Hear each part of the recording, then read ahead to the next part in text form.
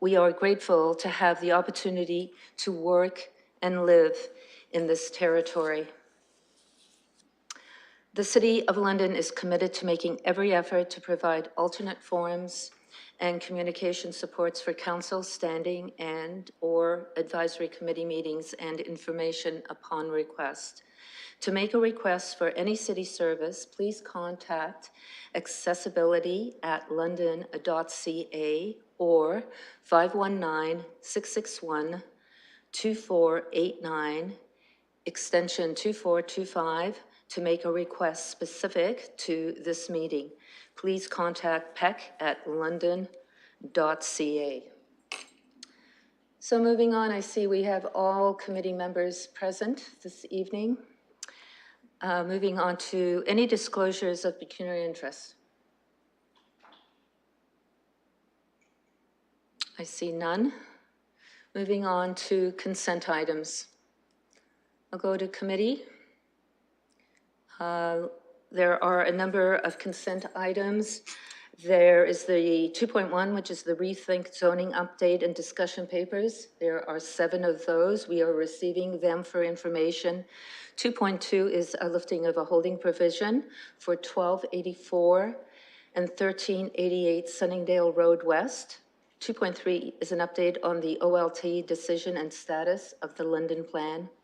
2.4 is Bill 109, More Homes for Everyone, 2022. It is an information report.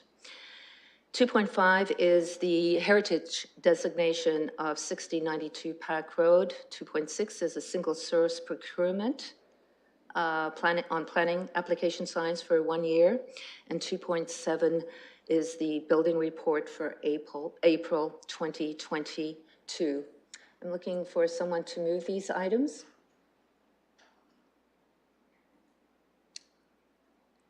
Councillor Hillier, and I have the mayor as seconding the consent items.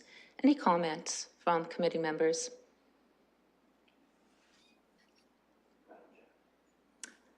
Councillor Lewis.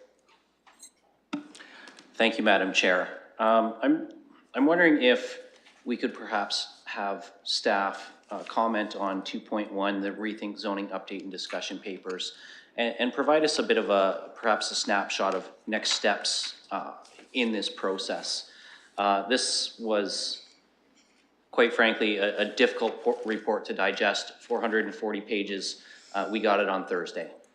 And I realize this is for information, but there is so much in here. And you know, in going over it, it was hard to absorb a small novel over the course of 1 weekend on such an important process that our municipality is undertaking. I'm encouraged to see discussion papers of zoning in on affordable housing, zoning in on the climate change action, but I'm wondering if staff can give us a bit of an overview of where we are and where we go next. Thank you for that question. I'd like to go to staff.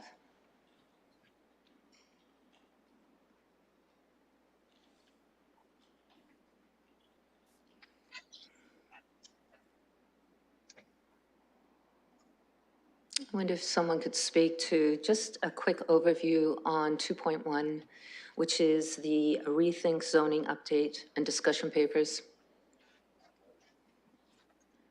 Through you, Madam Chair, it's Melissa Campbell, Senior Planner for Long Range Planning and Development. I'm happy to provide an overview. Thank you. Please proceed. You're welcome. So this is a multi-year project, and there are actually 5 phases of this project that are anticipated to extend from the first quarter of this year through to the fourth quarter of 2023.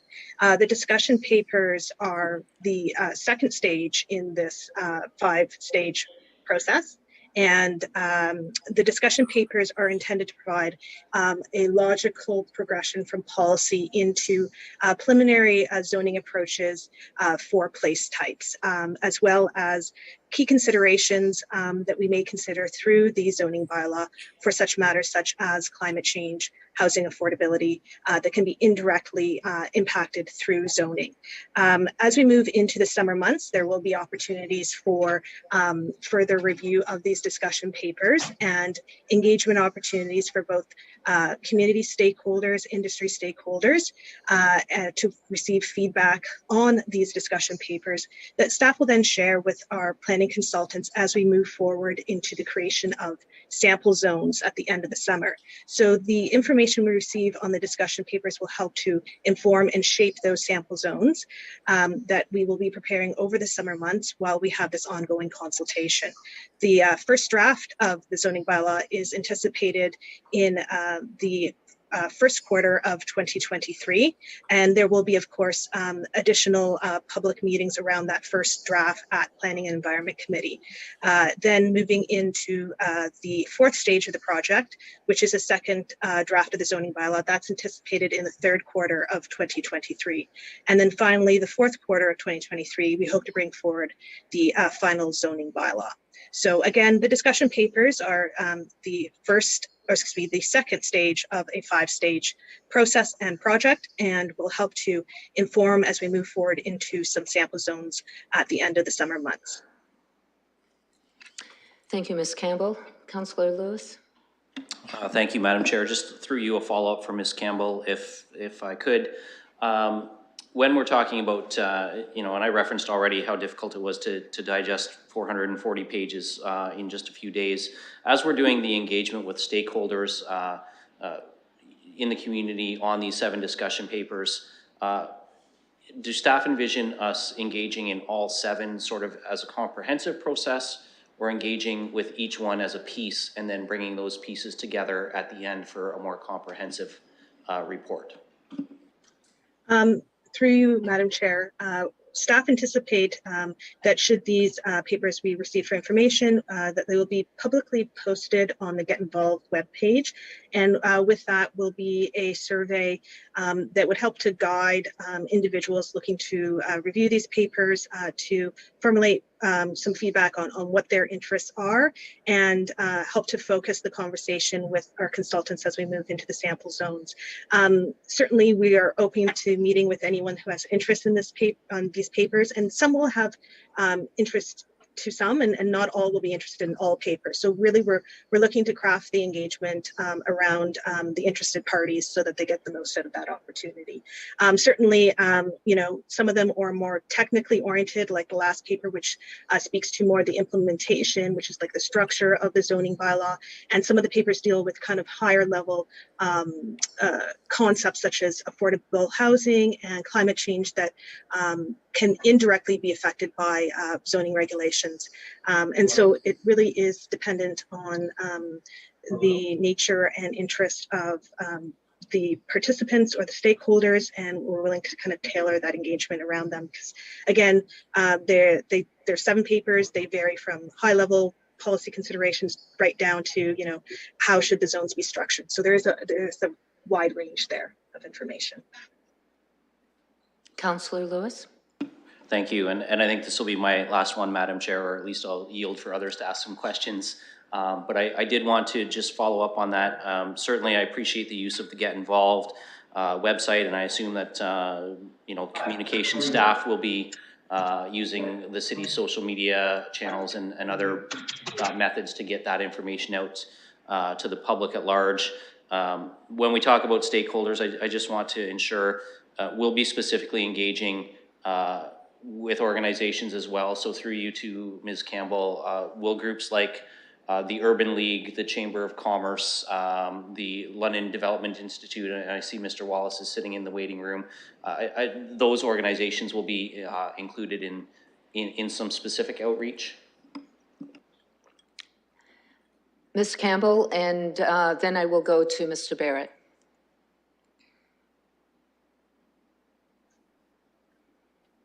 Through you, Madam Chair. Actually, we have met with some industry groups already to advise them that these discussion papers would be coming forward. So there was a meeting of the Development Charges Committee, External Committee, and we went and presented the upcoming discussion papers to them to advise them that they would be coming and to seek their feedback on how they might like to be consulted.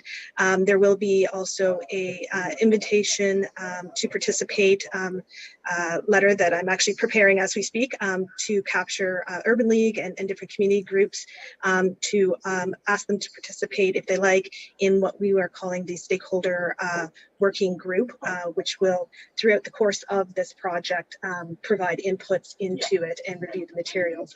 That Stakeholder Working Group would include, a wide variety of stakeholders. We think this could be including community organizations as well as organizations that represent the industry. Thank you very much, Ms. Campbell. I did see Mr. Barrett's hand up. If I read that incorrectly, please. I no longer see it. Mr. Barrett, welcome. Thank you. Thank you. Through Madam Chair. No, I took it down because I saw that you had acknowledged me. Thank you through the chair and to Councillor Lewis and the members of the committee. Actually, this is exactly what we're hoping that these discussion papers do. This, as the councillors know, is a very complex process, and as Ms. Campbell noted, it's one that's going to go on for a year and a bit. What we wanted to do was just to get these papers out, that there's some common understanding, but also we're hoping that they will raise questions, and it's through those questions that we'll be able to craft not only the bylaw, but also, as the councillors raised, the consultation process go forward. So the first step is actually get them posted. But then as we get them posted and as there's more conversations with the community, we'll find other ways to get this information out. And then, as Ms. Campbell also said, it will be based on somewhat on the reactions to these papers that will help us understand, A, what we need to hone in on in the preparation of new zoning bylaw, but also what do we need to hone in on with respect to consultation to help people understand the process. So we're hoping that it's going to do exactly what it's happened here this evening, which is just start this conversation. And we wanted to have some common information, some common background out for everybody to start this process. Thank you. Thank you. I'll now go to Councillor Turner. Thanks, Madam Chair. Through you, just to, well, first let's focus on this first one. In here, I wasn't able to find much reference or any reference to a development planning permit system or a community permit system. Is this part of the discussion during the Rethink Zoning process? I recall when we were doing the Rethink London process, there were some discussions about some specific scenarios, and the when I was speaking with Sean Galloway, he'd mentioned that this would probably be the way to address it, was through the development permit system.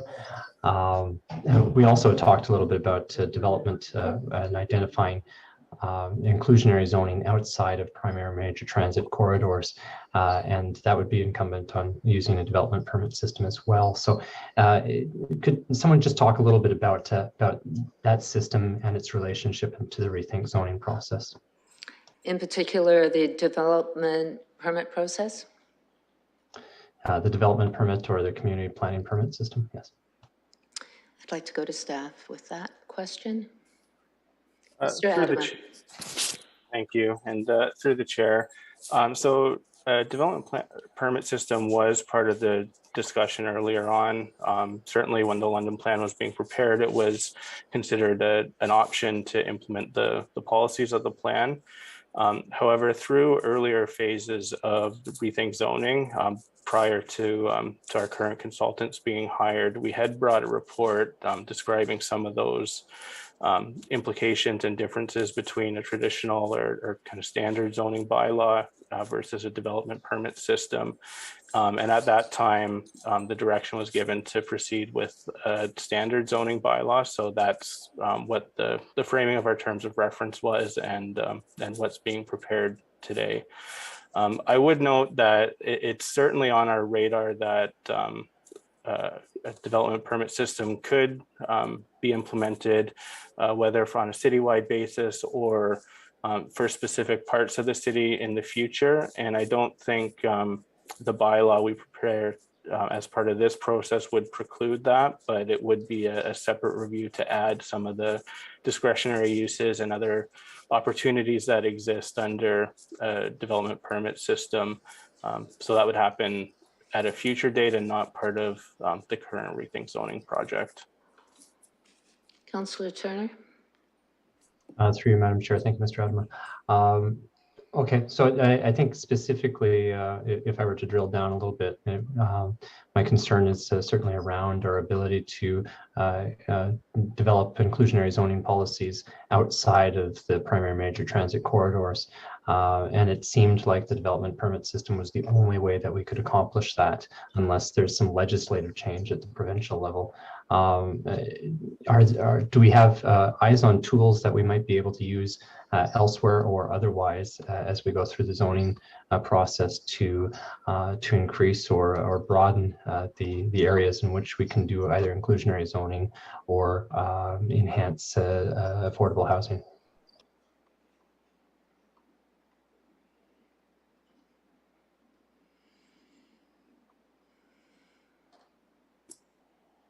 Through the chair, maybe I'll start that and then I'll have Mr. Adam or Ms. Campbell jump in.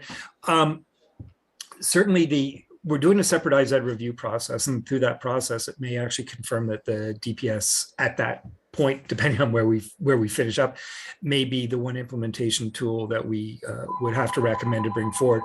But I think just to build on what Mr. Adam has said, even if council were to choose to go down just the straight DPS route, we do need a base zoning bylaw in place on which to build a development permit system. So the process that we're doing or we're undergoing now is to build that base zoning bylaw and an implementation tool within that zoning bylaw. Once that's done, as Mr. Adam indicated, set up either conditions or geographic areas to which DPS might apply, then that's a subsequent decision that can be made by council. Is there anyone else that would like to add to Mr. Barrett's comments? Councillor Turner? I think that's sufficient and helpful. I hope that I recognize that there's a stepwise process to this. Make sure that we have a base in place and move from there. I think it'll be important as we're having the discussion, because through the rethink process, that this is something that we've got our eyes on, and understanding and recognizing mechanisms and tools that help us accomplish those goals will be really key. So I wanted to ask questions about that. As Councillor Lewis identified, this is a fairly hefty report and hard to digest in a short period of time, but I certainly appreciate the summary and the kickoff to the process. This is one that's been long awaited, and I'm looking forward to seeing what the results are. Thank you, Councillor Turner. Any other comments from committee members? I see none. I do have a follow-up question. Oh, Councillor Turner, please proceed. Oh, sorry, Madam Chair. It sounds like you're carrying on with this one. I was just going to move on to another item on the consent agenda. So once you're ready, I can weigh in then.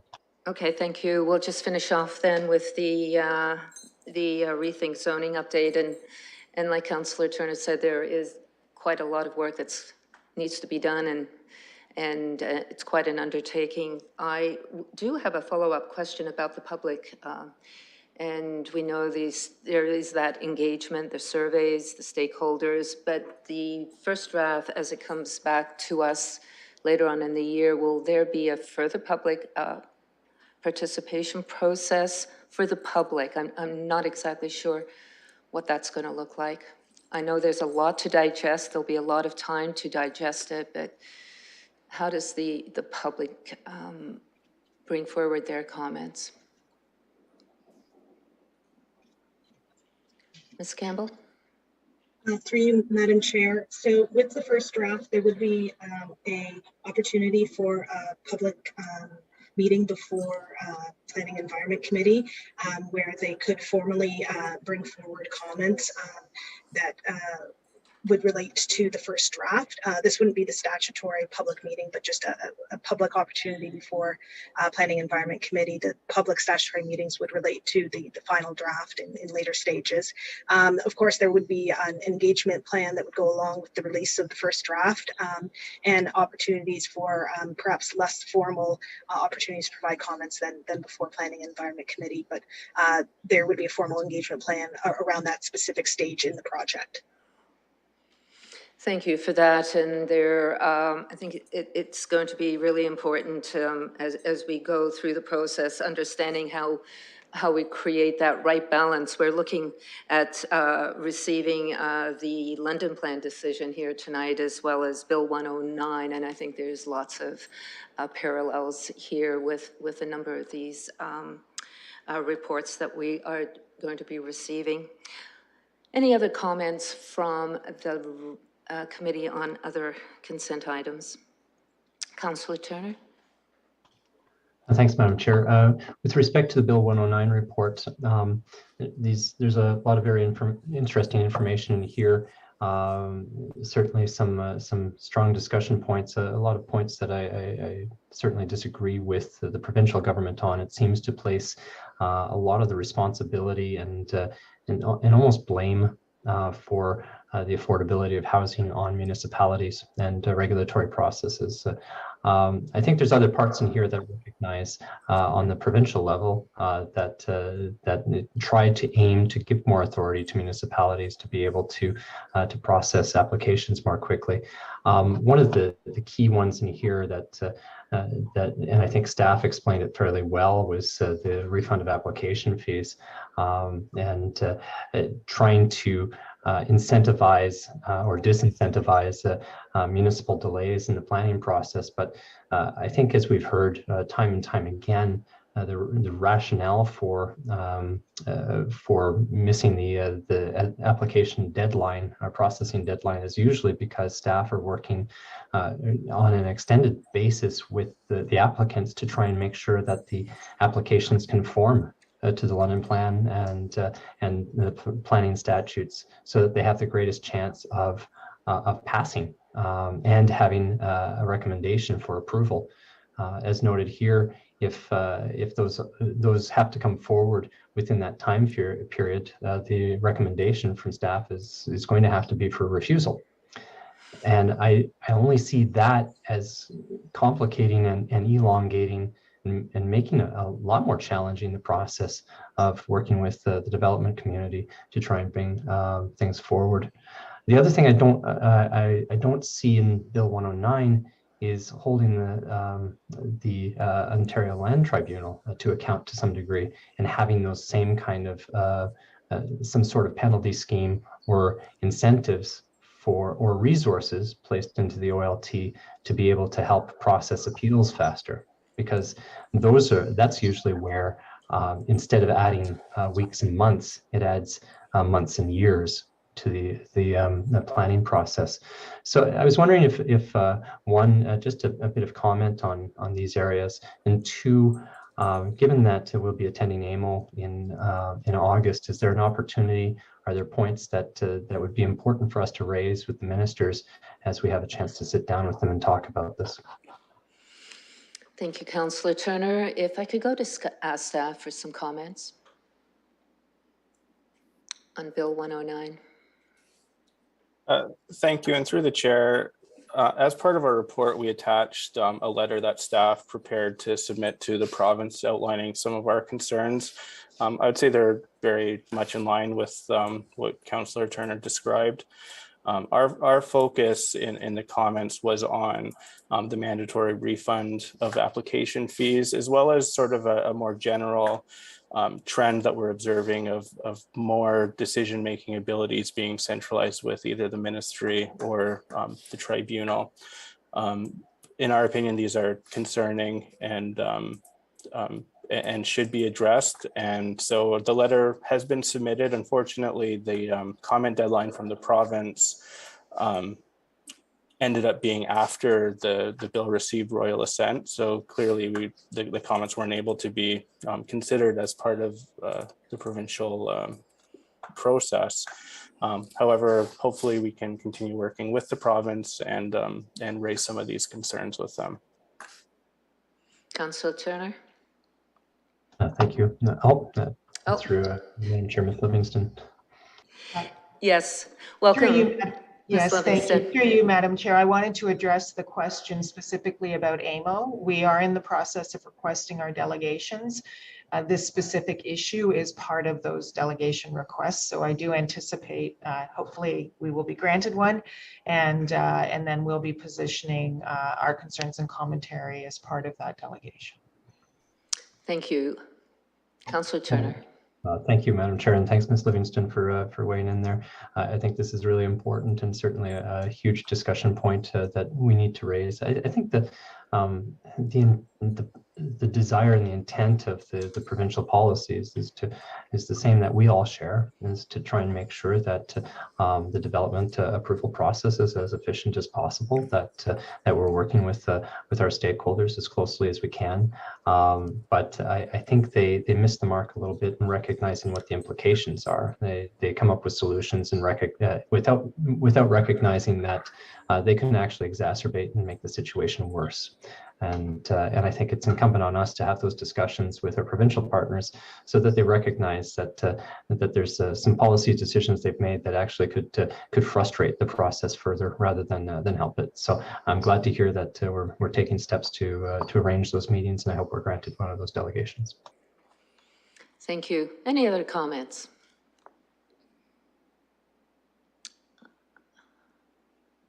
I see none, so if the committee will allow me just to make a couple comments. I'll follow up on 2.4, which is the Bill 109, and I share some of the concerns that staff have brought forward, and as much as we all want to move and speed up these applications, there are a number of concerns, and I do have a quick question about the site plan. The public site plan process now will no longer be a decision of council. We're going to be delegating that to staff.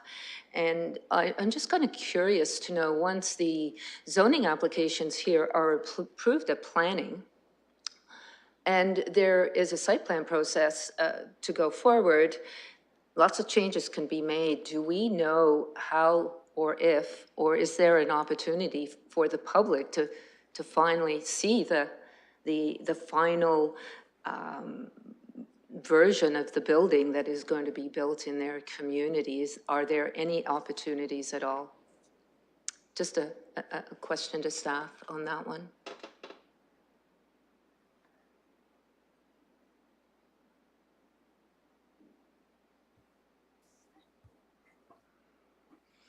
Mr. Pease? Madam Chair, it's Mike Pease here. Thank you. Manager of Site Plan. So the public site plan process is more about seeking comment and having direction from council to have that public meeting process. So with the 60-day timeline that's now in place, it certainly provides some challenges, and I think the report speaks to more front loading through the pre-consultation process, and that might be probably the best place to provide comment or have public provide comment through the public site plan process that we see today. Thank you for that. And I would like to further make a comment on the London plan approval. We've got the update on the on our report here tonight, and my thanks go to staff for all the work that has brought the London plan to us, which is now in effect as our official plan. We'll only see one official plan in our recommendations. So my thanks go to staff, and look forward to seeing that final version, which I think will be coming to us shortly. And just a further comment on 2.5, which is the designation of the heritage building on 6092 Pack Road. I'm very happy to support that, and pleased to see it incorporated, hopefully in a development in the future. So I'm still looking for a mover and a seconder. Oh, I think I've already got that. And if you could remind me, clerk, the mover and the seconder, just seems like so long ago. This motion was moved by Councillor Hillier and seconded by the mayor. Thank you. And with that, we can proceed to vote.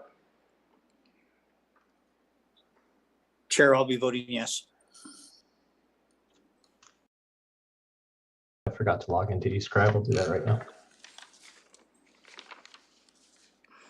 Closing the vote, the motion carries 6-0. Moving on, and thanks everyone for the conversation of the consent items. I would like to remind the committee that we do have an added on 5.1, the second report of the Community Advisory Committee on Planning. In that report, 3.2 speaks to 3.5, which is on our agenda, which is George and Ann Streets. 3.3 speaks to 3.7, which is Richmond, and 5.1 speaks to 2.5, which was the consent item that we just received. And moving on now to our scheduled items. First one up, we have a public participation meeting for 9/11 and 9:45 Kleinberg Drive, which is formerly 660 Sunningdale Road East. I'm looking to committee to open up the public participation. If I can have a mover, Councillor Lewis, seconded by Councillor Hillier.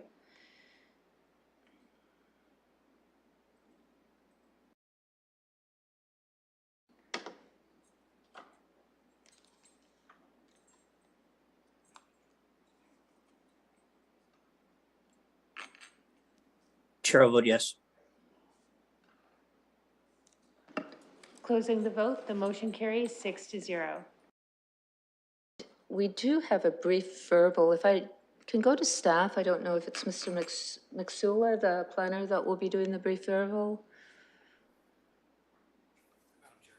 Yes, it is Sean McSula. I can give you a brief overview of And I the can application. hear someone's mic's on. Hi, Madam Chair. It's Sean McSula. I can give you a Yes, brief. welcome. Thank you. Thank you. I give you a brief overview of the application. The subject lands are located at 911 and 945 Kleinberg Drive. These are part of a registered plan of subdivision. The applicant has come in they did a previous consent on this site to convey block 4 to block 5 to create a gateway into the community on Applegate Drive.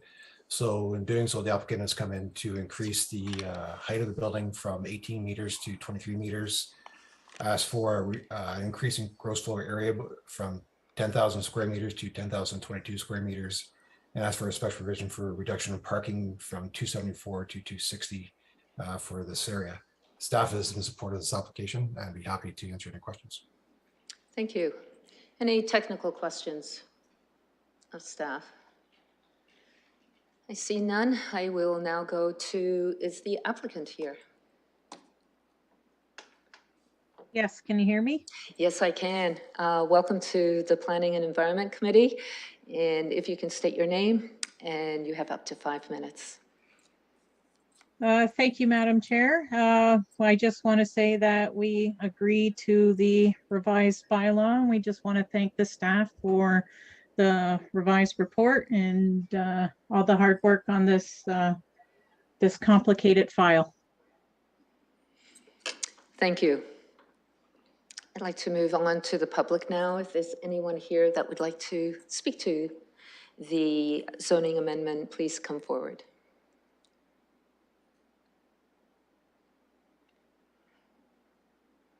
And I'll ask again if there's anyone here that would like to speak to the zoning amendment in front of us.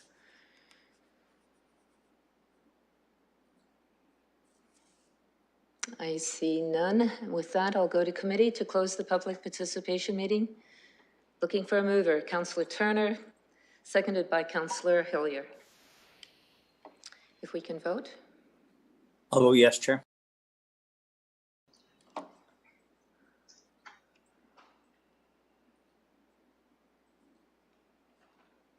Closing the vote, the motion carries 6-0.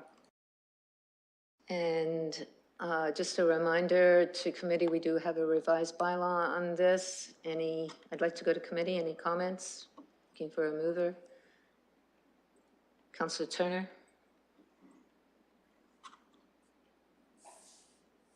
And looking for a seconder, Councillor Lewis. See no other comments from anyone. We can proceed to vote.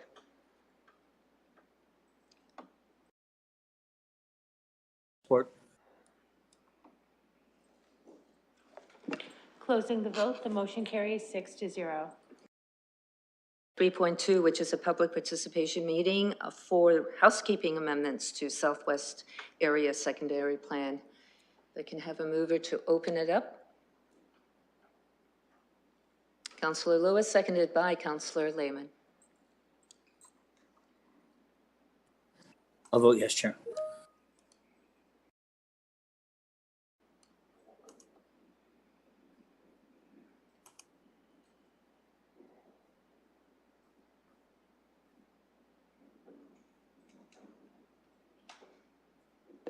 Councillor Hillier,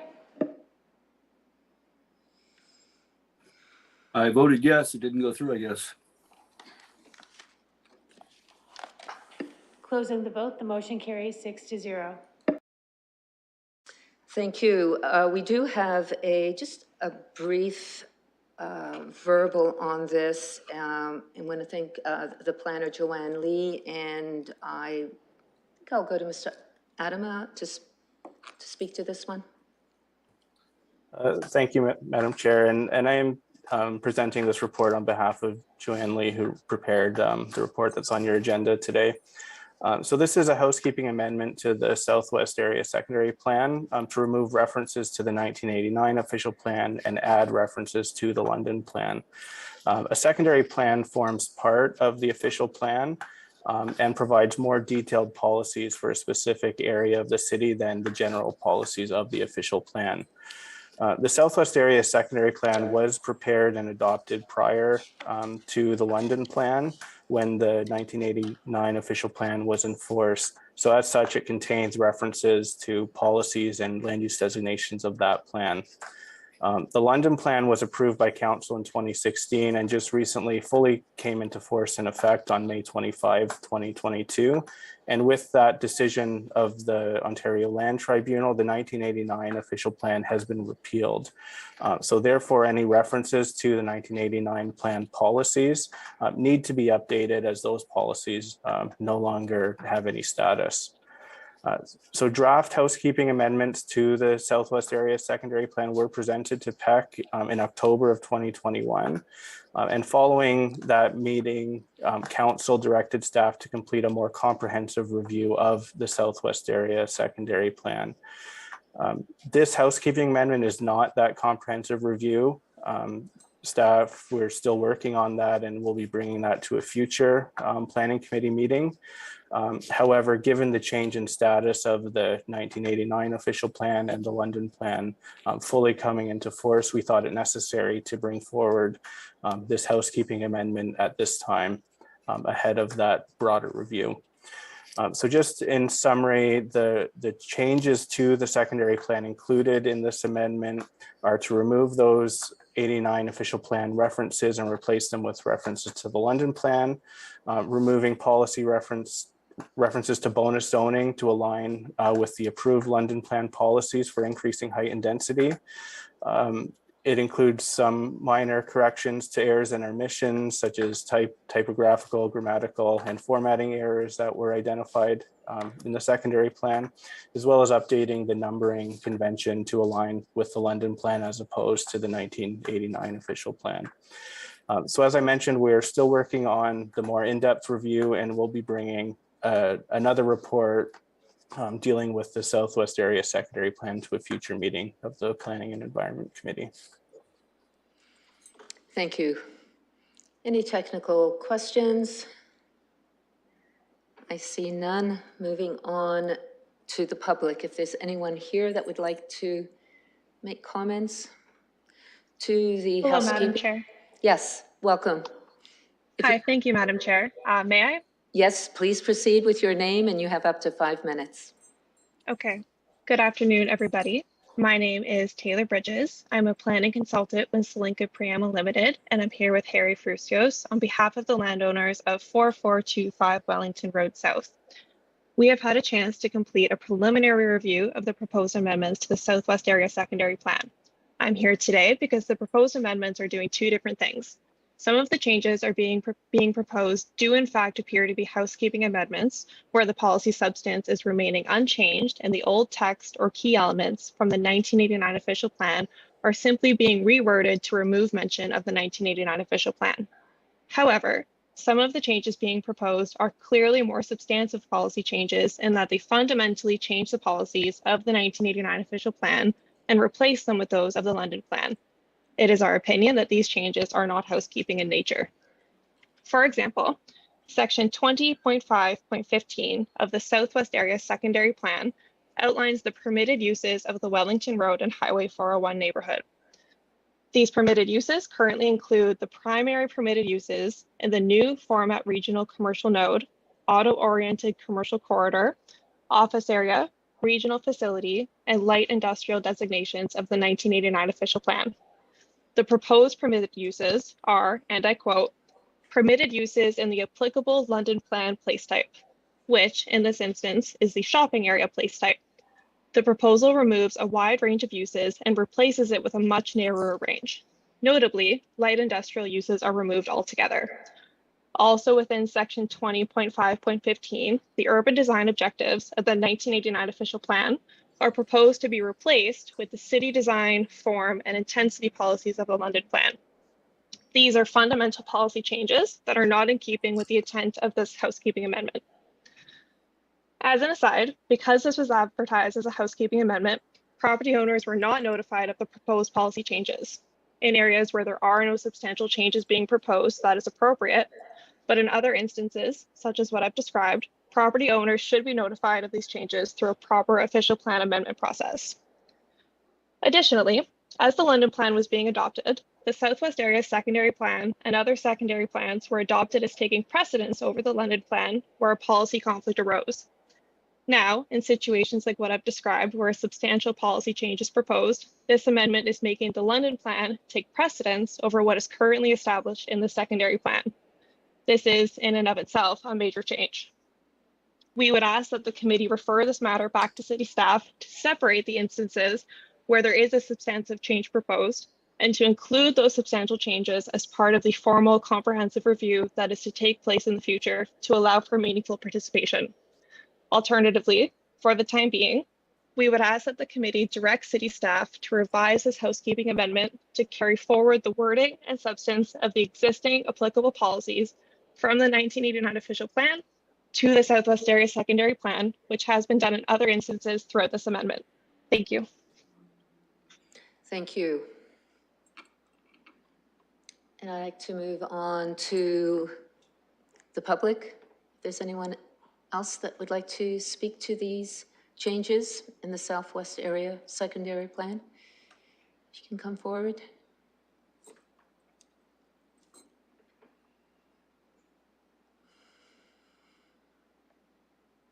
And I'll ask one more time.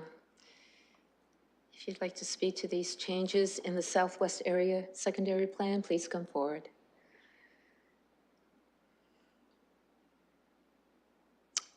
I'll go to committee to close the public participation meeting, moved by Councillor Lewis, seconded by the mayor. If we can proceed to vote.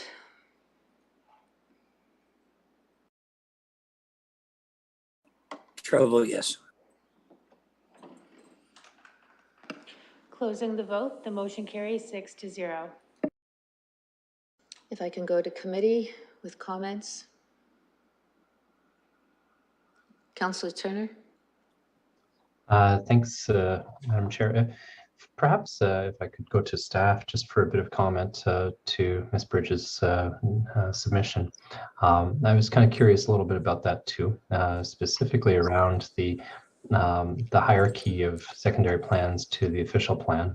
I think to a large degree, when we did the official plan outside of the secondary plans, property owners knew what was in store for them, and that is what led to a few years of appeals, and those have finally been settled, and the London Plan is now in effect. But my understanding of the secondary plans was similar to what Ms. Bridges described as well. So I'm interested to hear a little bit about that and how I reconcile those positions.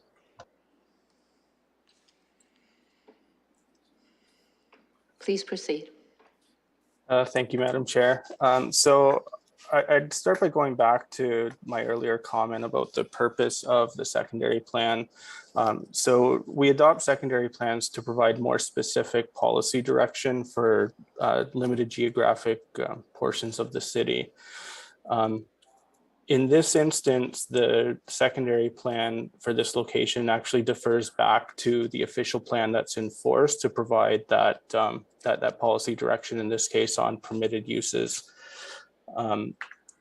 So in my opinion, then it's not providing that more detailed policy direction and deferring back to the official plan. In addition, the policies that are being referred to in the secondary plan here have been repealed and do not have any status as official plan policy.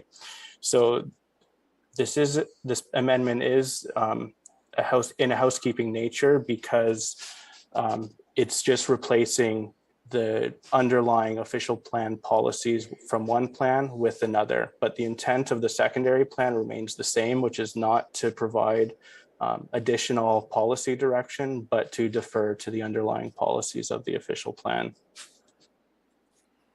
Councillor Turner? Thank you, Mr. Adam.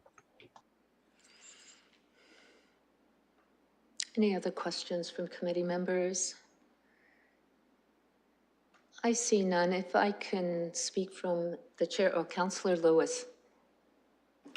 Sorry, Madam Chair, I was a little slow getting your attention there, but I want to follow up on Councillor Turner's line of questioning with regard to housekeeping versus what we've heard in the submission from Ms. Bridges about some of the underlying zoning, and I think about particularly she referenced the removal of light industrial,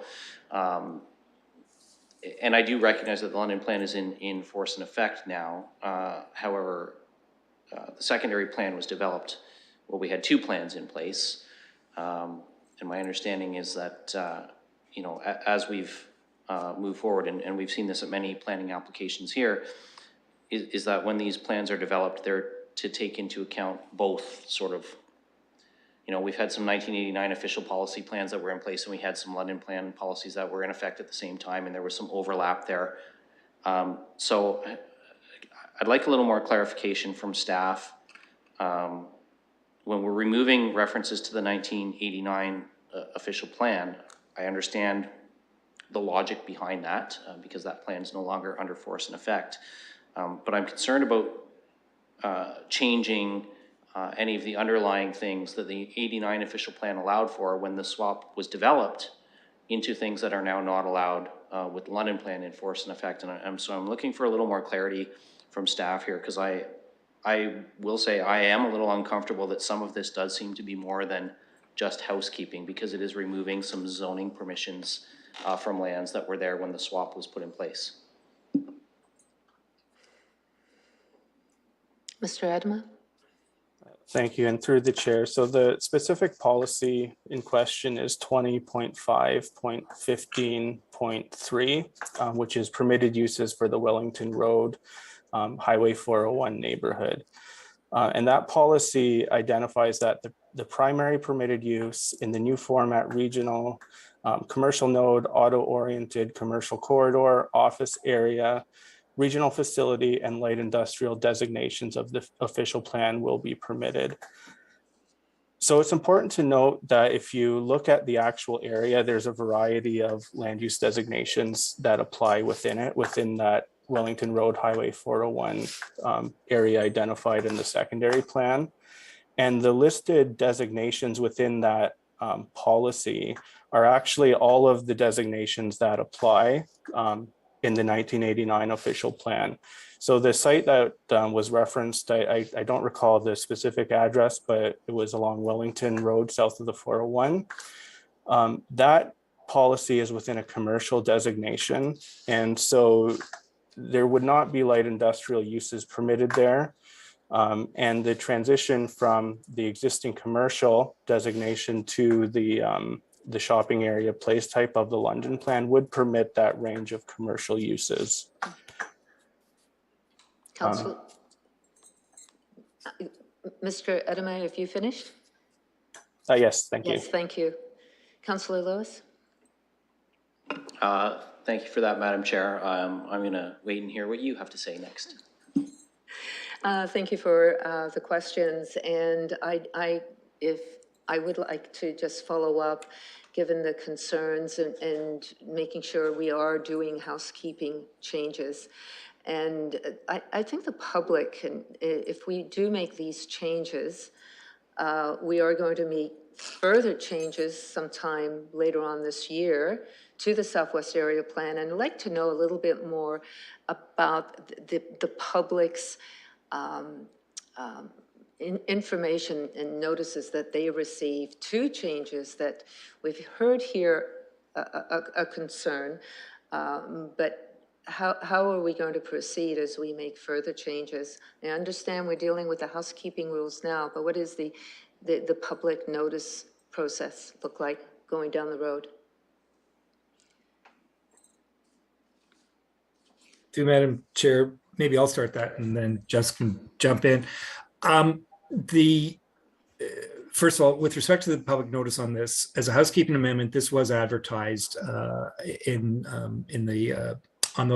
the city's homepage, and then in the in the Londoner, as is required for these notices. So the public notice is given and served on this application. As it relates, though, to the future plans to do a thorough update of SWAP, that would be going through all of the public notification process and the public participation processes that any official plan amendment would do. So there would be a notice of the application, there would be the notices then of the public meeting, but then through that process, we would be undergoing our regular process of consulting with the public and with property owners with respect to any of the proposed changes. So that process will be the much more thorough public consultation process. It involves not only the statutory public notice, but then those opportunities for informal consultation with property owners and interested parties as we go through an amendment process.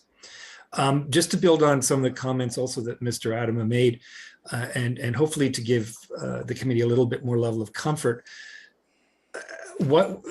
this is considered a housekeeping amendment because all it's doing is referring to the new underlying parent policies that would apply now that the London Plan is in force and effect. So it's not intended to undermine or change any of those things. So as Mr. Adama indicated, all those lands south of the 401 were a combination of neighborhood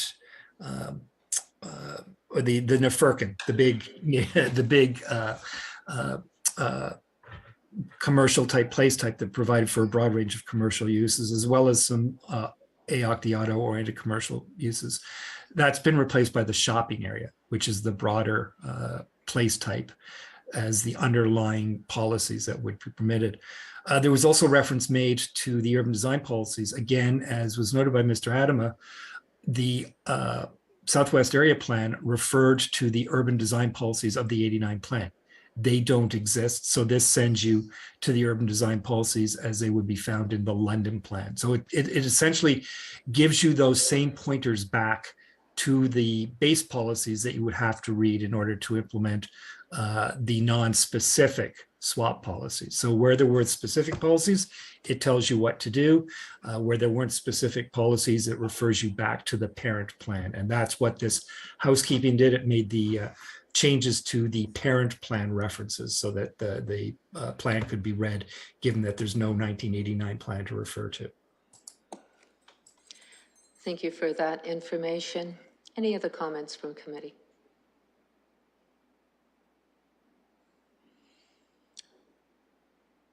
I see none. I am looking for the mover of the recommendations. Councillor Hillier, seconded by the mayor. And with that, we can proceed to vote.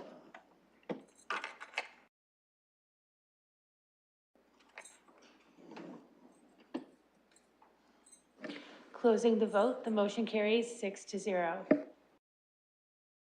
Thank you, committee. And moving on now to 3.3, which is the public participation meeting for delegated authority, Bill 13, and alternative notice measures for minor amendments. To go to committee to open up the public participation meeting. Councillor Lehman, seconded by Councillor Lewis.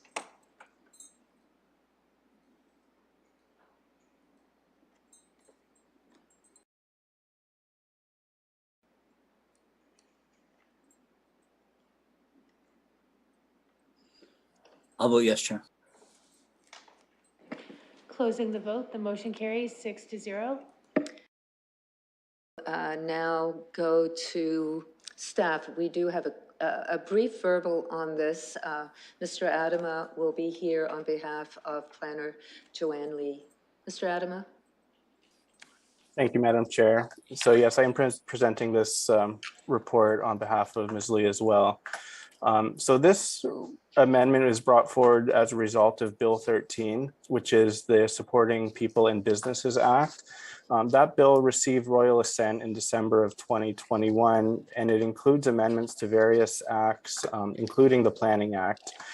Specifically, it introduced the opportunity for delegated approval authority of what it calls minor zoning bylaw amendments.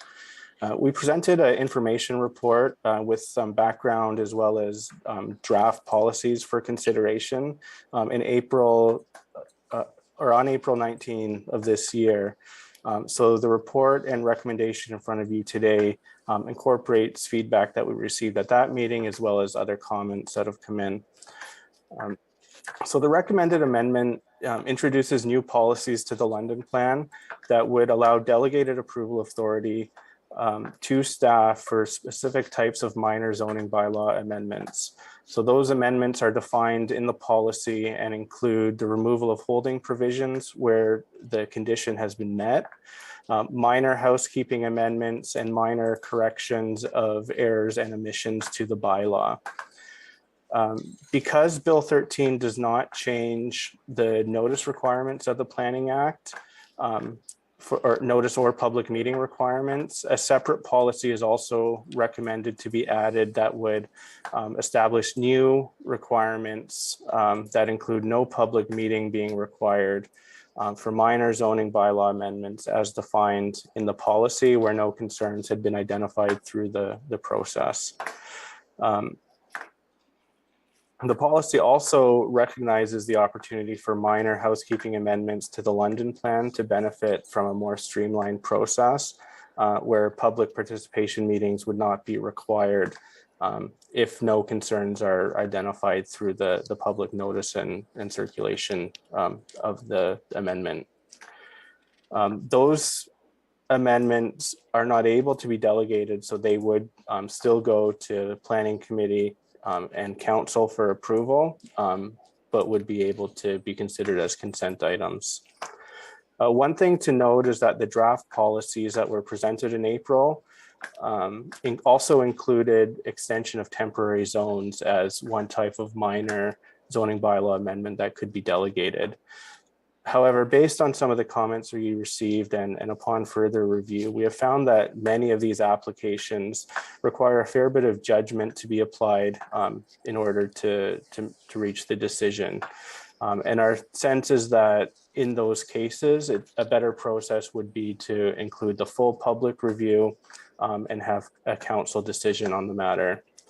So as such, we've removed the extension of temporary zones from the recommended amendment, and so those would not be considered and are not consistent with our approach, which is that delegated approval authority is really for technical matters or more process related matters that don't require a judgment call or a subjective decision to be made, but it's where there's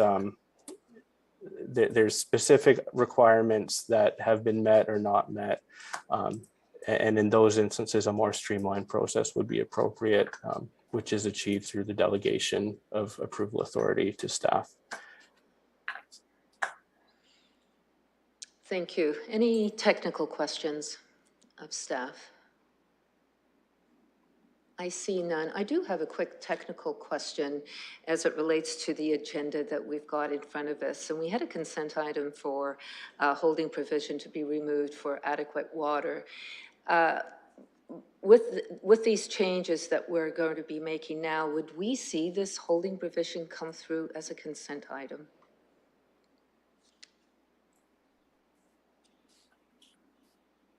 The answer is no. So that would be the type of removal of a holding that that it's clear cut whether or not it meets the condition or not, and therefore that could be removed through an administrative process and wouldn't require a report and to be included in the planning committee agenda. Thank you for that confirmation. So we'll probably see less consent items for certain holding provisions. So with that, I would like to go to the public. Mr. Wallace, welcome to planning, and go ahead. Thank you, Madam Chair, and thank you, councillors. I'm here very briefly tonight in support. LDI is in support of the amendments to the London plan that you're proposing here this evening. We want to thank staff for their efforts over the years. We've been talking to staff about opportunities to improve the holding provision issue in terms of their ability to, once the provision has been met, for them to be able to remove it. And clearly it required provincial legislation for it to happen. So that did happen, as mentioned, in December, and the city moved on it very quickly, which we really, really appreciate. So we just want to be on the record thanking you as the councillors in support of this, and we want to thank staff for all their efforts to make this happen here tonight. Thank you very much. Thank you, Mr. Wallace. Is there anyone else from the public that would like to make comments to the changes in Bill 13?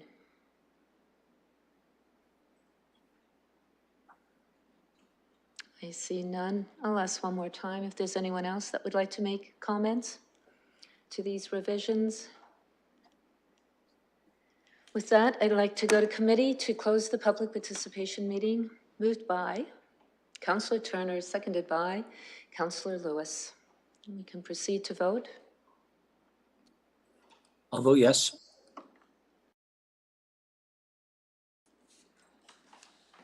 Closing the vote, the motion carries 6-0. With that, I'd like to go to committee for comments, motions. Councillor Lewis.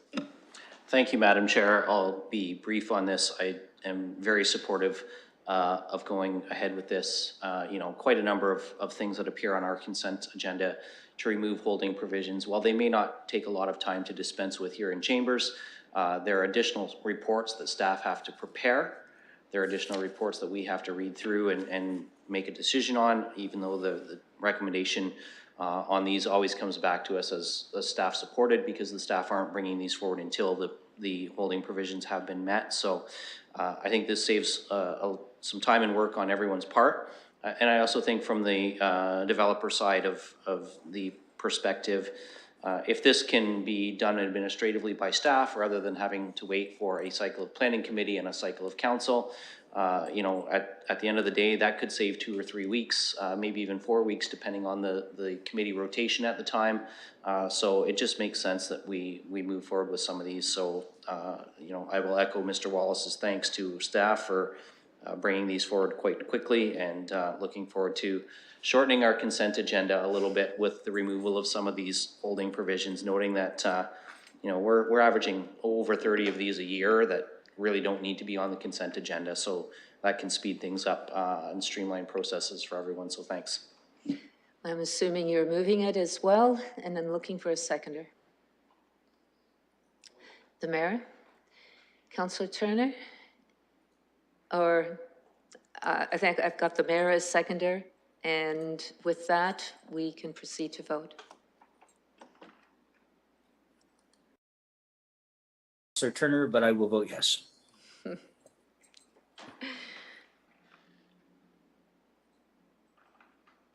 Closing the vote, the motion carries 6-0. Thank you. Next up is 3.4, public participation meeting for 991 Sunningdale Road West. If I can have a mover to open it up. And looking for mover, Councillor Turner, seconded by Councillor Hillier.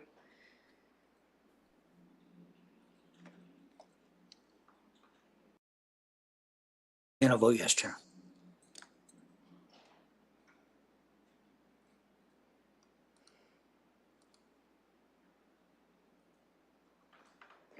Closing the vote, the motion carries 6-0.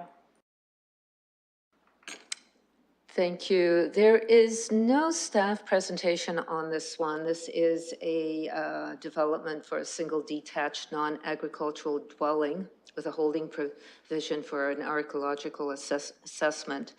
I would like to let the committee know that there is staff here, of course, to answer questions through Mr. Adama.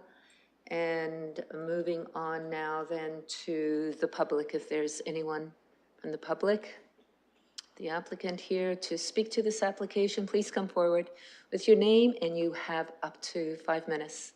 5 minutes.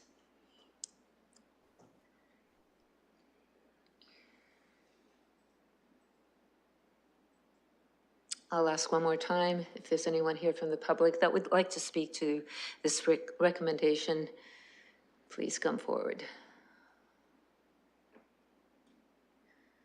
I hear and see none, so therefore, committee, if I can have a mover to close the public participation. Councillor Lewis, seconded by Councillor Lehman.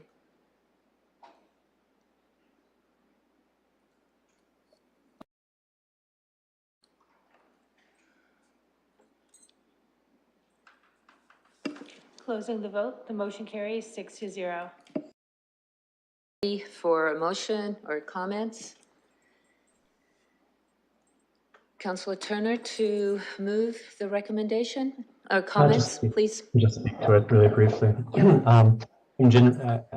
Recognizing this was a legal non-conforming use, they lost their legal non-conforming status when they demolished the existing building in order to build the next one. It's kind of hard to hop and step, and one of the things about agricultural properties, you can't have two dwellings on the property, so you have to demolish one in order to create the other one. That said, it's an agricultural property, and the agricultural policies are such to help protect agricultural lands and not build homes on them. So it's a bit of a challenging one. I think staff spent a lot of time navigating a lot of the issues.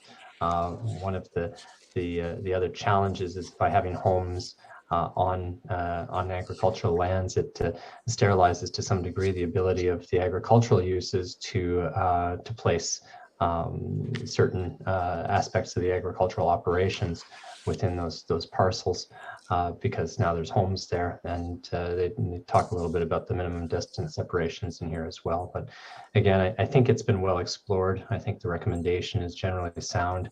In principle, I'm not of the general opinion that just because something's been there a long time and it's not conforming, that it should be able to persist.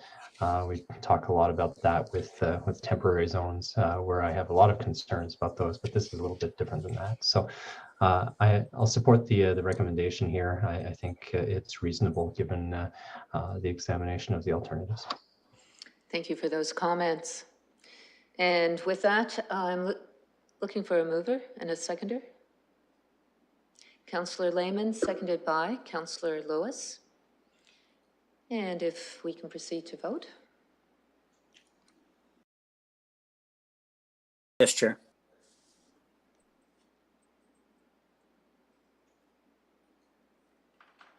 Closing the vote, the motion carries 6-0. Thank you, committee. And just checking the time, I think we're able to proceed to 3.5, which is the public participation meeting for 8486 St. George Street and 175, 197 Ann Street. Looking to open up the public participation meeting. Councillor Turner, seconded by Councillor Hillier.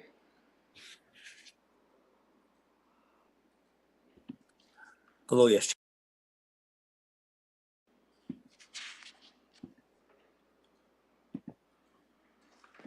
Closing the vote, the motion carries 6-0. We have a staff presentation. I know we referred this back, and the presentation is going to be coming to us from when we referred it back to now. So if I can go to the planner, Ms. Wise, welcome. Good to see you. Thank you, Madam Chair. This is the planner, Sonia Wise. So this proposed development is for a mixed-use apartment building of 23 stories along the east boundary of the site, with a 19-story portion along Ann Street and a 6-story portion along St. George Street. There's 500 square meters of convenience commercial gross floor area, including restaurants and craft brewery uses that are proposed on the ground floor.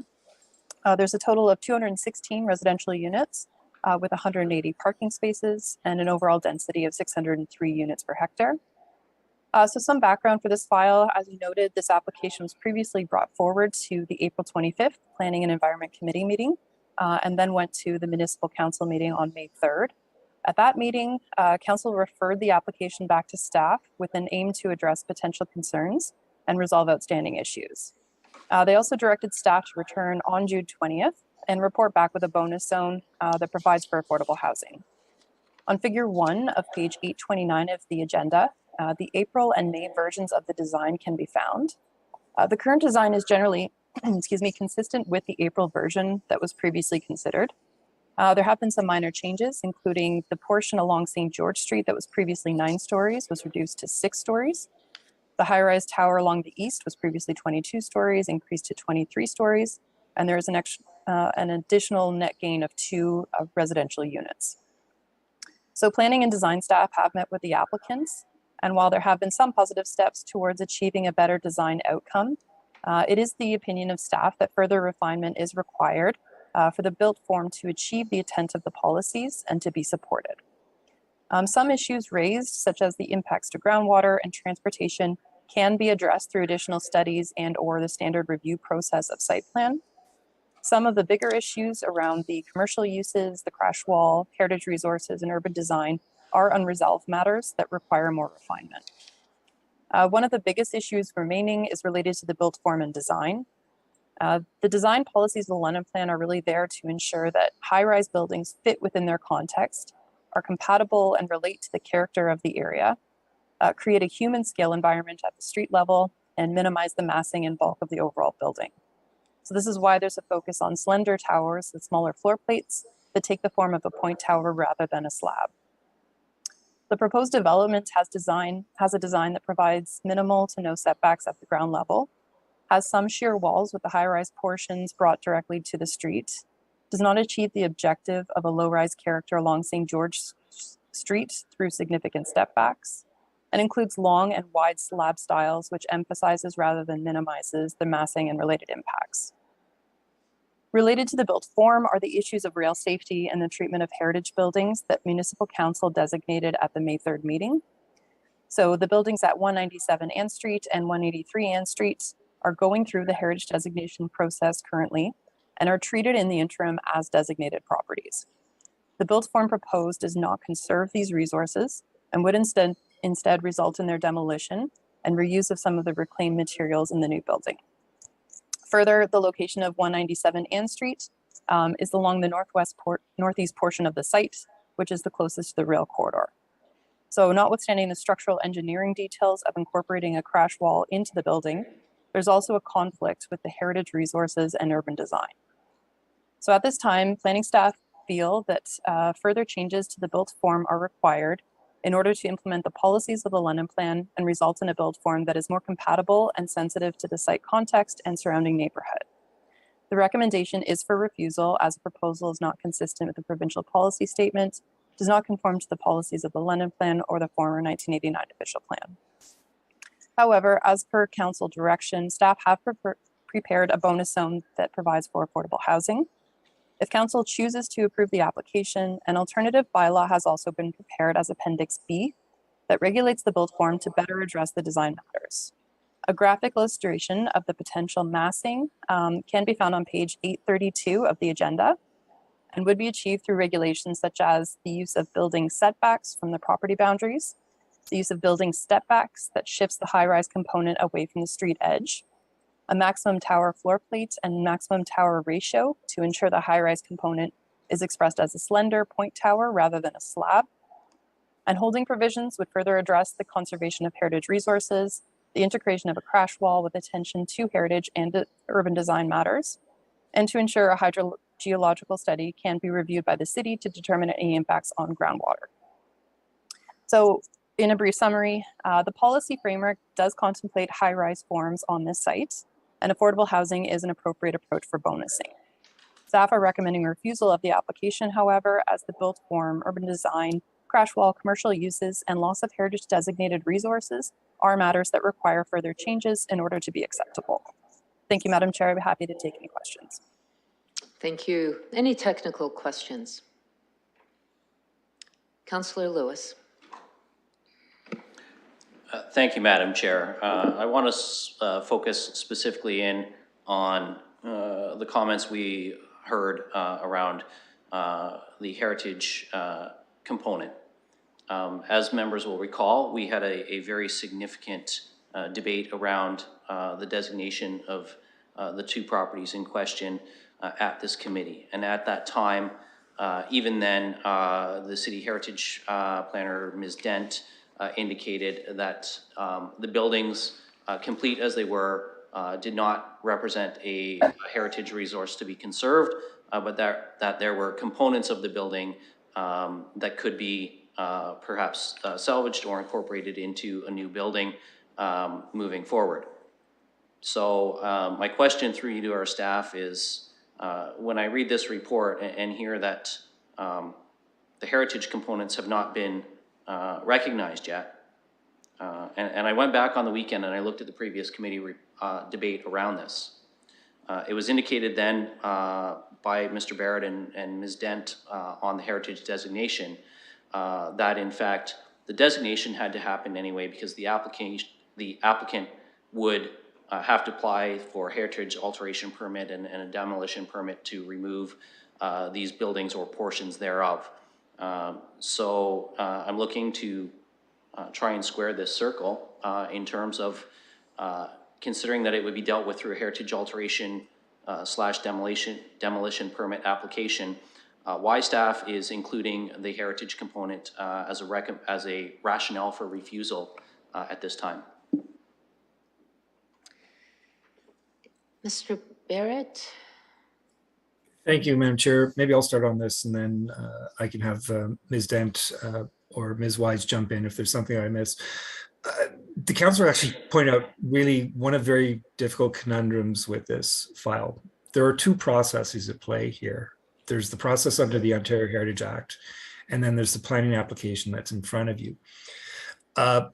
Recent changes that the province made were intended to actually intended to try to help deal with this conundrum by in fact having both the matters come forward so that there could be a consideration made on both. The comments that I made that were, I believe, reiterated by Ms. Dent at Planning Committee and then again at Council were in fact by designating this property, what Council would be doing would be establishing through the Statement of Cultural Heritage Value and Significance, those items that we would have to assess through any subsequent application, like a demolition application that might accompany this application. That's still the case. The reason why it's marked as a refusal for you this evening is because, in fact, the conservation approach that had been proposed, which we identified was difficult and was not acceptable, was still the same conservation approach that's being proposed now. There's been no change on that. So what we have done as part of the options that we've laid out to you is that if you wish to proceed, we've devised a holding provision whereby those matters could still be addressed and would still be addressed through the subsequent process as we work through a rezoning on this property. So I don't know that I clarified because, quite honestly, I too find the process cumbersome, confusing, and difficult to deal with. But they are two different processes. The advice that we had provided with respect to the designation was put the designation out because that clarifies those items that would be important, that would be listed within the Statement of Significance, and then that could be the basis for the evaluation on any subsequent application for a heritage alteration permit. That HAP process has not yet started, but we would have, through the designation, the matters in front of us to assess that. What we were telling you in the initial report, which hasn't changed in this report, was that the conservation and mitigation approach that had been proposed as part of that application was not acceptable, but that in fact, that is still something that could be worked out because, again, as Ms. Wise noted, there's a very, again, unusual intersection as it relates to this application with respect to urban design, heritage, and the CN requirement over a crash wall. So we've got urban design policies that require and ask for an active street frontage and a street frontage that's appropriately scaled to meet the pedestrian and human environment. We have a heritage intent to look at the greatest opportunities to conserve and preserve heritage resources. But then we've also got an actual technical and structural requirement that says that for habitable space or there needs to be crash protection provided from the active rail line. So with that intersection not yet resolved, our response to you was the recommendation of the holding provision. I hope that that somewhat clarifies it. Councillor Lewis. Thank you, Madam Chair. And I will say, Mr. Barrett, I appreciate that it is not even something that you, with all of your years' experience, can necessarily provide in a 10-second soundbite sort of response, and that it is complicated.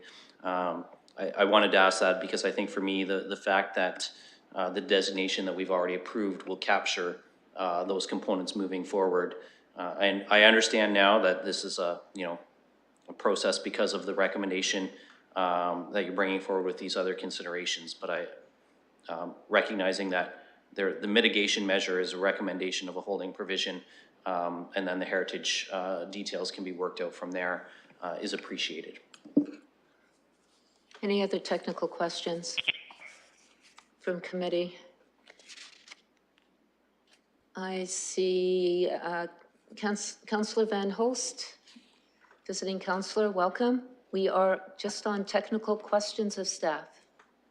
Thank you, Madam Chair. And I wanted to inquire a little further about the crash wall and just what what progress, if any, was made on that, and the how quickly something like that could be resolved. A question about the crash wall. Ms. Weiss? Thank you, through you, Madam Chair. So the applicant had made some progress in terms of a conceptual plan to show the potential extent of the crash wall. The real concern, I guess, from a planning perspective is how that relates to the design aspects, and again, the impact on the heritage resources that would be in in basically the same location there. Councillor Van Holst?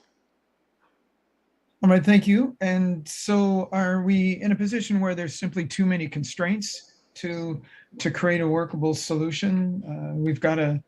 We need a crash wall that somehow preserves heritage features.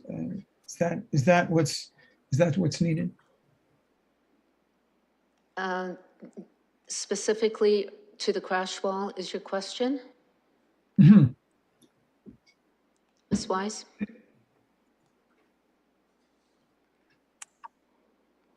Madam Chair, I would say that there would just be more information required. So I wouldn't say necessarily that there wouldn't be, for instance, an engineering solution for the actual structural integrity of the crash wall or the location of sensitive uses. I would say that how that works with the other elements on site, including the potential loss or alteration of the heritage resources, and again, the impacts of design, and including a barrier, a crash wall, in terms of a positive pedestrian experience at ground level.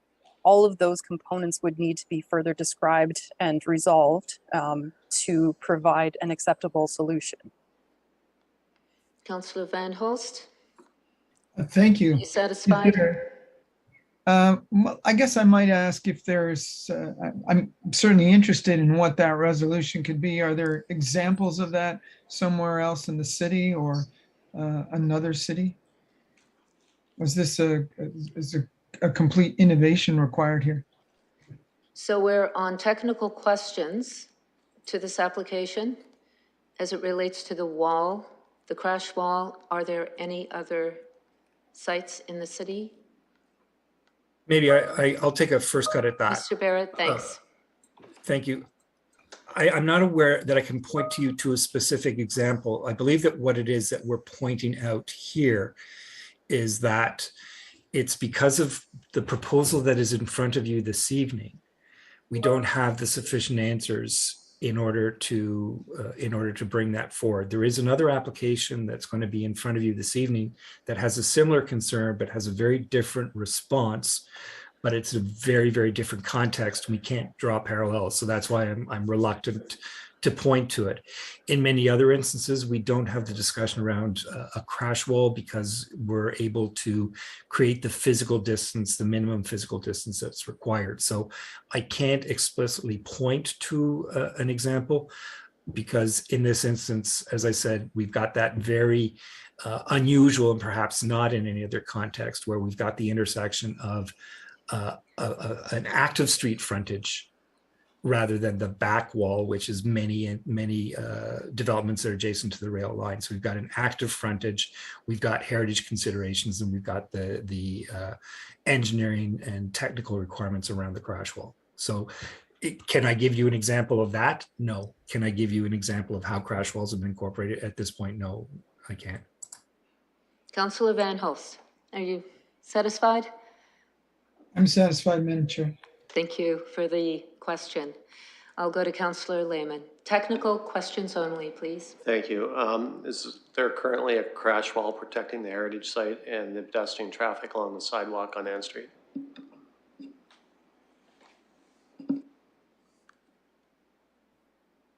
I guess I can do that quite easily. The answer is no, there isn't. This is a requirement for new development. Thank you. Councillor Lewis, technical, second question. Yes, this is a technical question with regard to a mitigation measure that staff referred to in their report with the impacts of groundwater. And I'm not at all adverse to, if we were to proceed, having that requirement put in. I appreciate the recommendation for holding provision there. Just through you to our staff, the applicant raised this, but I think it's a good question, and I would like to know the answer myself. What is the value of the hydrological holding provision when it's the Ministry of the Environment rather than the city staff that have to sign off on that hydrological study? I could understand why staff would want to see it before moving forward. So I'm just wondering if the holding provision is just in place until that is received from the ministry, or if city staff would have a process of their own that they're undertaking beyond what the ministry does. Ms. Weiss? Through you, Madam Chair. So the city's hydrogeologist has reviewed the memo and the progress that's been made to date. They are recommending the holding provision until such time that the hydrological assessment is submitted to the MECP, reviewed by one of their hydrogeologists, and a valid permit to take water is issued by the ministry, which would include monitoring, mitigation, and contingency plans. So this part would specifically address your question, but given that the dewatering discharge is likely to be directed to City of London infrastructure, the city would also be provided the report for review and comment, and that's why we're seeking the holding provision. Councillor Lewis? Thank you very much, Madam Chair and Ms. Wise. That's very helpful to understand. Thank you for the question. And any other technical questions? I see none. I will now go to the applicant. If the applicant is here.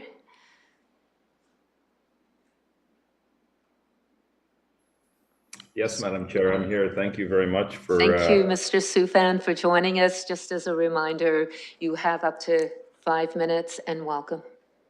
Thank you. I'll be brief. We provided, Madam Chair and committee members and Mr. Mayor and visiting councillors, provided a brief letter that's on the added agenda in regards to the revised proposal and some of the technical housekeeping items that had to be or needed to be addressed from the last committee direction. I'd like to briefly touch on some of those, but basically our vision for this site is to establish an exceptional resort lifestyle type oriented high-rise community.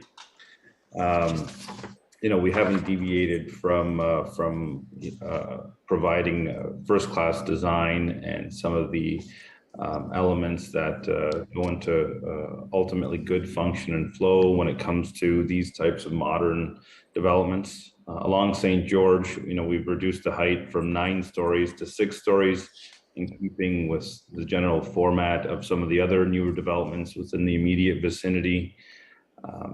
Tried to create a podium that's inviting with lots of glazing on both streetscapes, both St. George and Ann Street.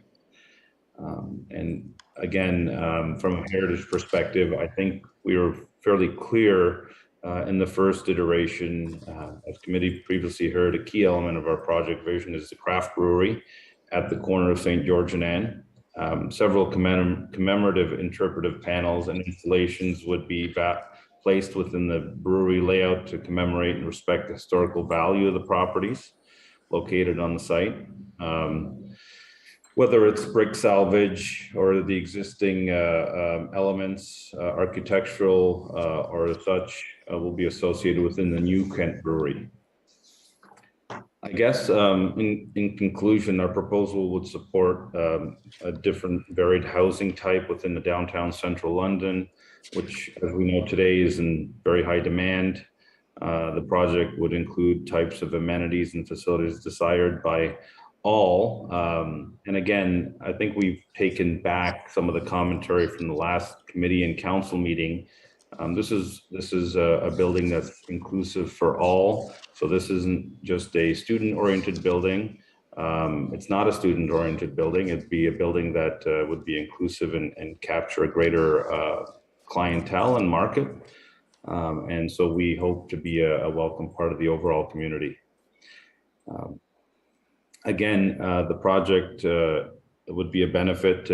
As such, we've provided affordable housing based on the direction of the previous committee meeting, and we would hope that the alternative recommendation would be endorsed here tonight. I want to touch on the couple of the technical details. So I did have a personal conversation with the folks at the railway company, and they made it very clear that what they've provided previously are guidelines. And so we had tried to adhere to the guidelines as best we can and or provide some alternative technical solutions. And they were very clear in saying they're not the approval authority, that the city is the ultimate approval authority, and they don't have jurisdiction on private property or even public property along Ann Street.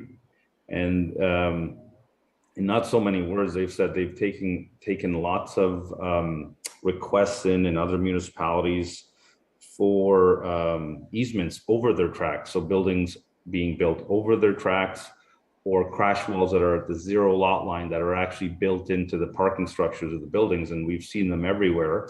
One being 695 Richmond, right next to the tracks in front of us, was built at the 0 lot line. And there's a hydro transformer that sits between the tracks and the buildings there today. So you don't have to look very far to see something that has been incorporated and been functioning for quite a while. These crash walls can be built 2 different ways. You can put a decorative wall out front that functions as a crash wall out front of the building, or you can actually incorporate the foundation of the crash wall within your building footprint.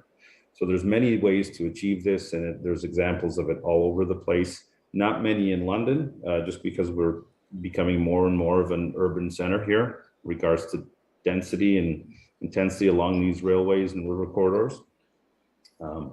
In regards to, so hopefully that clarifies that that technical aspect. And we do appreciate the fact that there's the opportunity to continue the good dialogue we've had with staff in regards to some of these technical aspects. The water or the decommissioning of any water rights through the MOE. Again, we would be appreciative to continue to deal with those holding provisions, and wouldn't mind any of the holding provisions be attached to the zoning or the bylaw. Mr. Soufan, you've got about 20 minutes. Or 20 minutes, 20 seconds. I think 20 Sorry, minutes. Sure. just to give you a heads up. Well, yeah, thank you very much. I'll wrap up and I'll say we appreciate all the work we've done with staff over the last month or so. There's still a couple items that we have to iron out. We've always been the type of developer to continuously work with staff through to completion. So we appreciate your time today. Thank you. Thank you for being here. And I will now go to the public. If there's anyone that would like to speak to this recommendation, please come forward.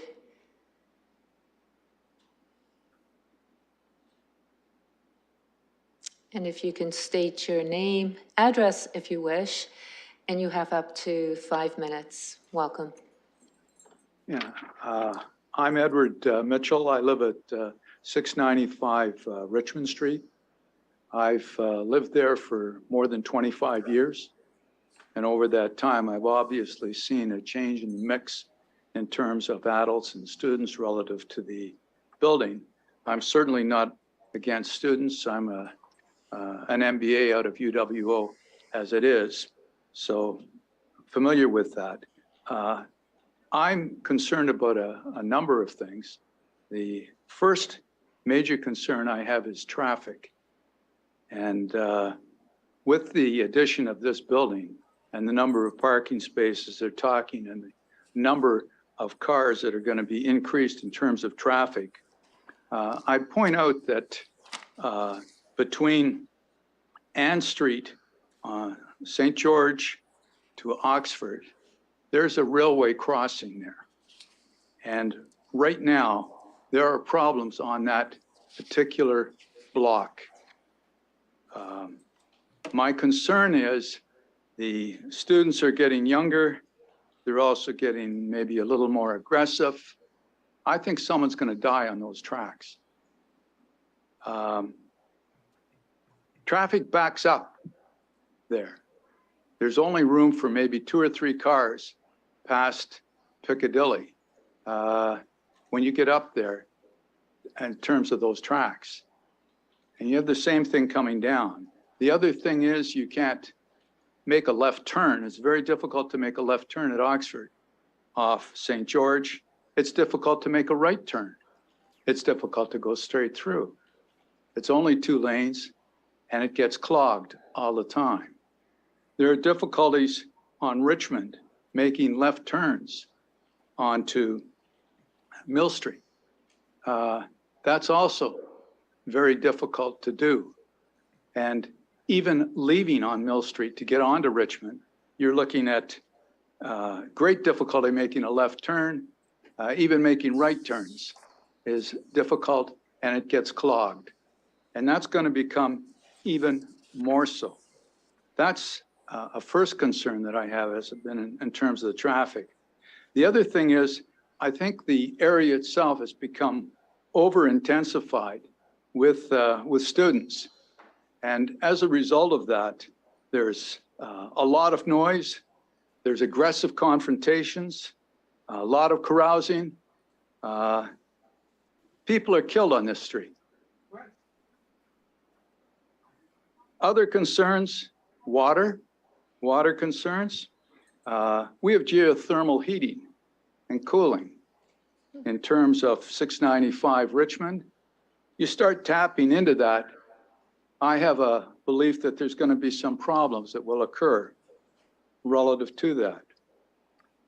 The other thing is they're looking to build on an existing water table, high water table, that I understand could create some kind of stability problems relative to the building.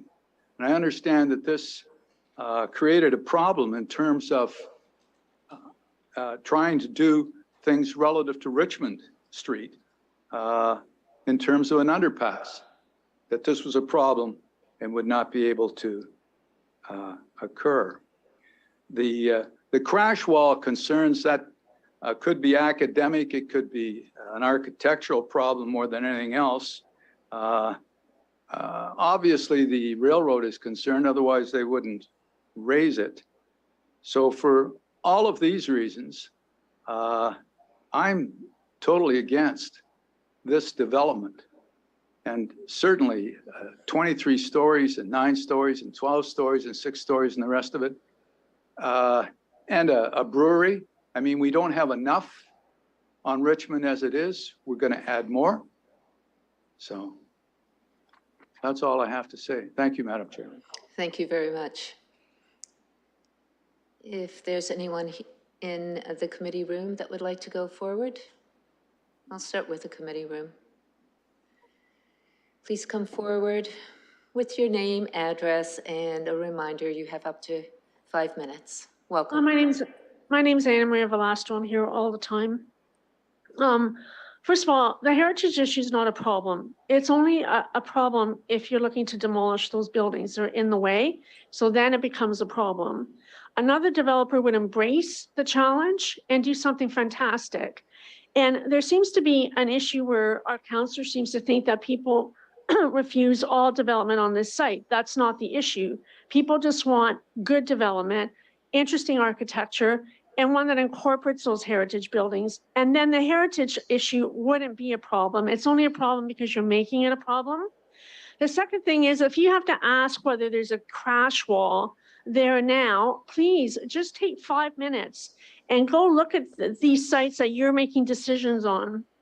If you can't do that, then what are you doing here? Like, I'm sorry if I feel angry, but it bothers me a lot. Ms. Velestro, if you could just, I understand your compassion, but I just want you to stick with Okay, but the if you application in can't front of visit the us. site, if you can't visit the site, then it's a legitimate concern by residents and something that's deeply held, that people are making decisions and they're not familiar with the sites. I want to talk about traffic as well, because we met with Michael Mininsky and the former planner, Barb Debert, to ask about how they assessed traffic in 2019. Because we were surprised when the staff said there wouldn't be traffic issues, because that told us, again, they're not familiar with the neighborhood, and somehow it's a very routine assessment. And it is. They assess traffic based on a driver's experience, on congestion. They don't look at the impacts to the neighborhood. They don't assess the fact that there's municipal parking lots all along that neighborhood where all the traffic is through traffic into the neighborhood. They didn't assess the fact that Drulo has another building immediately across the neighborhood on top of it that will also add about another 300 more cars. And the majority of the traffic in our neighborhood is through traffic. It's not residential traffic. They didn't assess the fact that if you put commercial immediately across residential, that's going to increase traffic. And the developer's own traffic report states that they would have to insulate the building, their building, because they recognize that there would be an increase of noise because of traffic. So the focus has all been on the building itself and not on the community. And the discussion to date, right now, today, has also been on the building and not on the community. And that's why I'm angry, and that's why everybody is angry, because they're tired of being pushed aside. If you can't respect the wisdom of the people that live there, again, like, what are you doing here?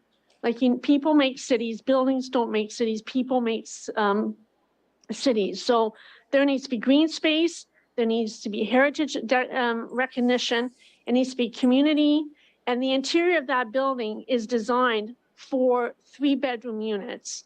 So that's not, that was designed for resort style luxury foreign students. That's in writing.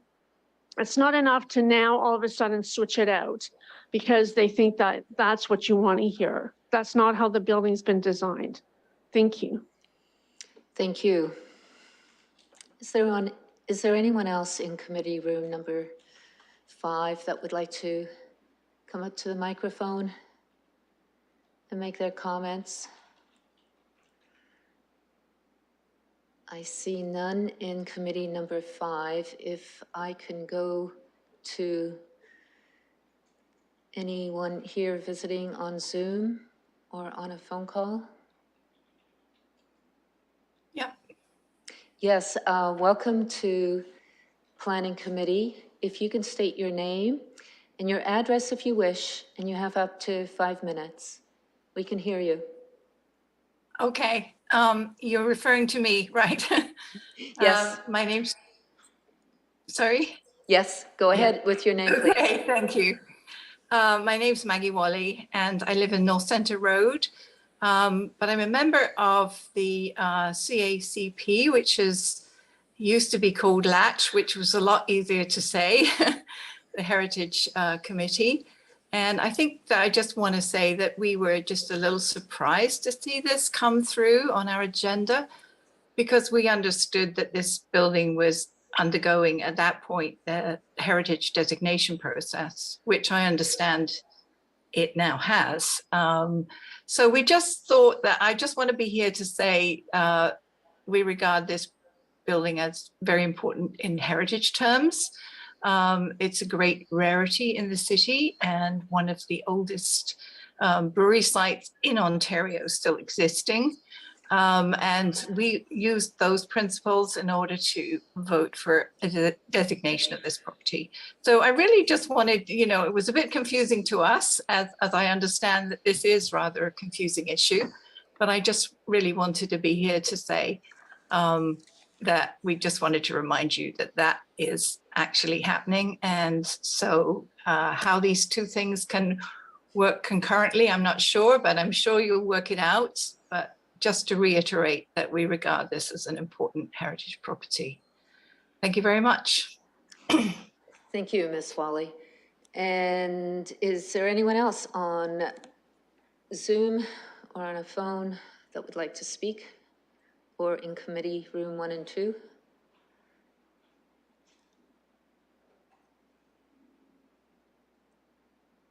And I'll ask one more time if there's anyone else from the public that would like to make their comments.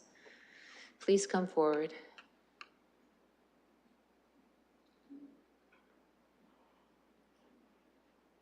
And with that, I'll go to the committee and close the public participation meeting. Councillor Lewis is moving it and Councillor Turner is seconding. If we can proceed to vote. Chair will vote yes. Closing the vote, the motion carries 6-0. And I'd like to go to committee for comments. Councillor Lehman. Thank you, Madam Chair. First of all, I just want to respond to the comments made in the public participation meeting. I was the one who asked the question about the crash wall. It was suggested that I'm not qualified to make a decision on this because I didn't know about a crash wall, and that's because I wouldn't take the time to visit the site. Well, actually, the opposite is true. I'm there all the time. The auto repair shop is my auto repair shop with a late model car. Unfortunately, I'm there more than I'd like. The reason I asked that question about the crash site wall is I want it on the record that there currently isn't a crash site wall in place to protect the heritage property and pedestrians on Ann Street. One of the concerns of staff on this is heritage. We did protect this property with the heritage designation at the last planning committee meeting. And for me, the reason is this, the building's old, and currently I didn't know there was a brewery there. And I think if this wasn't happening, London wouldn't be aware of the history of one of the businesses in that building was a brewery. So what better way to celebrate that than to incorporate that into a new build, have it as a microbrewery. It works both ways to draw attention to the historical aspects of this property, which is not the building. It's the use of the building that has heritage. So now with this plan, we will also get a crash wall, which was another concern raised. That's currently not there protecting neither the building nor pedestrians. The other aspect that was a concern for me was integration in the neighborhood. And that's a challenge when you're doing infill, quite frankly, is how to adjust to the surrounding neighborhood. So we have apartment buildings surrounding it, except they're on St. George. So I'm pleased to see that there is a movement by the developer to step down significantly to a 6-story building in keeping with the 4-story buildings around it. This building is of unique character, and I think that uniqueness has proved to be a challenge, quite frankly, for our planning committee. It's been here before us, like I think 4 times now. We've tried to navigate a way to incorporate the intensity in our downtown area, and this building addresses that, while managing to finesse it a way to keep into the surrounding neighborhood. And as a bonus, celebrate a heritage aspect that up until now hasn't been. I think this will add to tourism. I think it will add to the flavor of downtown. So I think it hits a couple of points here. So as of now, I'm inclined to support it. I'll listen to my colleagues on committee. Councilor Lehman, supporting the recommendation? And just want a little bit of clarification. Yeah, I'll listen to my colleagues before I continue. Councilor Lewis? Thank you, Madam Chair. So I'm going to start getting us focused in here, I hope. I will repeat what I said earlier. I recognize the staff desire for a holding provision on the hydrological study, as well as the heritage. I have asked the clerk, and I think she's got it loaded into eScribe now. I'm going to move the approval of this application, notwithstanding our staff recommendation, with some of the holding provisions that were in the report as mitigation measures, specifically around the heritage and hydrogeological studies. And I'll look to see if I've got a seconder for that, and then I would like to speak briefly to a couple of the points in behind why I'm supporting this. So I'm looking for a seconder. The mayor? Please proceed. Thank you, Madam Chair. So I come back to looking at the rationale that we had from our staff on their recommendation for refusal. I actually am contrary to their opinion on it not meeting the PPS. And as we know from many times, there are different parts of the PPS that don't always, or the provincial policy statement. I try to avoid acronyms for the sake of those watching. Different parts may reflect differently in terms of our goals. And I think this kind of intensification, and we've heard, this is zoned for high-rise development. It's, to me, the heritage component, as we've heard, can be worked out through the process. That's why the heritage holding provision would be there. Same with the groundwater. And if they can't be met, then the holding provision prevents the application from going forward. Although we heard the traffic issue raised by a couple of individuals, it's clear in our report from our staff that to their satisfaction, the traffic issues have been resolved.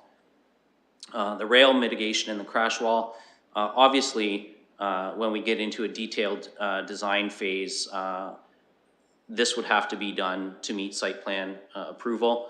As we've heard, it's going to overlap with the heritage components. So there's going to have to be some work there to make those things work together. I echo Councillor Lehman's comments that the commercial use on this site actually benefits the heritage, the cultural heritage to the site in terms of bringing back a brewery to the site. And in fact, we heard from the brewers themselves at the last meeting where this item came forward, that they've actually got the recipes to start reproducing some of the original Kent Brewery recipes, which I will certainly look forward to tasting some years down the road when they have them available.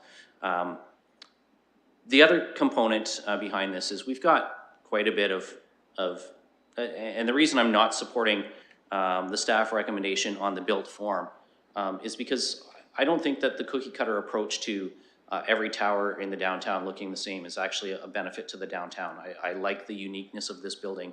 I like the amenity space that is included, rooftop terracing with green space amenities for the residents of the building.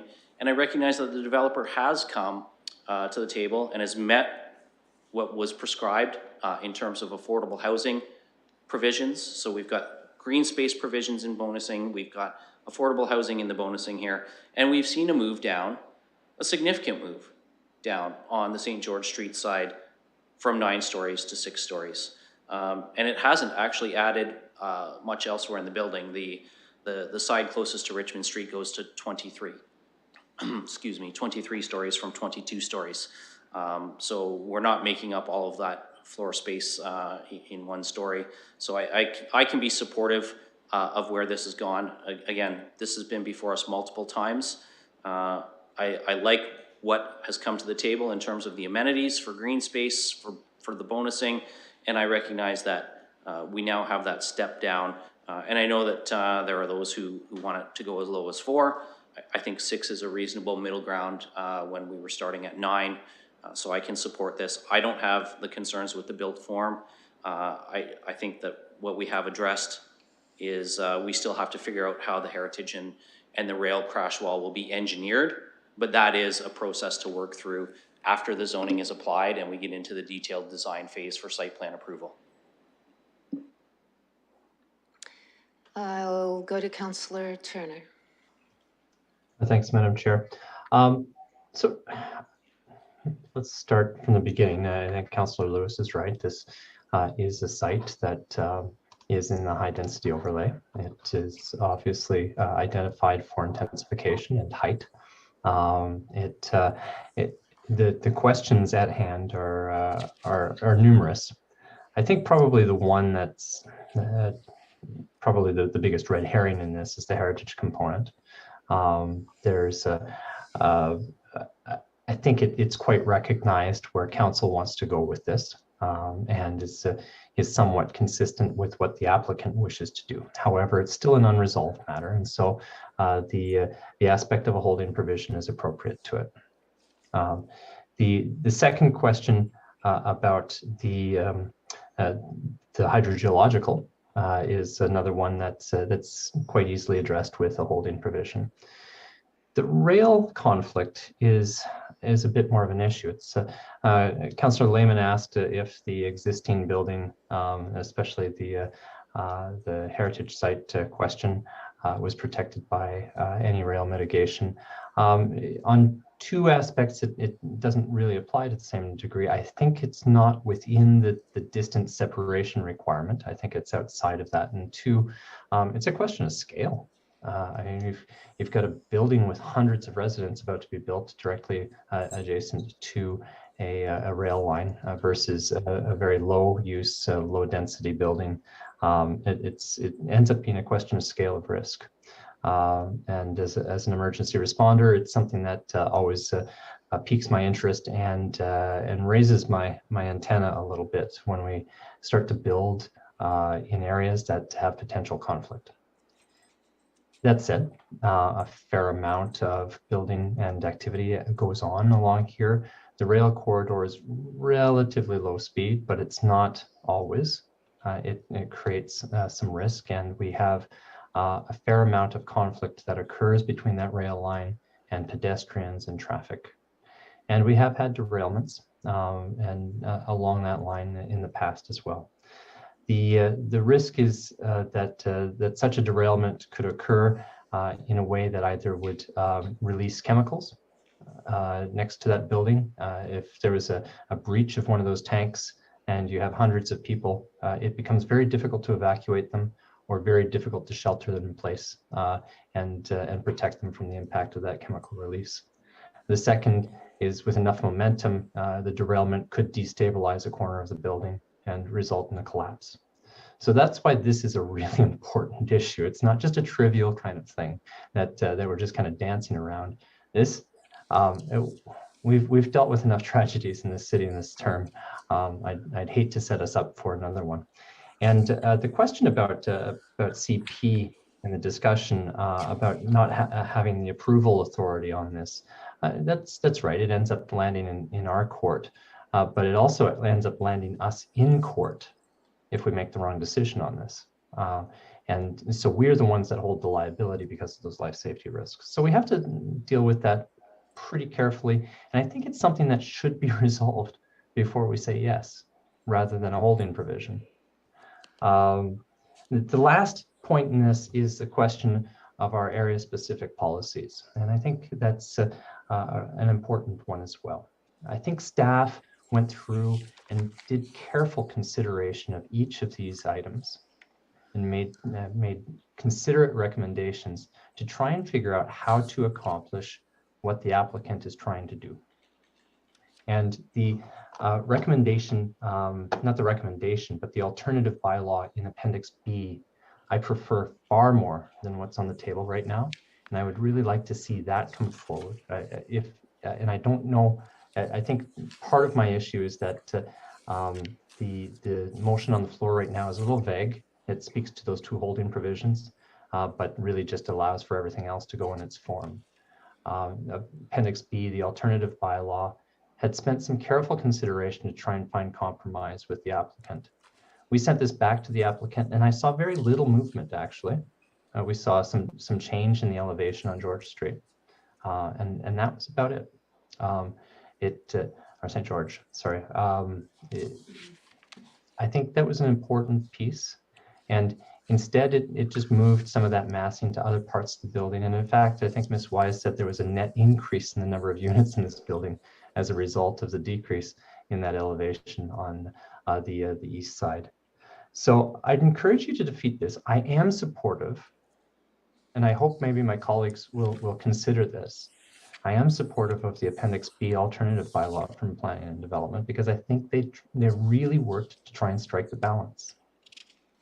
I know that won't satisfy the community, but I think we need to recognize that something will be developed here, but we need to make sure that we mitigate those impacts that were identified by staff and the reasons for their recommendation of refusal.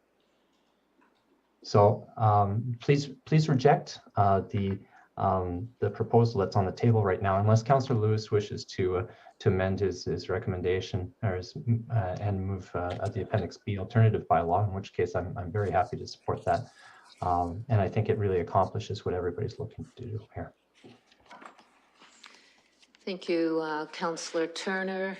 I will now go to the ward councillor, Councillor Fife Millar. Welcome. Thank you, Madam Chair, and through you. First, I want to thank my colleagues for some thoughtful input on this. As we know, I don't vote on this, but I do want to share some of the perspectives that I've gotten from discussions with the neighbors through this. And this was after the first meeting, and I think you heard loud and clear by the one gentleman that stood up that one of the major concerns in the North Talbot community is student housing. And partially that comes from the fact that a lot of the neighbors perceive that student housing is effective 9 out of the 12 months a year.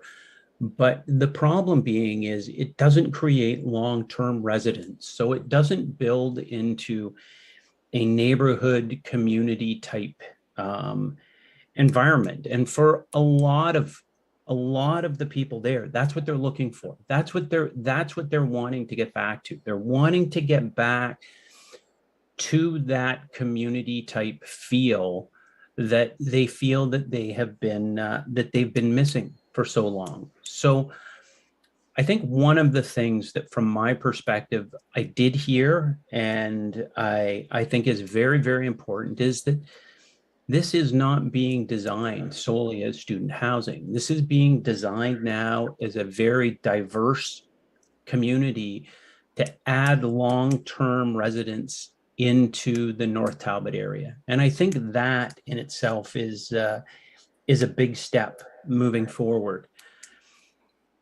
I think the other conversation that I had with neighbors was around the discussion of heritage. And I think Mr. Barrett said it best when he said, there's a muddiness here that's difficult to separate the two. And I think part of that lies in the fact that, in my opinion, we chose to use a heritage designation as a development tool instead of using a heritage designation for what it's really meant to be. And we had someone who came up and said that this building is extremely important to Londoners. I think the challenge is, though, that 20 years ago, it didn't seem to be that important. But all of a sudden it did. All of a sudden, this building became an extremely important asset to Londoners. And so we have to ask ourselves, well, why is that? Is it because the brewery itself is an important asset, or is it because there's a potential for development? Councillor Turner said it best. This property ultimately is designed for high-density residential. I look at some of the points that staff have made. One of the ones that I would say I'm really challenged with is the commercial space. One of the presenters said that you need to walk the area. I walk the area a lot, and there is a lot of commercial space that's down there. You can get a good pizza, you can get your car fixed, you can get your tires changed. So I think to say that commercial isn't something that already exists in this location is simply not true. But I think one of the important things is, and it was belittled last time, and I'm going to say, we need people living in our downtown. This is a stone's throw away from Richmond Street. I agree, there are some things that need to be worked out on this. There's no question. But I think that we have to accept that this is in an area where there are other high-rise buildings. Development here is acceptable. Development here will suit the neighborhood. A diverse community coming into there will be beneficial to the neighborhood. It will be beneficial to the businesses that are existing there. And so I think, like I say, I think whether it's exactly this, I think whether or not there are some orientations to it, I'm happy with that. But I think this solves some of the concerns from the original one, and one of those being that this is not only a student-based property. And I think that's a big thing, and I think it will be a big thing for the community moving forward. So, Madam Chair, thank you very much for allowing me some comments. Thank you, Councillor. Anyone else from committee that would like to make comments? Councillor Turner. Thanks, Madam Chair. I didn't make the motion or an amendment just because I wasn't sure if it was in order or not. I'm reading through the clauses A and B in the motion that's on the floor right now, and I'm not sure if Appendix B, the alternative bylaw from planning and development, is inconsistent with that direction. So I would ask for a ruling to determine whether it would be appropriate to offer Appendix B as an amendment to the motion that's on the floor.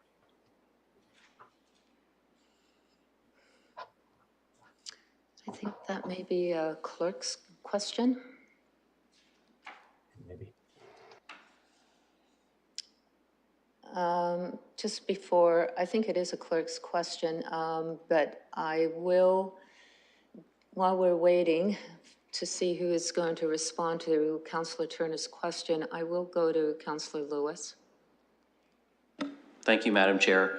The alternative bylaw, as I understand it, to share my perspective, actually includes restrictions or changes to the build form that are not consistent with what the applicant was seeking in their change, which is why I did not bring forward the alternative bylaw. And as I indicated, for me, my built form concerns have been addressed by the step back on St. George Street. So I don't think that the two are the same, and that's why I moved the alternate motion that I've moved.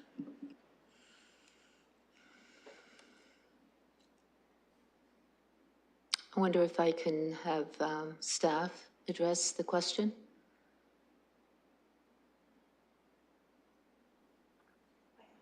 Madam Chair, if I could. Yes, please. So we're presented with an A and B in a draft motion that is on the floor. And as I understand the councillor's question, it relates to alternative bylaw being in Appendix B. I did hear Councillor Lewis's response to that, but I'm not sure exactly if what is on the floor matches the intention of the debate.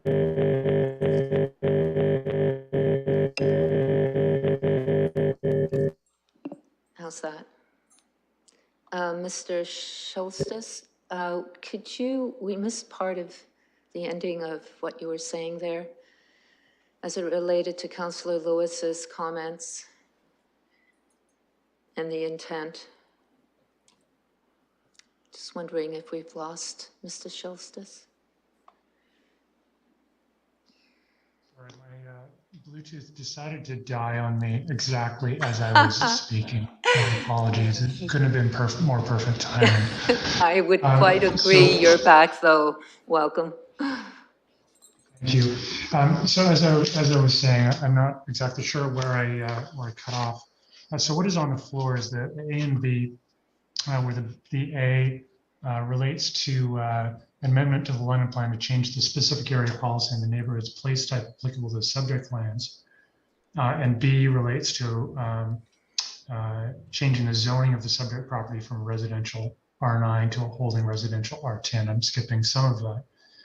And the portion about the alternative bylaw, as I understand it in Appendix B, that relates to changing the zoning applicable to lands from residential R9 to the holding residential R9 convenience commercial special, and I skipped some of that as well, along with section 3.8 also relating to holding H zones. And I would ask Mr. Barrett if he can assist after I'm done in walking us through a bit of that.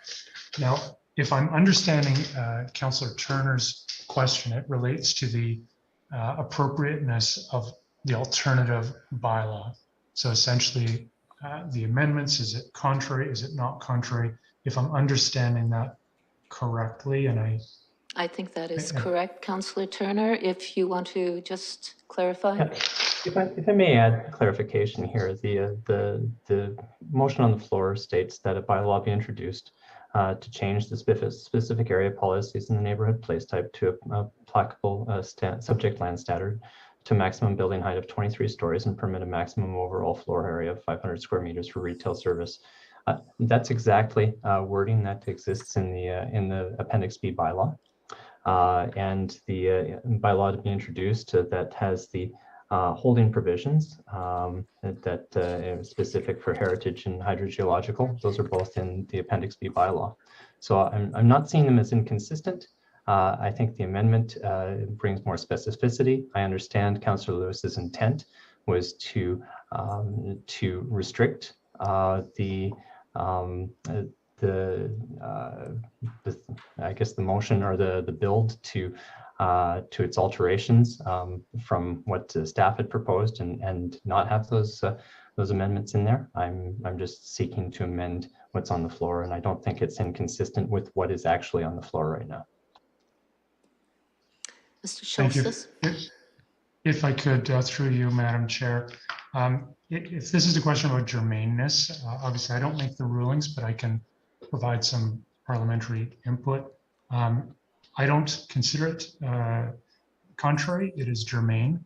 It's up to the chair to make that ruling, but I would consider it germane and not contrary.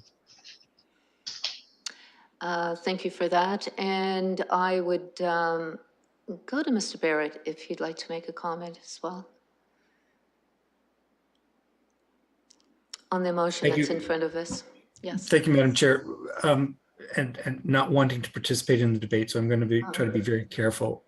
The way I understand it, and just perhaps to help to put it in the context of what's in front of you, what I understand to be on the floor essentially would be what is there in Appendix A as it relates to the official plan amendment. And I believe that is consistent with what Councillor Turner has put out.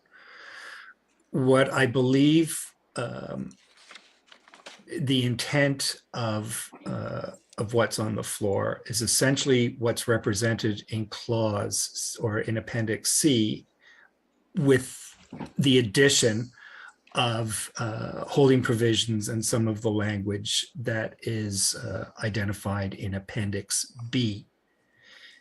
If I further understand the discussion that's going on with the committee, is that within Appendix B that's in front of you, and I believe this is where Councillor Lewis is expressing the concern, are specific regulations under, I believe it's 3IA.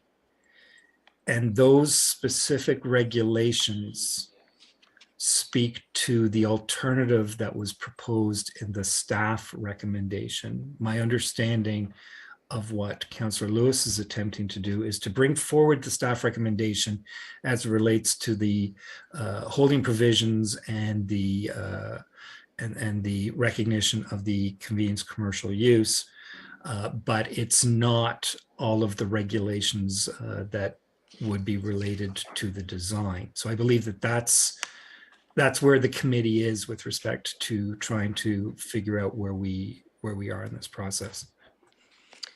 Thank you. I believe it's a bit of a mashup of all of A stands, and it would be a bit of a mashup of really the regulations pieces of Clause B to bring forward the intent of Clause C, as I understand Councillor Lewis's intent. Thank you for that clarification. I will go to Councillor Lewis just to make sure that we aren't missing anything on his motion that's in front of us. Thank you, Madam Chair, and thank you, Mr. Barrett, because you identified exactly. So in the alternative recommendation or the alternative bylaw, there was section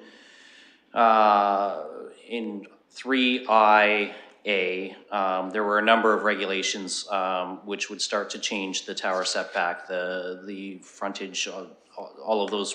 There are actually 13 items in 3IA, and those are the ones that I do not want to bring forward, as it substantively alters the design of the building itself.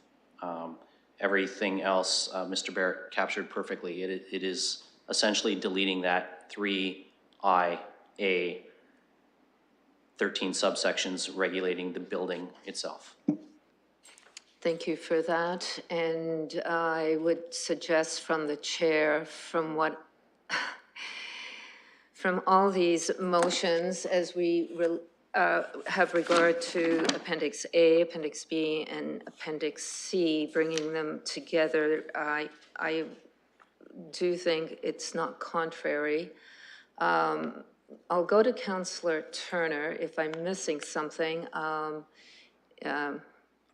please proceed. Madam Chair, if you're going to rule that it's not contrary and allow it to proceed, then I was just going to recommend if I get a seconder and it passes, it passes. If I don't get a seconder, or if it doesn't pass, then it doesn't pass, and Councillor Lewis's motion stands. So we're at committee. That gives us the opportunity to do this. If it was at council, it would be a different thing. So it's for us to debate. So if we are here at committee, you would bring forward an amendment to the motion before us? So, Madam Chair, as I said, I'd like to make the amendment to instead amend the motion that's on the floor to reflect the alternative bylaw as recommended or as illustrated in Appendix B. So we're looking for a seconder for that. And I will second that. So we're looking at the alternative Appendix B.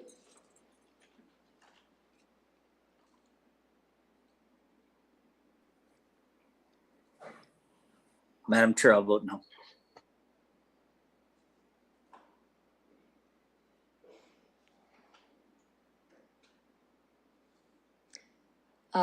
There aren't any further comments from committee? Well, Councillor Lewis? Thank you, Madam Chair. And I do appreciate Councillor Turner's point. We are a committee, so we do have a little flexibility here. So I won't support the amendment. As I said, I don't want to start to substantively change the architectural design of this building. We've got green space amenities included for the residents. We've got things in the bonusing provisions with regard to the bicycle parking, the affordable housing. And once we start to go back and change and tell the developer that they're going to have to change the entire building, and I'm sure that they could do a slab sort of tower that looks like everything else in the neighborhood. But it will, and in fact, the applicant referenced this in their submission on the agenda to us, that a lot of that amenity space will be lost. And I think that amenity space actually speaks to not just the uniqueness of the building, but the character of a downtown where you can have these rooftop terrace amenities and things like that, as well as the affordable housing component. So I'm not going to support the amendment. I'll come back to, the original motion. I hope will get support, but I won't support the amendment. Thank you, Councillor Lewis. I don't see anyone else making comments, so if the committee will allow me to speak from the chair to the amendment that's before us, which is the alternative Appendix B bylaw. I do have a couple quick questions. I've not been able to speak to this application at all. I would start off with a couple questions, though, to staff.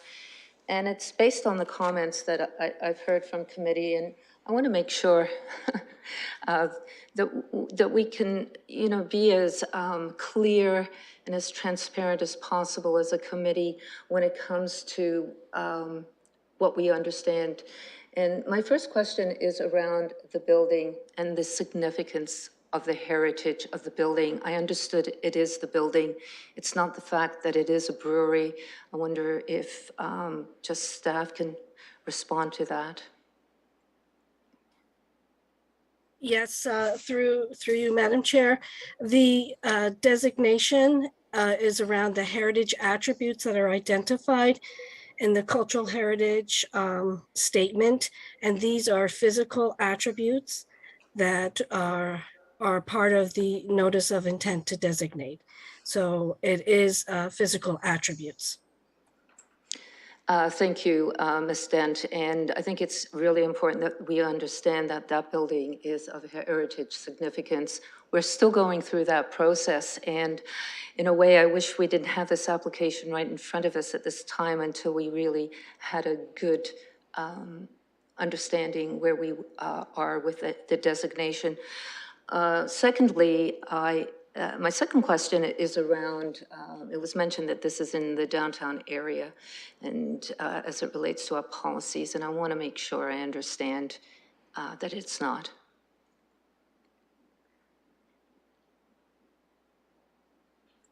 Ms. Wise? Thank you, Madam Chair. To your question, so it's not located within the downtown boundary. That is a discrete and delineated boundary that we have. It's south of Albert Street, so several blocks away.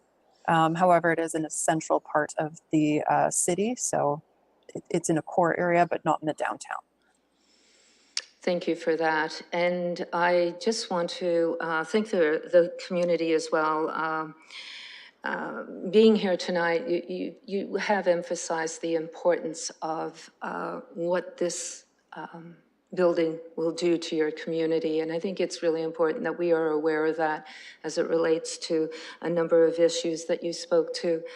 I, at the same time, understand we're going to have something built here as well, and there's still a lot of work to be done. I am more confident in the alternative in Appendix B bylaw than this motion that's in front of us. I am not confident. I do have concerns. Councillor Turner spoke to one of my big concerns, which is being around that crash wall. And it is something that we as a municipality will, we heard, have to take on that liability.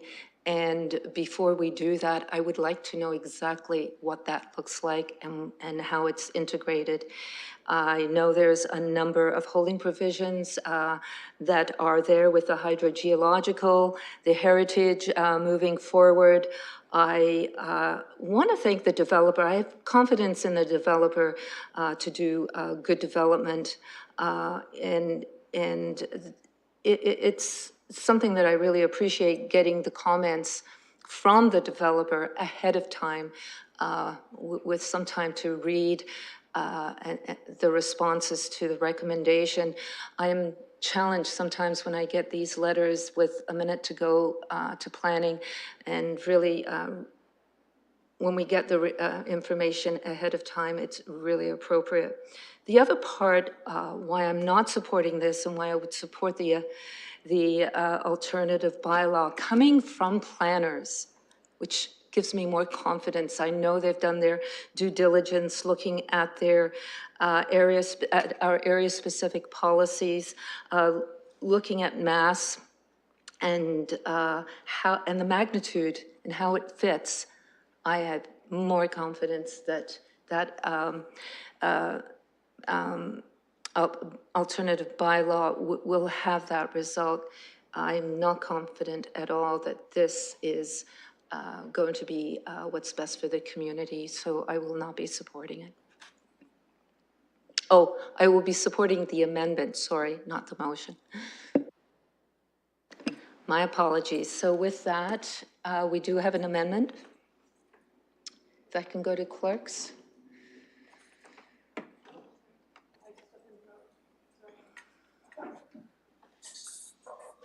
The motion on the floor is to adopt Appendix B, the alternative bylaw from Planning and Development. Thank you. And you're now calling the question, Chair. We are now calling the vote. That amendment, I will vote no.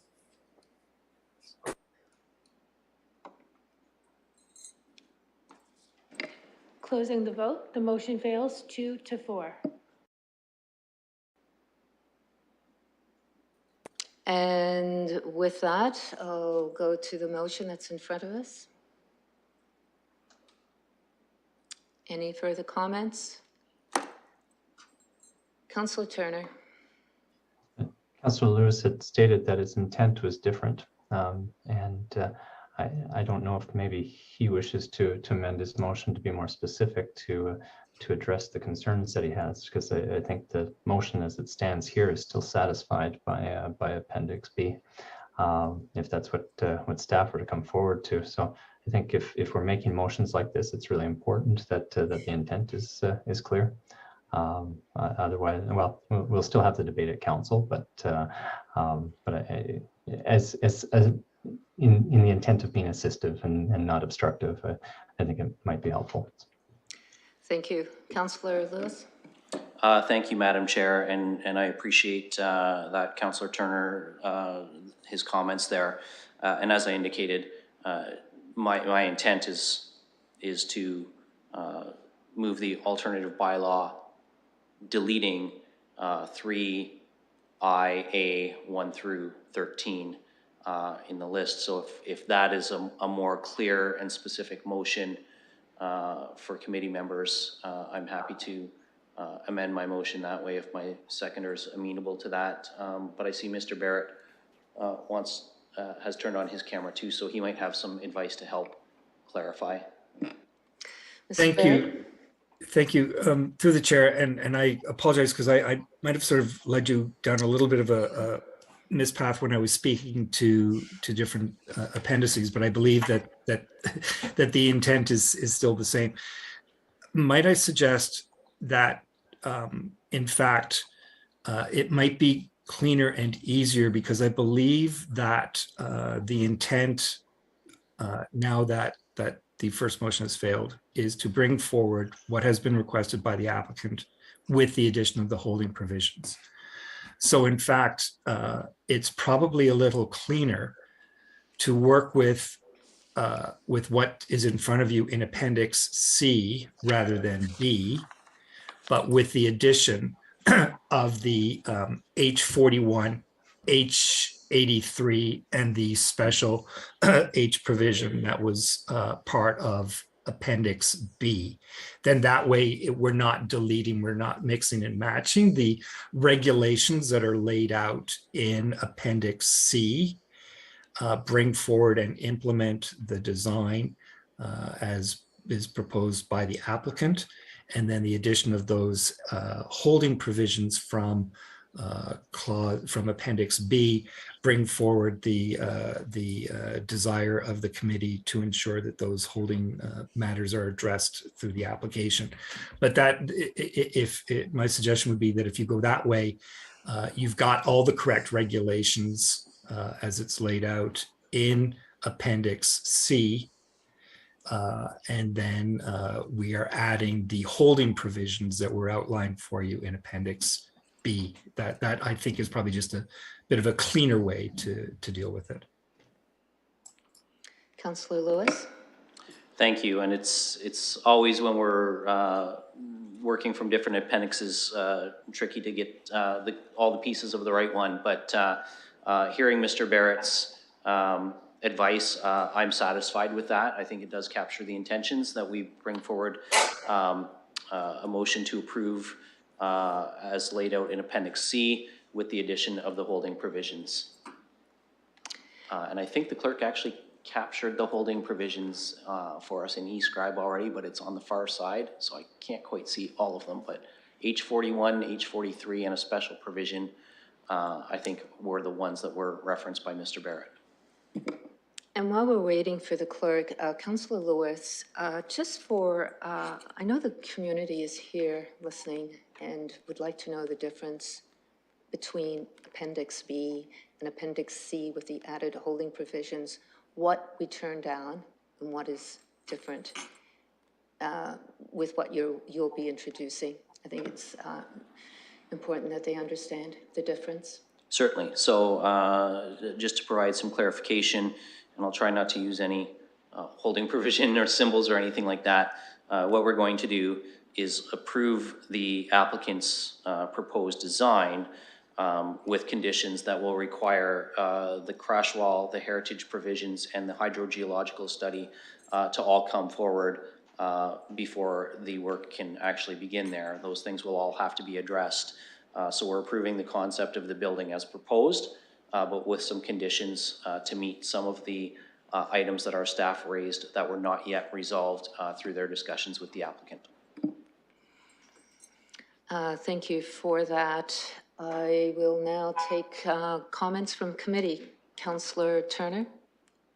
Thanks, Madam Chair. Yeah, I'd point out a couple other key pieces. The Appendix C has no setbacks for interior or rear or front side setbacks, whereas Appendix B did. The Appendix C has no landscape open space, a 0% minimum, and a lot coverage of 97%, whereas the Appendix B had 10% minimum landscape open space and 90% lot coverage maximum. But the rest of it is the same, 23 stories max, 603 units per hectare, 180 parking spaces, 500 square feet for the additional permitted uses, or square meters, sorry. But the other ones were just a question of the George Street frontages and those massings there. And some of the very specific components to how the buildings were massed and designed, but everything else was pretty much the same. If I might just through you, Madam Chair, my question was for Mr. Barrett. Having reviewed Appendix C, is it regulatorily consistent with the way a bylaw needs to be framed? Notwithstanding, of course, our policies, but is this suitable for language for bylaw? Mr. Barrett.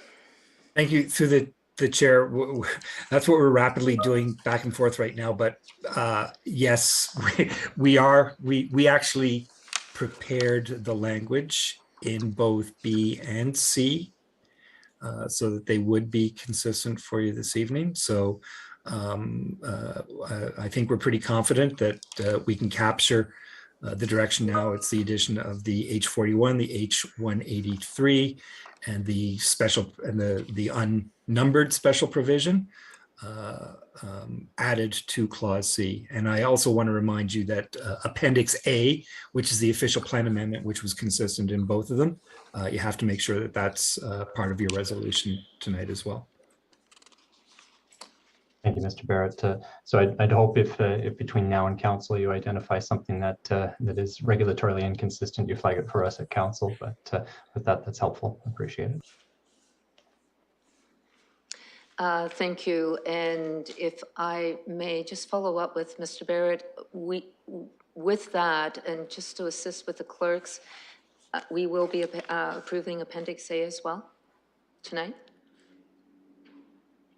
Thank you. Through the chair, yes, that's your official plan amendment that amends the official plan that would provide for the height and the convenience commercial use. So that language is the same, and that's in front of you as part of Appendix A. So that's your official plan amendment that's required, and then Clause BC, Clause CB, or whatever it is we're going to clause it now, is your zoning bylaw amendment. Thank you.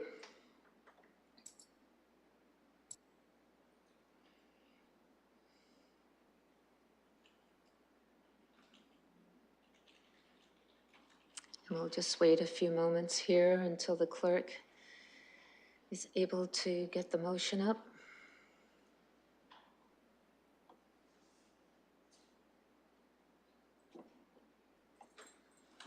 I think, Chair, for the purpose of the amendment, pardon me, it's the mayor, that was proposed and then revised slightly by Councillor Lewis, I think you need a confirmation from the seconder of agreement. And if you are looking for same, I'm prepared to do that.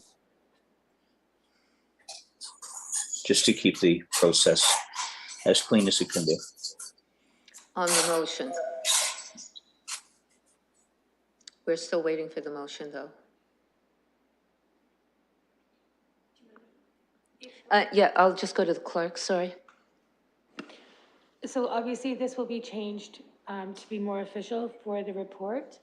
But basically it's what the Planning and Environment Committee is doing is adopting a bylaw at the Municipal Council meeting July 5th, 2022 to bring forward the bylaw in Appendix C with the addition of the H41, H183, and the special provision in Appendix B, and including Appendix A, the official plan amendment. And I'll go to Councillor Lewis, the mover of the motion. That is consistent, Madam Chair, yes. I just want to make clear that the special provision is, I believe, related to the railway crosswalk. That's the unnumbered one. I just want to get confirmation that it is the crash wall from the clerk.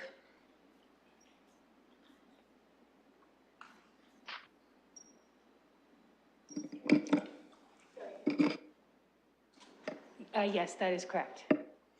And with that, there needs to be a seconder. I know the mayor has just, mentioned that he would second that. So we have a seconder.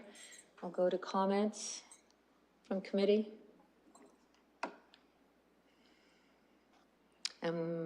I see none. And with that, I will, we can proceed to vote.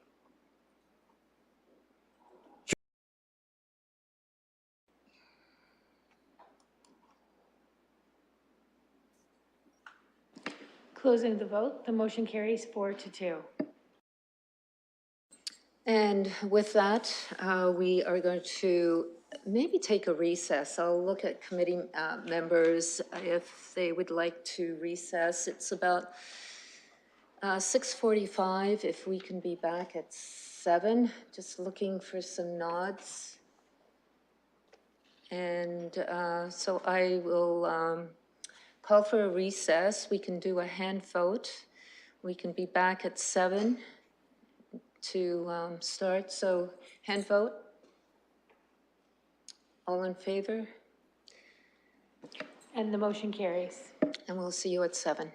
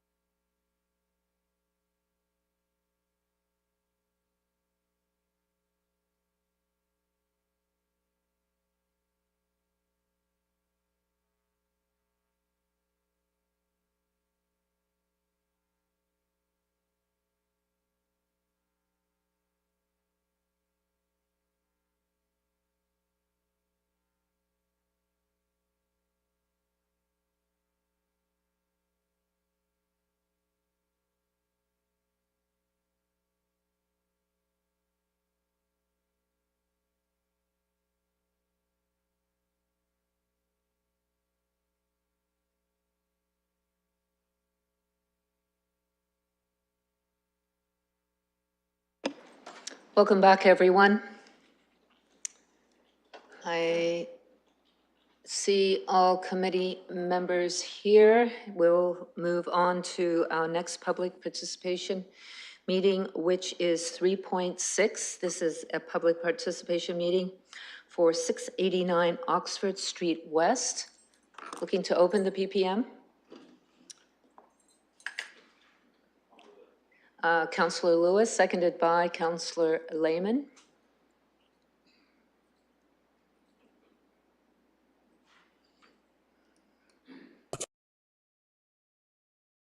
And we are voting. I just I'll want vote yes. Thank you, Mayor. I couldn't see you there, and I would like to confirm if Councillor Hillier is back too. I know the last time we voted, he is. Okay, thank you. All right, so we do have a staff presentation on this. I'll go to staff first. Mr. Macbeth, welcome. Please proceed. All right, if we just double check. Yep, we can hear you. Thank you. Okay, through you, Madam Chair.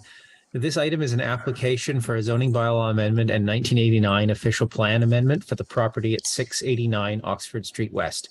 There's a slide deck presentation in your agenda as well. Slide 2 is a map showing the subject site at Capulet Walk in Oxford Street West, approximately 400 meters west of Wonderland in Oxford. The site is 1.239 hectares, 3.06 acres. Slide 3 shows the proposed development and conceptual site plan. This bonus zoning proposal is for 3-point towers with 146 units and 17 stories for Tower A. So that's the one on the left in the slides. So to the rear of the property to the west. 160 units and 18 stories in Building B. That's the one in the northwest fronting Capulet. And 184 units and 21 stories in Building C, which is the one on the southwest of the property. So 490 units total being proposed. There's also an above grade parking structure adjacent to the CN Rail property. It's located within the separation distance from the rail property right away. The site's proposed to be built in 2 phases. So the proposal also identifies zoning to retain the existing commercial plaza for the interim use. With regards to the application's history, the initial application for this site was for Building A only at 22 stories, and that was in 2020. Then there were revisions to the application resulting in a 3-building design in 2021, and further design modifications have resulted in the application that is before you this evening. Slide 4 shows the building renderings. Slide 5 identifies the policy context for this site. So the site is located within the transit village place type of the London plan. Transit villages are planned as high-density mixed-use areas. They're planned as the most intense land use areas, second only to the downtown of the city. Building heights within the transit village may be up to 15 stories in height, or through a bonus zoning application, may be up to 22 stories in height. Slide 6 identifies public comments that have been received by the city regarding this application, and they have included things like height, density, shadows, traffic, parking, affordable housing, green space, or that the revisions that they have seen from earlier versions don't address prior comments as well. Slide 7 is with regards to the actual bonus density being sought. So the applicant proposes affordable housing, design features, and underground parking under the second phase as the public benefits commensurate with the density bonus. The affordable housing the applicant is proposing is 20 units at 85% of average market rent for 50 years. 10 of those units in the first building to be constructed, which is Building A, and then 10 in either Building B or C, whichever is constructed first. The applicant's rationale is that the 20 units is based on a combination of London Plan policy framework and 1989 policy framework for bonusing. However, the London Plan's bonusing policies have never been in force in effect. They were under appeal at the time the application was made, and a recent Ontario Lands Tribunal decision last month, those bonusing policies were actually removed from the London Plan. So the 1989 official plan is the only policy framework for bonusing applications. If we now look to slide 8, based on that affordable housing framework, as well as some zoning regulations relating to property dimensions, you can see that the application as proposed is recommended to be refused. And instead, the recommended zoning amendment is to permit the development of the 490 units in 3 buildings, substantively implementing those renderings and conceptual site plan, but with an affordable housing provision of 30 units, so 10 in each building, at 80% of average market rent for the 50 years, and with certain changes to site regulations, including railway setback for dwelling units and definitions of some of the lot dimensions and those sorts of things. There's also a holding provision to ensure the engineering standard for the parking garage, which is the crash wall that you were referring to earlier in an earlier item. Again, the applicant has submitted designs to the city and CN Rail, but the holding provision is to finalize the details of reinforcement and structural drawings concurrent with a site plan application. Also recommended is that no action be taken regarding the amendment to the 1989 official plan for consistency with London plan policies because of that OLT decision and the repeal of the 1989 plan last month. Again, the rationale for the recommended amendment is consistency with the provincial policy statement, conformity to the London plan, and the bonusing policies of the 1989 plan. The amendment facilitates infill and intensification on an underutilized site, and the bonusing also provides affordable housing units consistent with the roadmap to 3,000. Thank you. Thank you, Mr. Macbeth. Any technical questions of staff? I see none. I will now go to the applicant. The applicant's here. Hello, Madam Chair. It's Laverne Kirkness from SPM Planning virtually, and I have a statement to make for Westdale. Welcome. You will be representing the applicant. If you can just state your name, Mr. Kirkness, and you have up to 5 minutes. 5 minutes. It's Laverne Kirkness from SPM Limited Planning. And in the audience there, Madam Chair, good evening to you and Planning Committee members. In the audience there, I think in Committee Room 1 in the front row, you have Ayman Madawi, the President of Westdale, David Trayer, the Executive Vice President of Development, and Manish Poder, a member of our planning team at SPM. So they're there. I couldn't be, but I would like to make this presentation or a 5-minute presentation to you. So the project, of course, is about 3 buildings, as Travis said, and thank you for your presentation. 490 rental apartment units in 3 buildings, 17, 18, and 21-story heights. Now, I'd like you to know that Westdale first approached the city in 2019. So we've been working on the approvals for 3 years. There's been 4 major revisions to the high-rise apartment proposal. And starting with the first proposal, a 22-story building was proposed where about building A is located, which has been reduced to 17 stories. Of course, these changes and revisions are come about from comments from city staff, the urban design panel, which we appeared before on 2 occasions, and the public. And this presentation is mostly to try to address the public concerns and what they said to us in their, I think, 12 letters.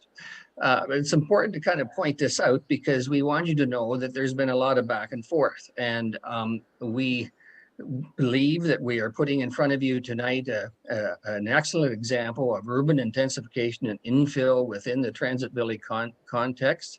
And we want you to know that Westdale just didn't kind of pitch one proposal and expect it to be approved.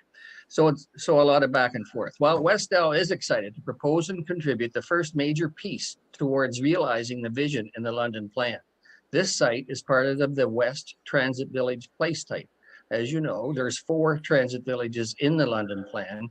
And as we know, they're much like what we planners call urban villages. Urban villages are basically high density, multi-use urban concentrations of development where folks can live, work, and play within their village.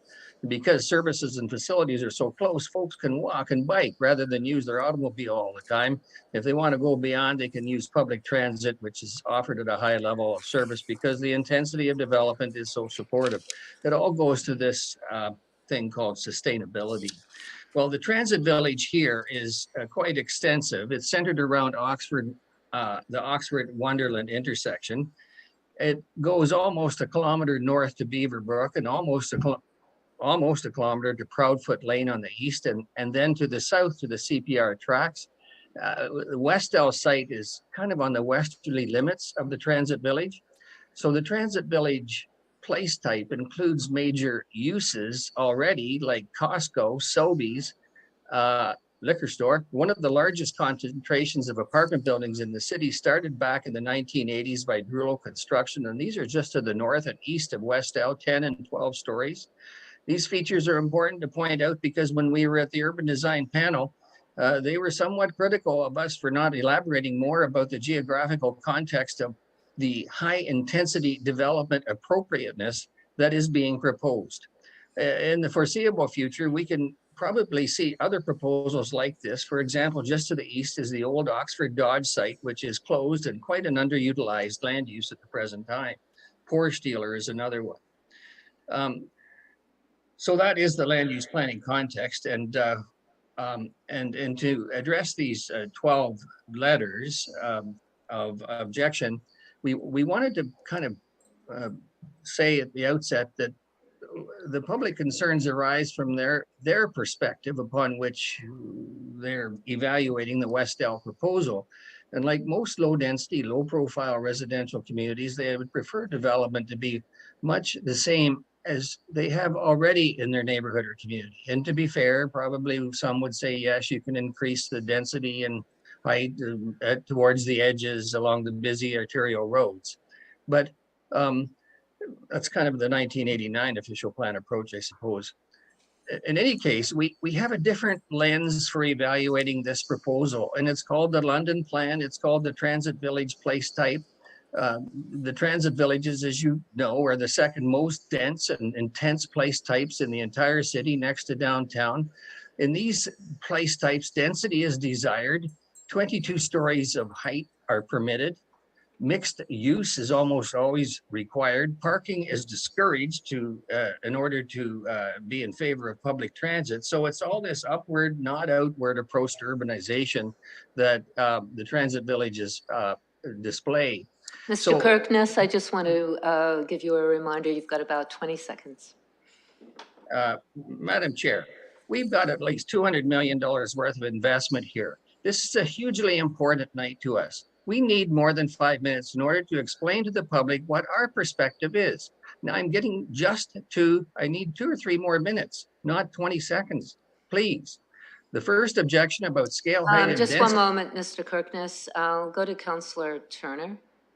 I'll move an extension. I'm looking for a seconder. Councillor Hillier. And can we do a hand vote for an extension? Before we vote, can I make a comment, Chair? Hold on, just one moment. I've asked a question of the clerk. And then I'll go to Councillor Lehman. I'm just preparing the motion now. Okay, thank you. I'll go to Councillor Lehman. Thank you, Chair. In the past, I've never heard of an extension asked for by the developer. This developer has not held any public meeting whatsoever. It talks about 12 letters. Well, over the course of 2 years, I can tell you I've received a lot more than that. I do not see why he would get special permission that other developers over my term here, a year here, I've not seen or in the past as a guest of this committee. Any other comments before we proceed to vote? Chair, it's the mayor. I have a comment if I can. Through you. Yes. I don't think any of us in this term have seen a presenter do more. We've certainly had council members who have made the odd request for an extension, and we've never not granted it.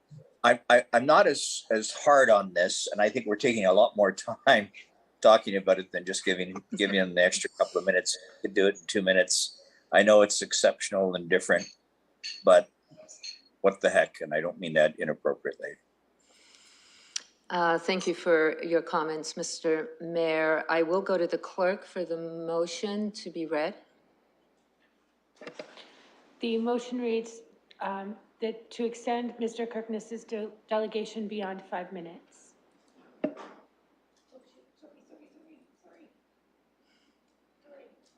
closed it. It was just closed, so if you can give us a moment then. Are you ready to vote? Are we ready to vote? We do have to, we can vote on, proceed to vote. Chair, it's the mayor. I'll vote yes.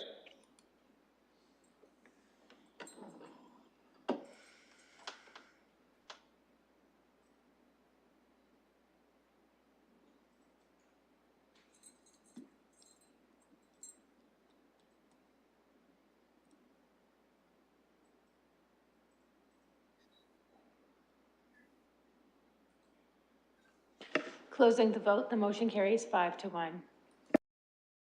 Harkness, you have up to 5 minutes. Please proceed. Madam Chair and committee members, thank you so much.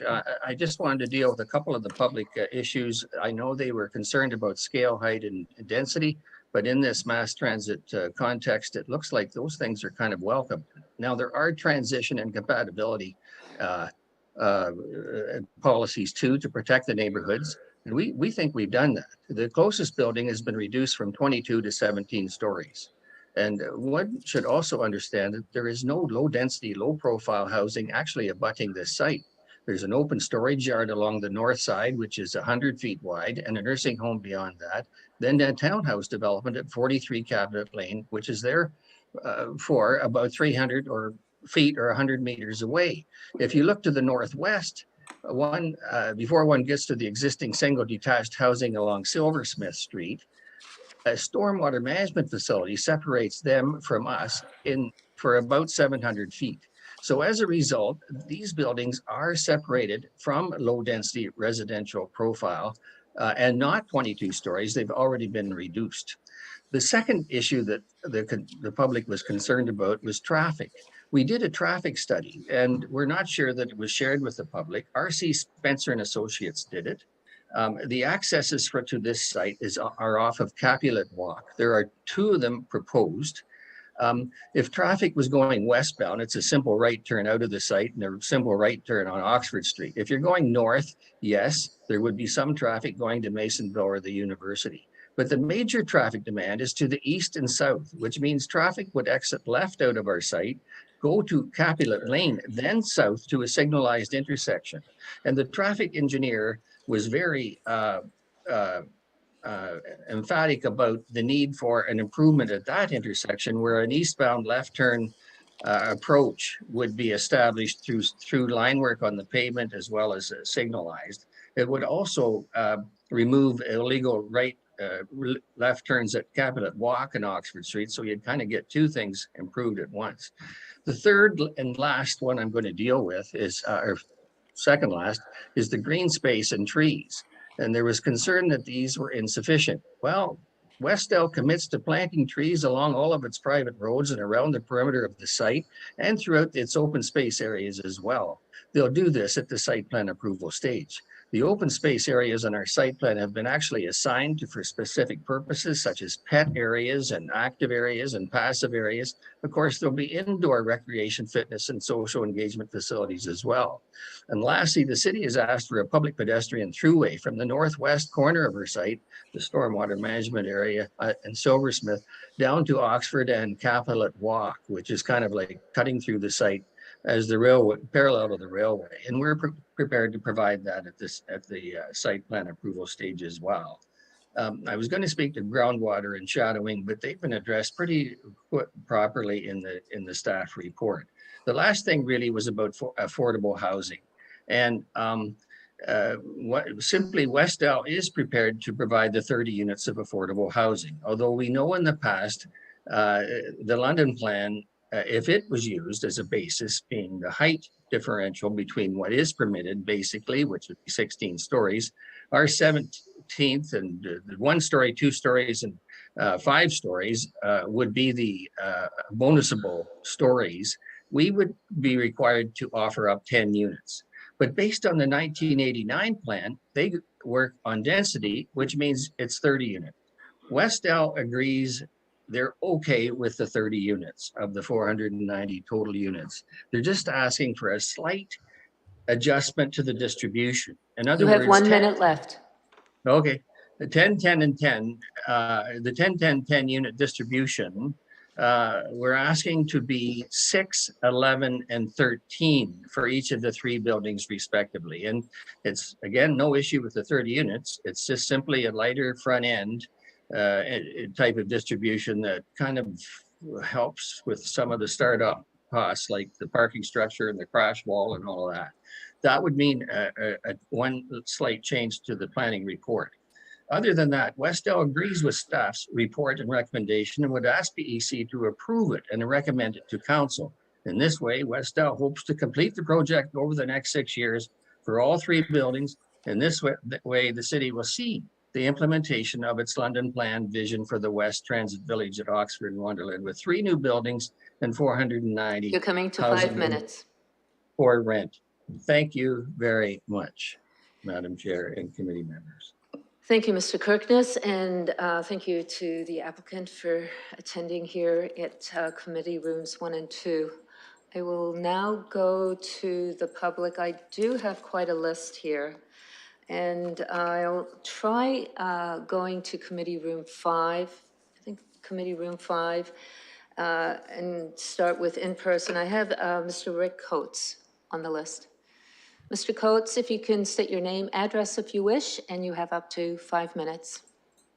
Thank you, Madam Chair. And it's Rick Coates, and I live at 43 Capulet Walk, which is the townhome project that will be a neighbor to this development if it proceeds. I've been following this for the last 2.5 years. What you have in front of you now is not hardly any different than what was proposed with the first proposal back in 2020 in terms of density and concentration on the site. The heights are moved around a little bit, but basically we're talking about 3 needles in the sky in a neighborhood right now that is west of the old Oxford Dodge site, which is 1-story buildings moving into a 2-story subdivision with detached homes. I live in the townhome project, 1-story townhome project. My understanding of the London plan is transit villages allow for the zoning for them allows for a height of up to 15 stories and density of 185 units per hectare. That might not be my correct understanding, but I also understand that what was before that in the neighborhood was buildings restricted to 12 stories and 150 units per hectare. So what we're talking about now is probably twice the size of what this neighborhood has ever experienced. And so my objection to the project as it stands is the quantum, the size of it. At 490 units density. There's no doubt that there will be traffic impacts. I don't agree with all due respect to Mr. Kirkness's comments about addressing the public's concerns. I don't think the developer has addressed them at all. The only concession that's come along is some affordable housing units, and they would have to do a lot of the other stuff in any event to make it an attractive setting for somebody to move in there. So I believe the size of the development, the quantum of it is excessive for the site. Its location on Capulet Walk. Mr. Kirkness correctly pointed out there's only one way there's only 2 ways to get out of there. Is you go west on Oxford Street, and or you got to go, if you want to go north, south, or east, any other direction in the city, you have to turn west and go right down Capulet Walk, and then try and get onto Capulet Lane to go north and or go to the lights. So that will be a bottleneck. There's absolutely no doubt in my mind. So just to sum up, this isn't downtown London. Admittedly, it's going to be a transit village, and I'm not about stopping progression and being progressive, but surely we as a city can plan development that makes a lot better sense than sticking 3 needles up in the air, way out of position with respect to what else is in that neighborhood. Thank you. Thank you, Mr. Coates. I'd like to now go to Mr. Brian Waddick, if he is there. Mr. Waddick, if you can state your name, address, if you wish, and you have up to 5 minutes. Thank you, Madam Speaker. I do have a short presentation or I would like to read. And my objection is the traffic planning. I don't believe they've planned it very well. London doesn't have a very good plan for traffic flow. I foresee that there's going to be a bottlenecks, several of them. The drawing that I was given was not correct. It doesn't show the boulevard on Oxford Street, so only left-hand turns off of Capulet Walk will be allowed. That's done because for safety reasons. Secondly, the Capulet Lane is already quite busy. The intersection of Capulet Lane and Beaverbrook is a four-way stop, which there should have been a roundabout put there, but by poor planning, there is none. There are 3 roundabouts on Beaverbrook, but not at that location. So that's going to be a bad bottleneck. Also, the high density, we've got, well, the 53 units at Capulet Walk, which I'm a resident. And then you have 17 high-rise apartments. I believe they are 11 stories. 13 of those 17 exit onto Capulet Lane. Only 3 of them go onto Wonderland. So it's a very, very high density area or at this present time. And there's a playground in the middle of all that. When there's only one safe crossing for the children to go across Capulet Lane. I don't include the four-way stop as being a safe crossing for children. The high rises will have to negotiate the intersection of Capulet Lane and Capulet Walk if they want to go east. And in doing so, there's no turning lanes printed on the roads. So you have cars all over the place at that intersection, some on the right-hand lane making a left-hand turn. It's a very confusing intersection. And that's going to be a choke point. The last one is the buses. There's several London Transit use Capulet Lane now as a part of their regular routes. Then there's the buses.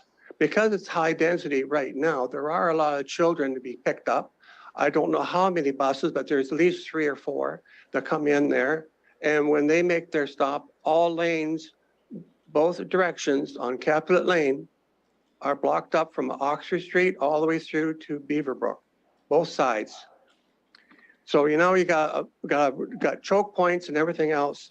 There's only 3 exits for them. They can only make from this high rise. They can only go left. They can't go. They can't. Oh, sorry. They can go right. They can't make a left-hand turn. So all that traffic that wants to go east will have to go negotiate the Capulet Lane, Capulet Walk, the choke point, and then there's also the other choke point at Beaverbrook and Capulet Lane. So you've got a lot of traffic already with buses and children. And this is not, and that traffic plan that was spoken about didn't seem to address those issues. And I'm that's my gist of it. But that land use, if I might say, because there's only one playground for this whole area, the better use for that land would be a green area that would annex the pond or the drainage system, and be a lovely area for children to play or to use for recreation. We don't need more high rise in that area. We need more room for people to walk around in a green area. So that's my objection to the whole thing is the poor traffic planning. Thank you very much. Thank you very much. I have next Ross Chapin. Mr. Chapin, if you can state your name, address, if you wish. And you have up to 5 minutes. Welcome.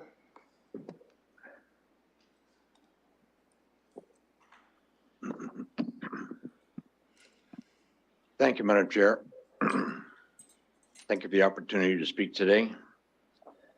My name is Ross Chapin, and I am president of Dementia Care London, Inc., which owns and operates Highview Residences located at 2 properties north of the proposed development.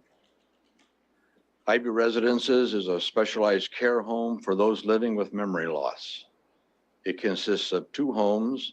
The first opened in 2004 and the second in 2007.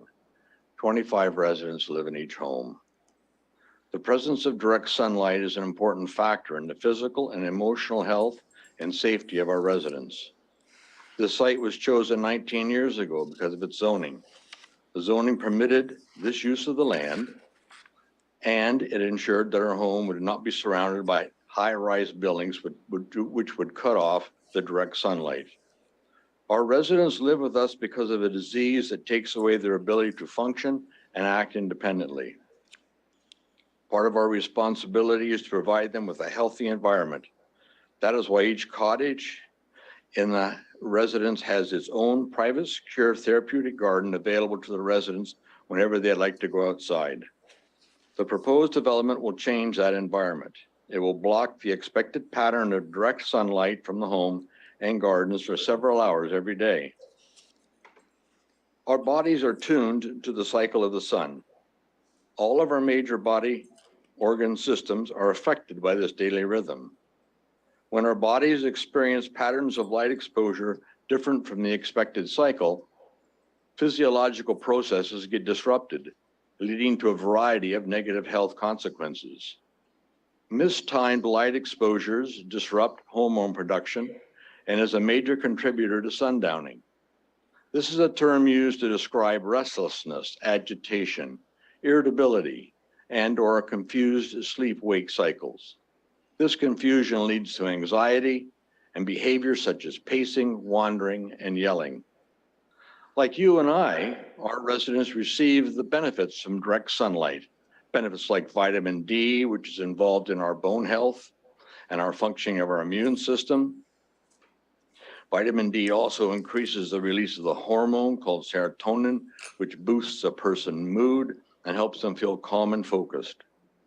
But unlike you and I, who have other ways to interpret the stimulus in our days, our residents rely on the presence of direct sunlight, not only for their health and safety, but also to help them cue themselves through the day. Sunlight means it's morning, it's daytime, it's time to get up and get dressed. Absence of sun means it's evening, it's time to go to bed, time to take our clothes off. Absence of the sun may mean a storm is brewing, which leads to agitation, fear, and negative behaviors. In the winter months, the blocking of the direct sunlight will also impact their safety. Black ice will form on the walking paths as shadows cover the site at various times during the day. By changing the cues in their lives, we will inadvertently change the quality of their lives. As you consider this request for rezoning, I ask that you also consider the impact it will have on the health and well-being of the residents in Highview. The health and well-being that is protected by the zoning bylaws in place now, not only now, but also at the time their home was built. Thank you very much. Thank you. And just before you leave, can I have your address, please, for the residents of Highview? I just wasn't, you were. 35 and 41 Capulet Walk. Thank you. I would like to now go to Tom Timbrell. If you could state your name, address if you wish, and you have up to 5 minutes. Welcome. Is this on? Yeah. You guys can hear me okay? We can. Okay. All right, so I don't have much more to add than has already been, concerns have been brought up by people speaking before me. But I did want to bring a few facts to the table here and bring my concerns. The main issue is that within about a 2 kilometer radius of Oxford and Wonderland, there are already somewhere in the neighborhood of 30 large apartment buildings. So my understanding was that was what the BRT and the traffic corridor was designed to sort of address. Traffic in that area, my understanding is that Wonderland is the busiest street in London, and the busiest stretch of Wonderland is north of Oxford, right alongside the apartments there. The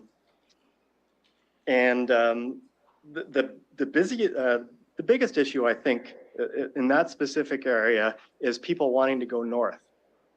If you're living there and you want to go north, you're going to be forced to either hang a left onto Oxford and then another very long left onto Wonderland, or you go out through Beaverbrook, which a lot of people are already doing, to turn left onto Wonderland. And as anyone who lives in the area knows, you're going to be spending at least 2 or 3 lights just to turn left onto Wonderland. And then Wonderland is, of course, already backed up at that location anyway, backed up from Sarnia back. Also, some concerns are around the existing businesses in that plot of land. I spoke with a couple of the owners. They don't know what's going on. They've been told nothing, but there's at least 5 or 6 businesses in that particular block to the east, the Captain's Boil, the West London CrossFit, there's an auto part place. We will be forcing all these businesses to either relocate or close when they want to put up these rather large apartment buildings. Secondly, it's just an issue of size. So all the existing apartments, near as I can tell in that entire area there, Proudfoot, Capulet and whatnot, they max out at 12 stories. And now we're looking at putting ones that are 5, 6, and 9 stories larger than any existing apartments. And that's affecting the skyline. It's just creating sort of a much busier intersection that's already too busy.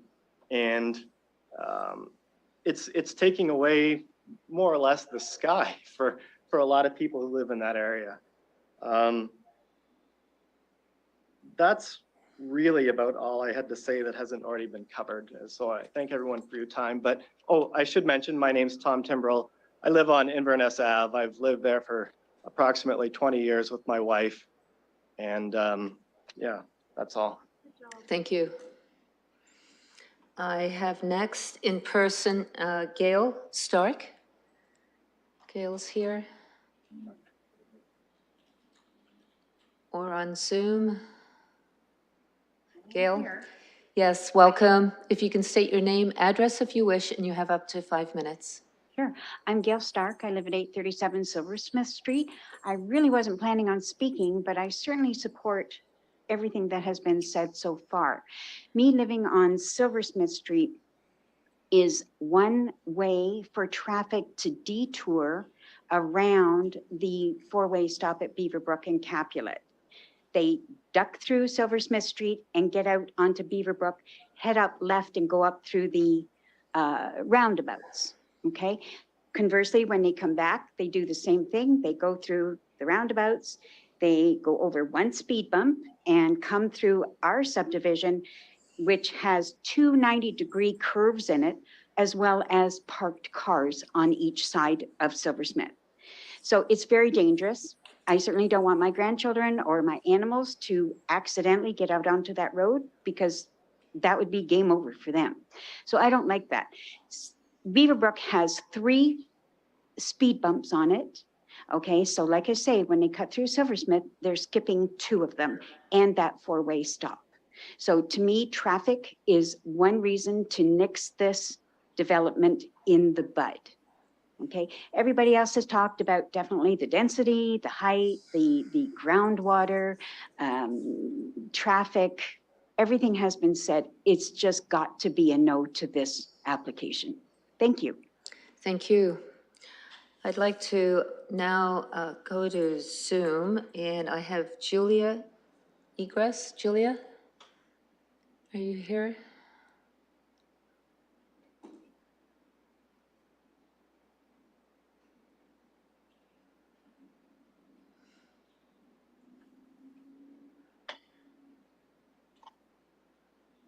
Okay, I will maybe stay with committee room 5. Is there anyone else in the room that would like to speak to this application? I would like to speak to this application. My name is Anna Maria Velastro, and I think that this application should be refused. It wastes land. It has setbacks. It has landscaped open space. It has places for people to take out their dogs, places for children to play. That's just wasted space. You could stick another tower in there and pack it in with people, pack it in with apartment buildings. Why do they get setbacks, green space, places for dogs, places for kids to play, and people in other neighborhoods get none of that? So I'm here, I'm very sympathetic to everyone who spoke. I completely understand their concerns, but those concerns apply to lots of people in this city, and people that live in the old part of the city deserve setbacks. They deserve green space, they deserve places for their kids to play, and they deserve places for their dogs to go out. Ms. Velastro, can you just wait a moment? Are you finished? I just wanted to point out the I just have a point of order here. Councillor Lewis? I just want to point out the Madam Chair, this is out of hypocrisy, order. okay? Just one moment. This is out of order. We assess applications. Ms. Velastro may not be pleased with an earlier decision. That has nothing to do with this application here. Well, I'm not pleased with the discriminatory Ms. approach Velastro, to applications. I disagree, Councillor Lewis. I don't think it is a point of order. This is a public participation meeting. I know she did speak at a previous application, but she was speaking to this application, and I will allow it. With respect, Madam Chair, she was drawing comparisons to a prior application. We assess applications on their individual merits. We don't compare applications in her neighborhood to applications in other neighborhoods. So this is out of order. If you're going to sustain that, then I'm going to have to challenge the chair. I disagree with you. If you want to challenge the chair. Okay, so the chair is being challenged. If I can go to the clerk and start the process. Thank you. Your worship, go ahead. Your worship is here, sorry. Go ahead, Mr. Schultz.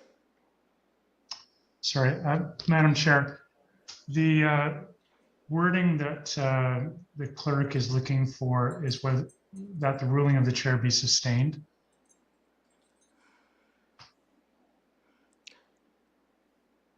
Ms. Lozinski, do you have that?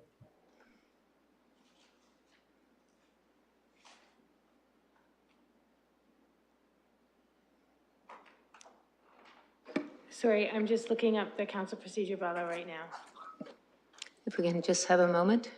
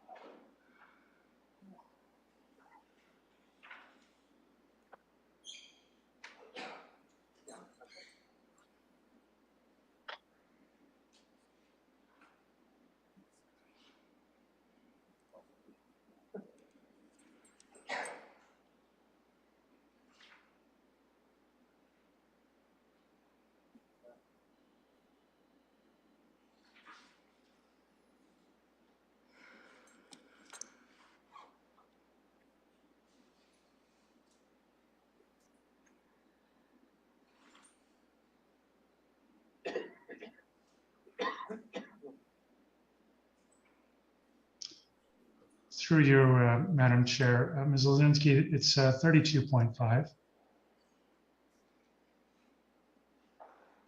Thank you. So under the council procedure bylaw, section 32.5, appeal decision question put.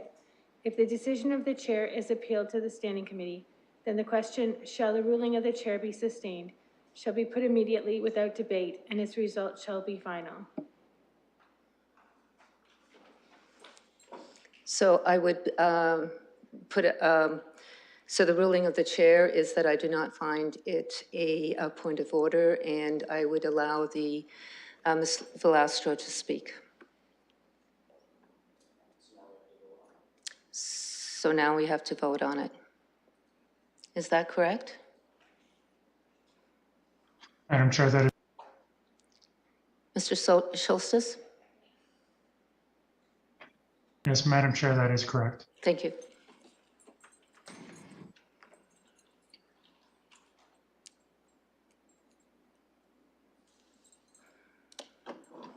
Chair, I will vote no.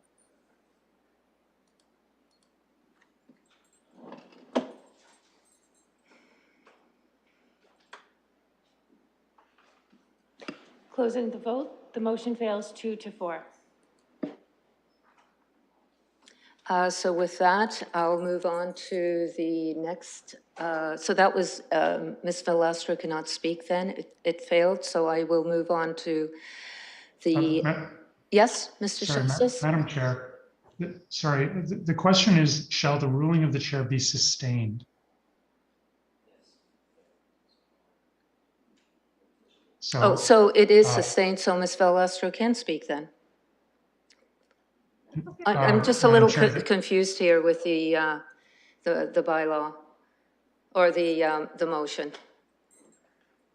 The vote is whether your ruling is upheld.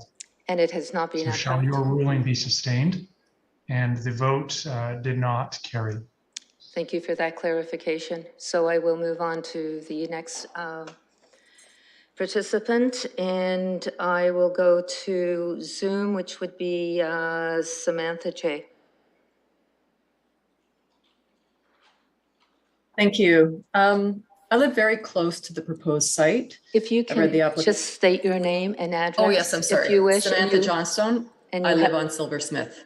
And you have up to 5 minutes. Please proceed. Thank you. I live very close to the proposed site. I've read the application. I understand that part of the rationale being used is that this development would fit into the London plan. However, I still strongly oppose this plan.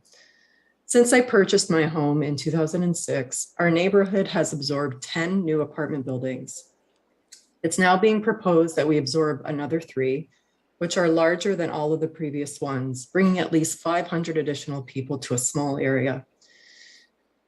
This is not a case of residents in the area screaming, "Not in my backyard." It has been in our backyard. This is a case of, please, not in our backyard again. The scale and height of these buildings is excessive for the area. There will be a loss of natural light from shadows. There will once again be an increase in automobile traffic in the area that is already congested and has poor traffic circulation. There will be a loss of privacy for many surrounding homes, and property values will negatively be affected. For all these reasons and many others, this development would be a detriment to our neighborhood. In the original application, there was a proposed creation of a walkway to connect the buildings in Oxford Street West to the Silversmith Pond. I believe Mr. Kirkness did address this, and one of my questions was, is this still on the table in terms of the new revised application? It seems that it is, however, I would appreciate clarification later on. I would ask if it is that it be reconsidered. Giving at least 500 people and anyone walking down Oxford Street direct access to this small, sensitive area would destroy it. This pond is heavily used by local residents and is currently home to many species. Of course, anyone can visit the area and enjoy it, including any new residents in new apartment buildings and anyone in the city. However, instead of giving direct access and overwhelming a small, sensitive area, I would ask that the developer should include a more robust green space for their plan. Adding a direct walkway to the pond from the buildings and Oxford Street would have a very negative effect on our immediate area. In summary, again, I oppose this development. I have expressed my concerns initially to Councillor Lehman in 2020 and do so again now to this committee. Residents in this area have a right to enjoy their homes. This development will most certainly not add to the peaceful enjoyment of our homes and neighborhood. However, should this plan move forward, I ask that the height of the building be decreased or considered to be decreased, and there be no direct access to the Silversmith Pond, which is also the wastewater management area that people have been referring to. Thank you so much. Thank you. Next, I have Kelly Cates.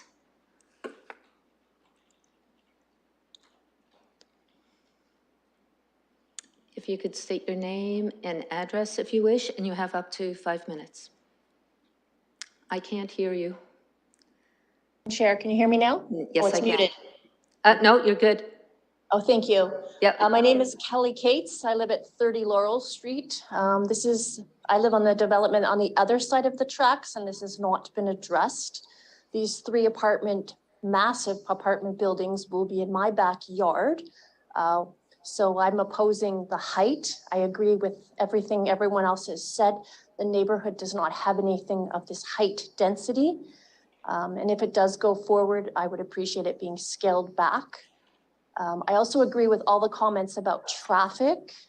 As those cars come down Capulet Walk and make a right onto Oxford. I live at Laurel in Oxford. There is no stoplight there. It is a very busy intersection. People are making lefts from Laurel South and from my section, Laurel North. There are the city bus stopping, people running across.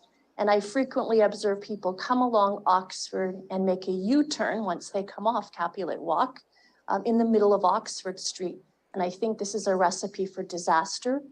I agree this area is already overutilized with traffic and something needs to be looked at to see what we can do to alleviate the pressures, especially at Laurel and Oxford Street. Thank you. I do agree with everything everyone else has said, and I do oppose the development. I opposed it when it was initially put forth, and I also oppose it now. Thank you. Thank you. I have Lorna Bowman next. Thank you, Madam Chair. My name is Lorna Bowman, and I live in Oak Ridge Glen, which is the name of the townhouse development at 43 Capulet Walk, not Capulet Lane, as Mr. Kirkness indicated. I want to respond to one section of the report of Mr. Macbeth, but I have read the whole thing. To me, it seems an economic justification for proceeding with the proposed development at 689 Oxford Street West, but the concerns of the public still are not really addressed. Let me read the report of which Mr. Kirkness spoke, and at least the portion that Mr. Macbeth has included in his report. Public comments raised concern about the increase in vehicular traffic the proposal is expected to generate in the Oxford Wonderland area. The area is perceived to already have significant traffic. A traffic impact study, TIS, was prepared as part of the application to evaluate potential impact on the level of surface on Capulet Walk, Capulet Lane, and Oxford Street West. Findings of the TIS include that the proposed site accesses will exhibit good level of service results, that the intersection of Capulet Walk and Oxford exhibit satisfactory level of service, even with the traffic expected to be generated by the proposed development. And the improvements to the left storage lane is recommended at signalized intersection of Capulet Lane and Capulet Walk to improve southbound automobiles left turns eastward onto Oxford Street. The traffic study in question was done in June 2019, after the end of the university year, and now 3 years ago. This is an area that out-of-town students with cars inhabit. There are already approximately 16 high-rise buildings, none above 12 stories, as we have already heard tonight. I want to repeat that the entrance to 689 Oxford Street West is from Capulet Walk. The report makes no mention of the real issue.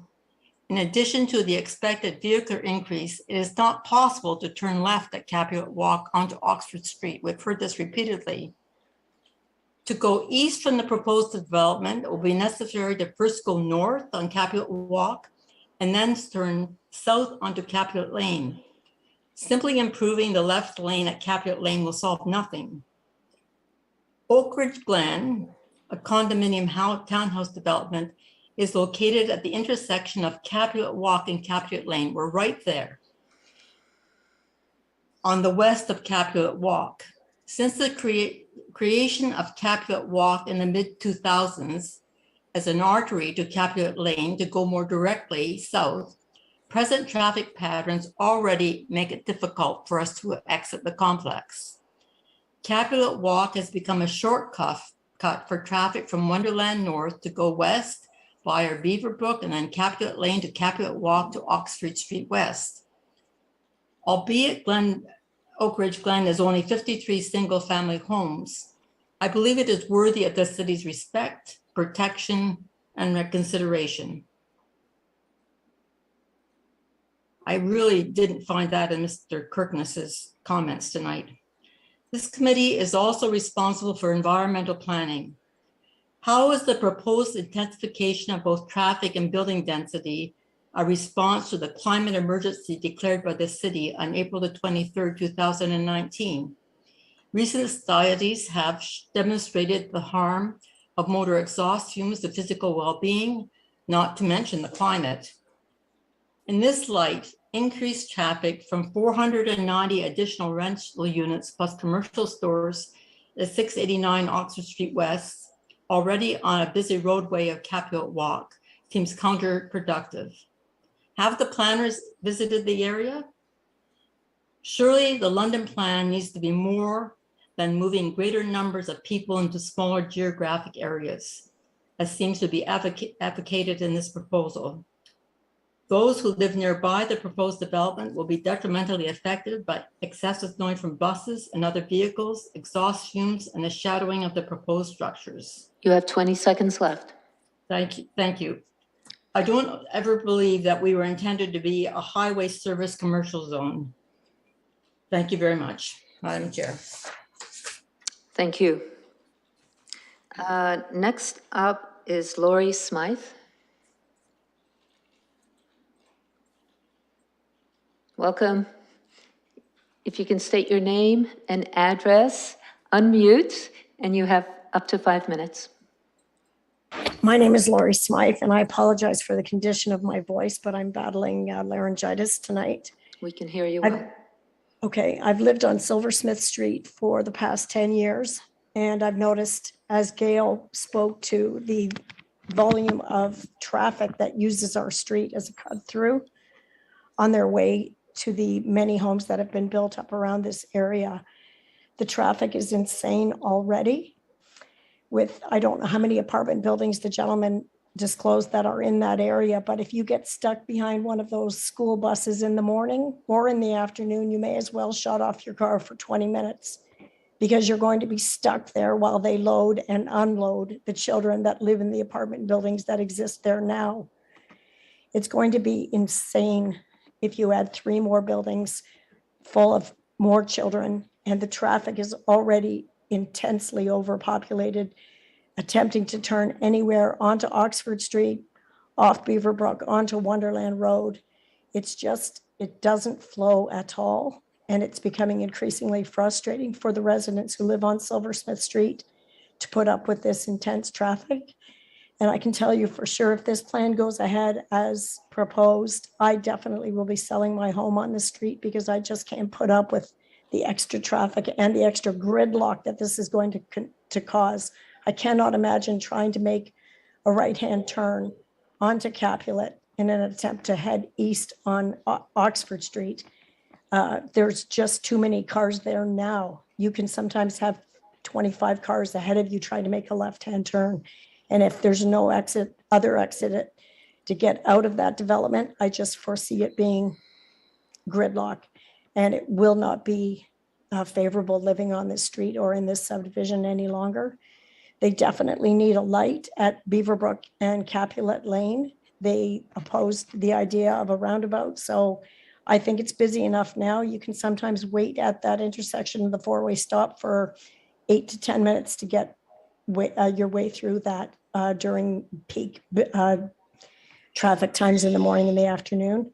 It is a cut through and it's a very, very busy intersection. And good luck trying to turn left onto Wonderland Road heading north. You can sit through 3, 4, 5 lights sometimes trying to do that.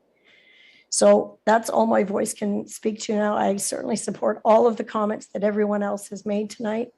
I really hope that the committee will take a good, long, hard look at this. We deserve to be listened to. I understand the economic impact that this will bring to the city, but you can't ignore the people who live here now. Go put the buildings somewhere that's not so heavily densely populated as this area is already. Thank you. Thank you, Ms. Smythe.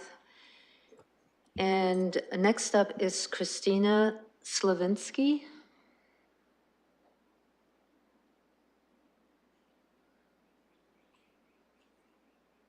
I'll ask one more time if Christina Slavinsky is in the room or on Zoom.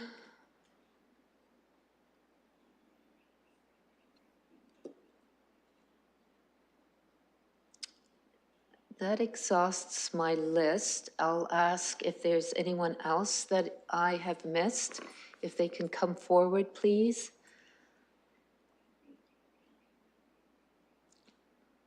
Yes, sir, if you can state your name, address, if you wish, and you have up to 5 minutes. Welcome. Thank you, Madam Chair. My name is Jason Cheese. I live at 22 Laurel Street. Yeah, I agree with what everyone has said here this evening about whether it be traffic or heights of building or accidents or density. Coming from the other side of the tracks, I see a lot of the problems at the end of Laurel Street where it crosses Oxford. With the U-turns coming, people will be, and you can see them do it, they'll turn off Capulet Walk and head our way, and then you're waiting to turn left and you'll see 2, 3, 4 cars sometimes U-turn in a row coming off of there. My worry is with that many more residents moving into the area and with them being there all the time, how active that will become as just a regular phenomenon at that part of the street. It already has the boulevard there, but it only goes so far. And I don't know if a boulevard is going to be extended everywhere up until Guildwood, and then we won't be able to turn left out of our streets off our street as well. So it just really concerns me for the safety. I'm a father. I've got 11-year-old twins in the neighborhood who are starting to stretch out a little bit further as to how far they go from the home, and we already know how busy Oxford is. But with the U-turns and everything like that at the end of the street, it just really concerns me for the safety of anyone who happens to be around there. My other concern was addressed by the gentleman who went earlier about the Alzheimer's and dementia home just north of the property, and he addressed that beautifully, and I couldn't have got more information out of that. So thank you for the time. Thank you for being with us. And I'll ask one more time if I have missed anyone, please come forward. Angela Quantz, are you there? Yes, good evening. Yes, if you can, yep, and your address, and you have up to 5 minutes. Please proceed. Thank you. My name is Angela Quantz. I'm a resident and ratepayer at 43 Capulet Walk, and I voice my opposition to the proposed application and zoning amendment at 689 Oxford Street West for its height and density. My home is one of the northerly adjacent properties in the planning justification report. In the report, they're described as, quote, properties which include 12-story apartment buildings, but also include 2-story townhouses and a nursing home, end quote. Does the developer consider the properties at 43 Capulet Walk, an enclave of single-story townhouses, part of the nursing home? We are not. They are lovely neighbors, though. My opposition to the height and density of this development after review of the original planning application was to the height of 22 stories. The revised plan of July 2021 reduced that to 19, and now further revision amended to 21 stories. As the gentleman at the nursing home stated, the shadow lines in the darkest of the winter, when the daylight is at its minimum, is further limiting sun exposure to existing adjacent properties. Further, I'd like to speak with regards to the density of the property. The June 2022 revised planning application, the most recent one, increases from its 480 unit total to 490 units, at which the engineers stated in April 22 that the 480 units maxed out the sanitary sewers and allowed for no further development in the catchment area. Can we be assured that this will be modified again by the developer not to exceed the capacities of the existing infrastructure? The current application exceeds those capacities and needs to be reduced. Further, the traffic study, which people have alluded to, was conducted June 2019, which was prior to the units at Beaver Brook and Capulet Lane being fully occupied. Since my unit is adjacent to Capulet Walk, I have noticed increased traffic, and this will further intensify those levels. We've actually had vehicles leave the roadway, reach the fence, and have actually had a brick pillar dislodged from its foundation.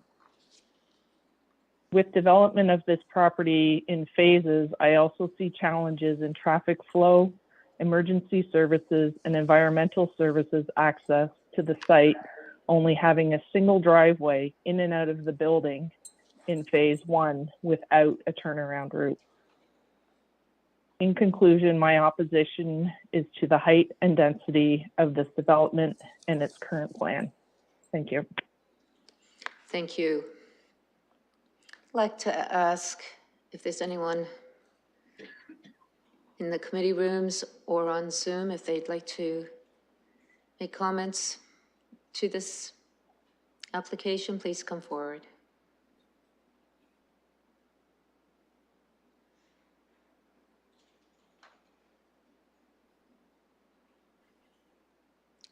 I think we do have someone coming. Is this Christina Slavinsky? Yes. Yes, Christina, welcome. If you can state your name, address if you wish, and you have up to 5 minutes. Christina Slavinsky at 46 Laurel Street. I agree with all the comments, and the buy-in for this neighborhood was that area in question is zoned commercial, and to change to these high-rise buildings that are in excess of any other building that the city has done nearby. And I'm speaking specifically to the next building. Sorry? Are you speaking to us? Yes. If you can please proceed. Harley? Can you hear me? Yes, I can. Okay. Do you want to put your opposition in? We just have a little bit of background noise. If you can just quiet the noise so we can hear you. Trying. My concern is that some of the new developments that you've done, like the Nest building, a beautiful building, 3 stories, it fits in the neighborhood. And I think as a planning committee, when you're coming up with more housing, the benchmark has to be, does it fit in with that neighborhood? And to go in excess of the heights that are currently there by 7, 8 stories does not fit with the neighborhood. And as a result, you would effectively destroy my neighborhood. You would destroy that entire Capulet area by putting in those buildings. And I don't see why in the planning phase that there wasn't more discussion with the current existing business owners. where was the discussion with the nursing home that was there? Why didn't anybody reach out to them to find something that was suitable that would fit in with that neighborhood? Green space. There's one green space, and the comments about kids running across the street, literally, it's a death trap. Oxford and Wonderland, that is a death trap. Anyone that lives in this area knows that going into that intersection, it's by design if you're able to make it through and not get hit. So if you want to bring 3 massive buildings in this teeny tiny space and wedge them in when you already have so many more apartment buildings existing in that area, it just seems to me that this is nothing more than, you know, a land grab at our expense.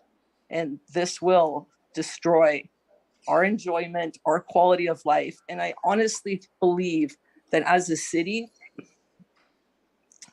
you have to provide us with a safe way to exit and enter our homes. And if I can't drive out of my home and make a left turn onto Oxford Street, then you're depriving me of that right to be safe, to be able to drive in and out and get to work safely. And by increasing that traffic, you already have Kilworth, Kamoka, River Bend, all this traffic that's coming from the only way they can get in, which is Oxford. You're only contributing to the traffic mess that is at that intersection. And the planning committee, traffic, declined the widening of Wonderland Road that maybe would have abated that somewhat. So if you didn't want to widen Wonderland Road to try to mitigate some of these traffic issues, then I don't see how common sense would dictate building 3 massive high rises in that area. It does not make sense. Thank you. Thank you. And my apologies for interrupting, but there is, I just asked the public if they could or mute if they're not speaking, just so we don't get the background noise when other people are speaking. Thank you. And I'll ask again if there's anyone from the public that would like to speak to this application, please come forward.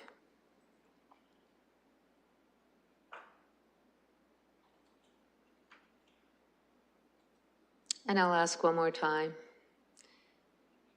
If you can come forward, if you would like to speak.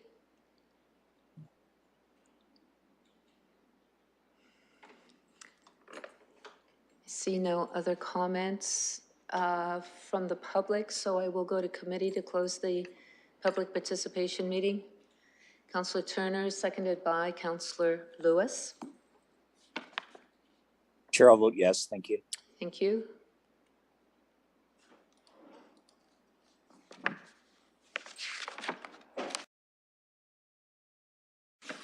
Closing the vote, the motion carries 6-0. And before I go to committee for comments or a motion, I would like to just go to staff. I think there was one question coming from the public, which was around the, if this is a new revised application. I think we do understand it is, but I wonder if staff could comment on how many revisions there have been. It's for further information for the public. Mr. Macbeth? Yes, thank you. Through the chair. So the initial one, as we know, was in 2020. In the summer of 2021, there was another one. There were also revisions to draft and background studies throughout. Another set of revisions came in December, and then I would say the final site plan we saw came in February of this year, but revisions to some of the background studies have continued into and updates, of course, come until April or May of this year. So it has been kind of ongoing and iterative with the applicant, but there's at least 3 or 4 different variations. The last notice came in mid-2021 before this one. So kind of 3 notices out to the public, but it was an ongoing review and update to the studies we were receiving and new information. Thank you for that information. I'll go to committee, and maybe I will start off with the councillor of the ward, Councillor Lehman. Thank you, Madam Chair.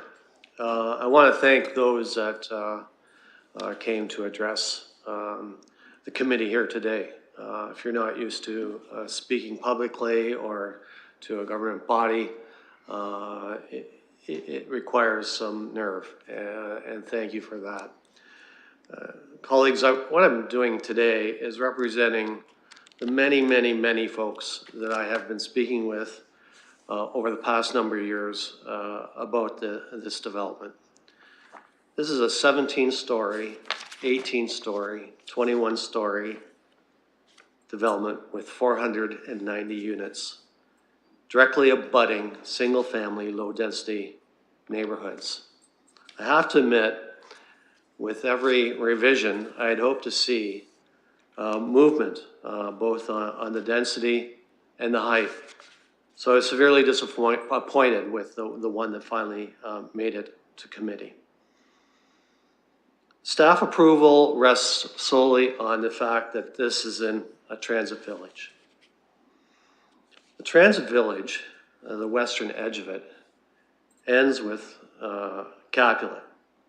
And that's okay, but for some reason, there's this little tiny triangle that was included in this. This triangle is the one that's abutting the single-family, low-density homes. This piece of land should have been the buffer. If this development was just on the other side of the black line on the map, the limit would be 6 stories. So our planning department rests on the London plan. And I understand they have to go by that doctrine. But I'd like to point out 2 aspects of the London plan. One is it deals with neighborhood form and how it relates to the character of the area. Within at least a 2-3 kilometer range, no apartment exceeds 13 stories. That aside, this is right up against low-density single-family homes. The neighborhood form threshold, I believe, is not met with this development. I'd like to also address transit step-down. In our package tonight, I'd like to read a quote. The transit village policies direct that building heights will step down, in quotes, from the core of the transit village to adjacent neighborhood areas. I do not see how 17-story and 18 stories step down. I'd like to speak about the neighborhood directly to the west of this development. Laurel Street, Laurel Crescent, Laurel Court, Century Place, Colonial Crescent. This neighborhood is actually on a lower level geographically, topographically, I guess is the word, lower level than where this development is. It's on a rise. So the height of these buildings are exaggerated. They will loom higher than 17, 18, and 21 stories. On the north side, we have heard about the seniors condo housing, Highview. This is a stone's throw from this development. We've heard tonight very articulately by the president of that the condo.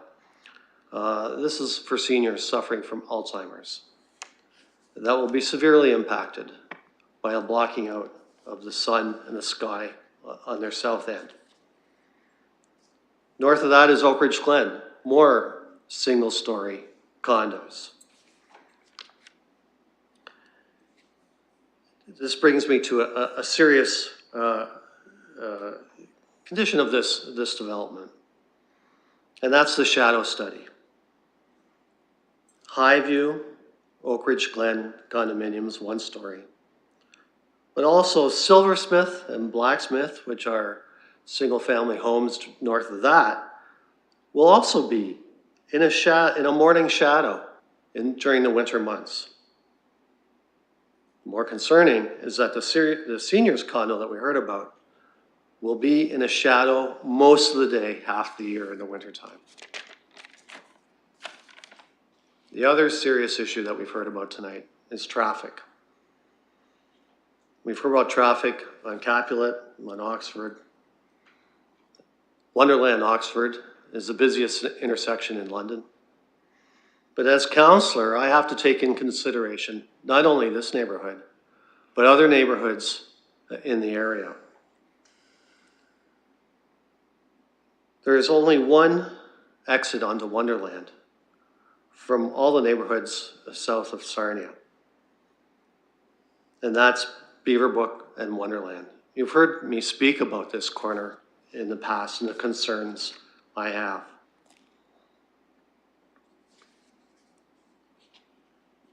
Not only are there 30+ streets in this area affected by that intersection, but also the traffic that's coming off of Proudfoot, all done to avoid the intersection of Wonderland and Oxford. No plan yet exists to deal with this intersection, I have found out, let alone dealing with the impact of 490 more units from the 17, 18-story and 21-story development. People going north of Oxford and Wonderland will use Beaverbrook. There's a farm boy right there. There is access to Fanshawe right there. But let's not forget Costco. Easiest way to get to Costco is to go up and exit that intersection, cut through the neighborhood, as opposed to going and trying to turn left on Wonderland Oxford. We are on the verge of creating a traffic nightmare.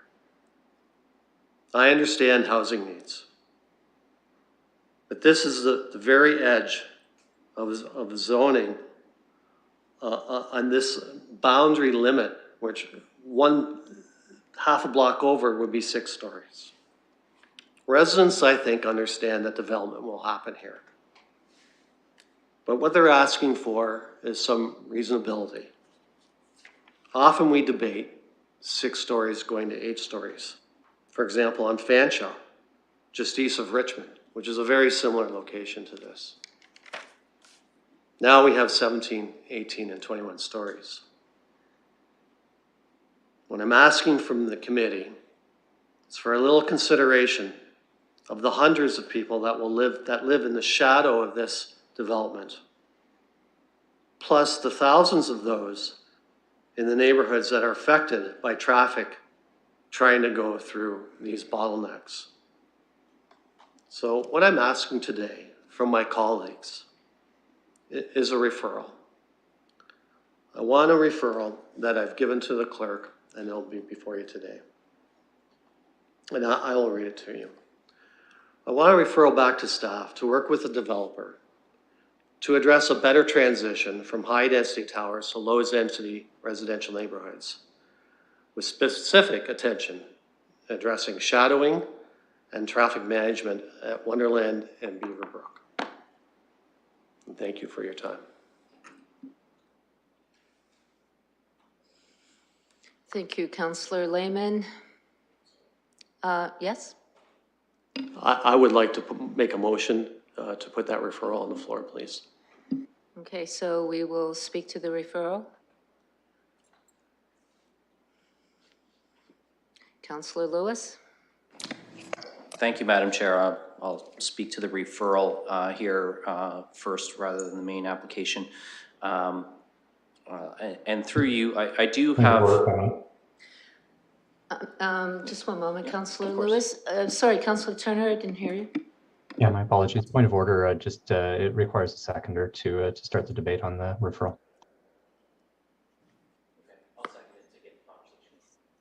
Okay, so we have a secondary in Councillor Lewis. Sure, I will second it so we can discuss that and then take it from there. And please proceed. Thank you, Madam Chair. Through you to our staff, can I ask a question with the referral that we've got before us right now? There was mention of some revisions that have been made to the plan along the way. But I'm wondering if staff could indicate how often or how many times this has come before committee and been referred back, or is this our first committee hearing on this particular file? If I can go to staff. Through you, Madam Chair, this is the first time it has been to committee. The revisions were based on public comments, urban design peer review panel, but not coming to planning committee. Okay, thank you for that, Mr. Macbeth. I appreciate that. I just, knowing that I've only been on planning committee for a year, I wasn't sure if I had perhaps missed it in an earlier iteration before a prior committee makeup. So I want to say on this referral, what I hear are two things. The concern about the shadowing, which of course comes from height, and the traffic management plan. And I will tell you, as someone who resides in East London, I didn't even have to hear the public participation tonight to know that Beaverbrook and Wonderland, that intersection is, to put it diplomatically, I feel one of the worst intersections in the city to try and navigate. So I understand where the residents' frustration is coming from in terms of the traffic management situation and getting on to and off of Oxford and Wonderland from that neighborhood. I'm not sure what we might be able to get from a referral on this, but I'd be willing to entertain that for, you know, as long as this isn't going to delay the application too long, have some further discussion. But I know from the other side of the city, that's one of the intersections in London I try and avoid. So I understand why the residents want that.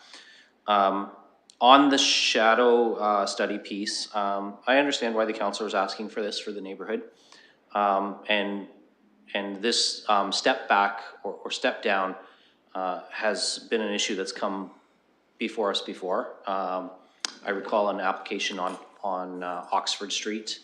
It was one property back from Oxford, and there was no sort of step back into a single family neighborhood along a primary transit corridor designated area, and that was a concern too. I think it's something we will have to continue to look at. I would say to the residents though, as much as I'm willing to see if there's any room for discussion around transition and heights, I've seen other applications at committee where what happens is when we squash the height, it's the marshmallow effect. The buildings get wider. And we do have a staff recommendation tonight for approval that says the density is appropriate for the site.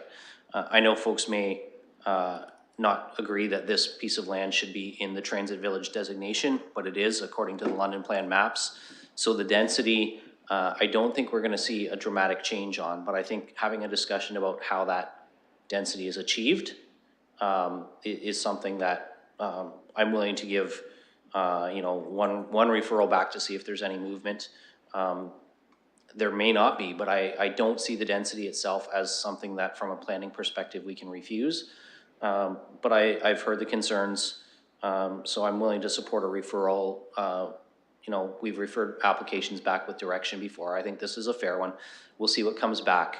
But I just wanted to caveat that because I know residents are listening, that the result may be buildings that are a little shorter but fatter, and because the density is appropriate for the zoning on this site.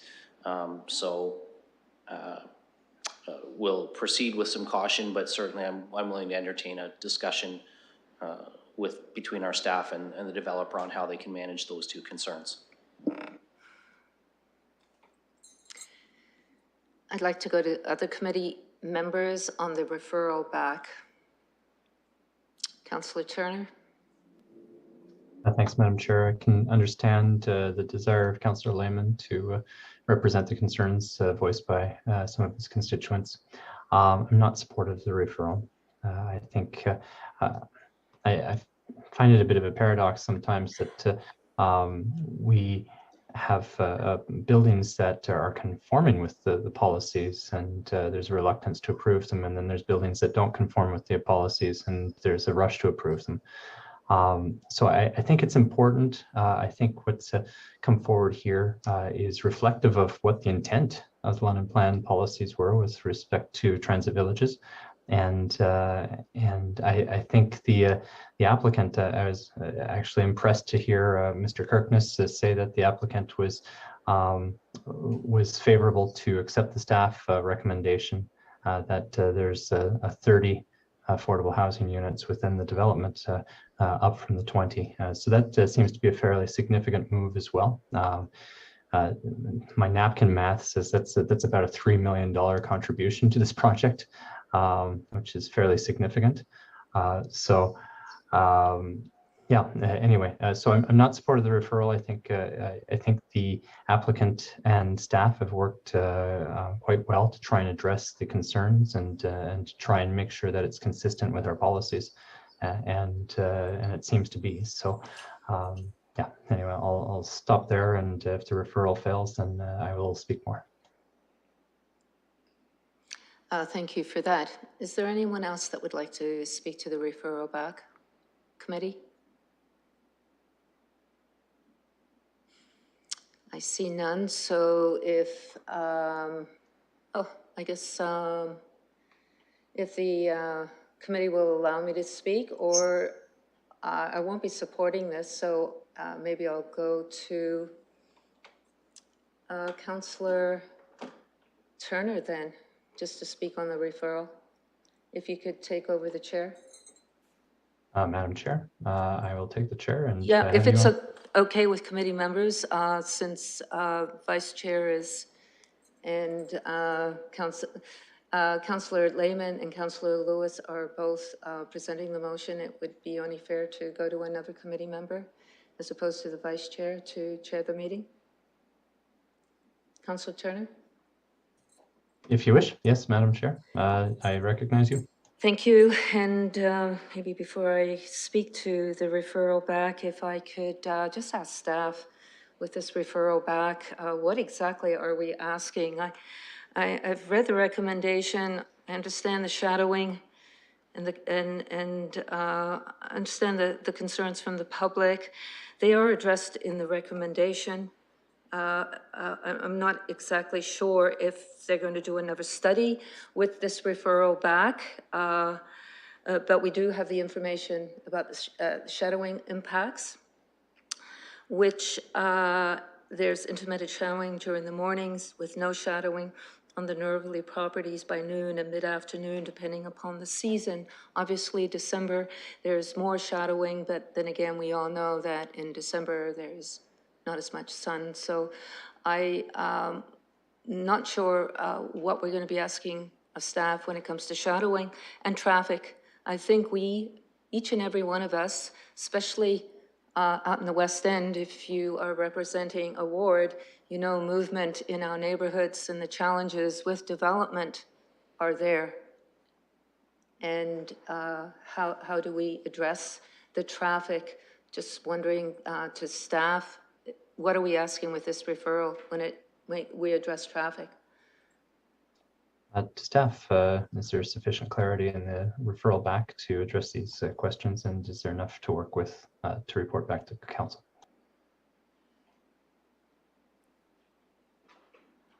Perhaps that's to Mr. Macbeth. Yeah, thank you. Through the chair. So staff have recommended support of this design. So without any specific changes being recommended by committee, I believe the prerogative, it would be up to the applicants to take away this information and offer a different design. I don't sense that we've been directed to do anything specific by council other than seeking shorter shadows. But I would note that in these designs, they had gone from building B being a longer east-west slab building. And part of the reason it is a story taller is that it was reduced to a point tower so that the duration of the shadow was less than some of the previous designs. Again, I believe we're in the committee's hands if they want to give some more specific direction to us about where to go from here with the applicant. Councillor Hopkins. Thank you for that, Mr. Macbeth, and therefore I will not be supporting the referral back. I think there's been work done, changes made. I'm not sure what this referral will do unless we here at Planning decide to design this building. Those are my comments. And the chair back over to you. I can't see anybody else on the list. Thank you. And with that, we can proceed to vote.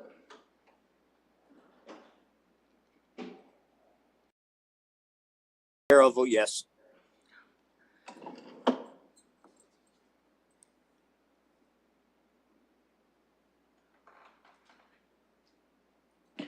Closing the vote, the motion carries 4-2.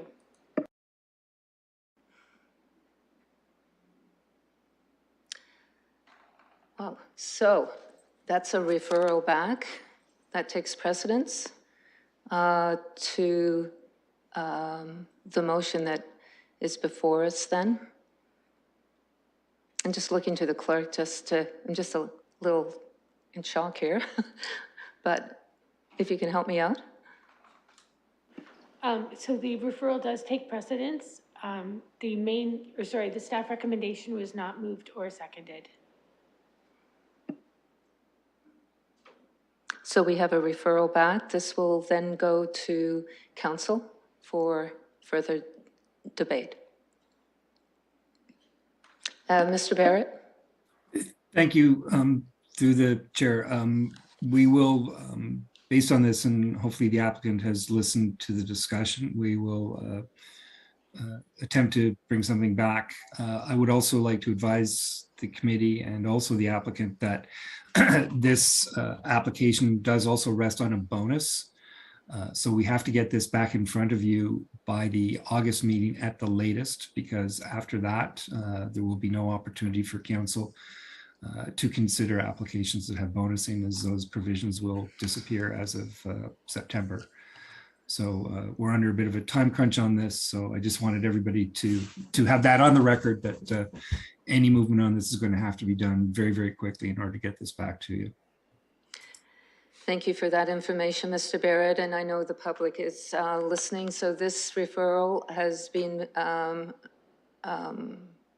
approved at committee. It will go to council for final approval, and then, like Mr. Barrett said, it will have to come back to us in August because of the bonusing that is attached to this application. So moving on.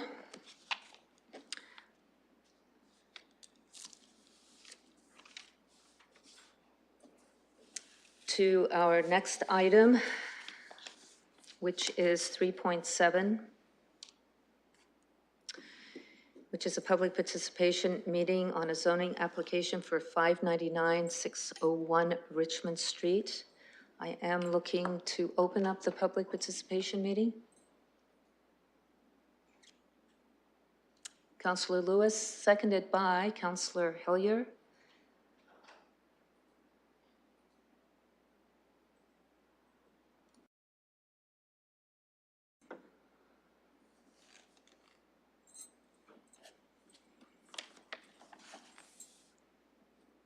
And the mayor, are you voting?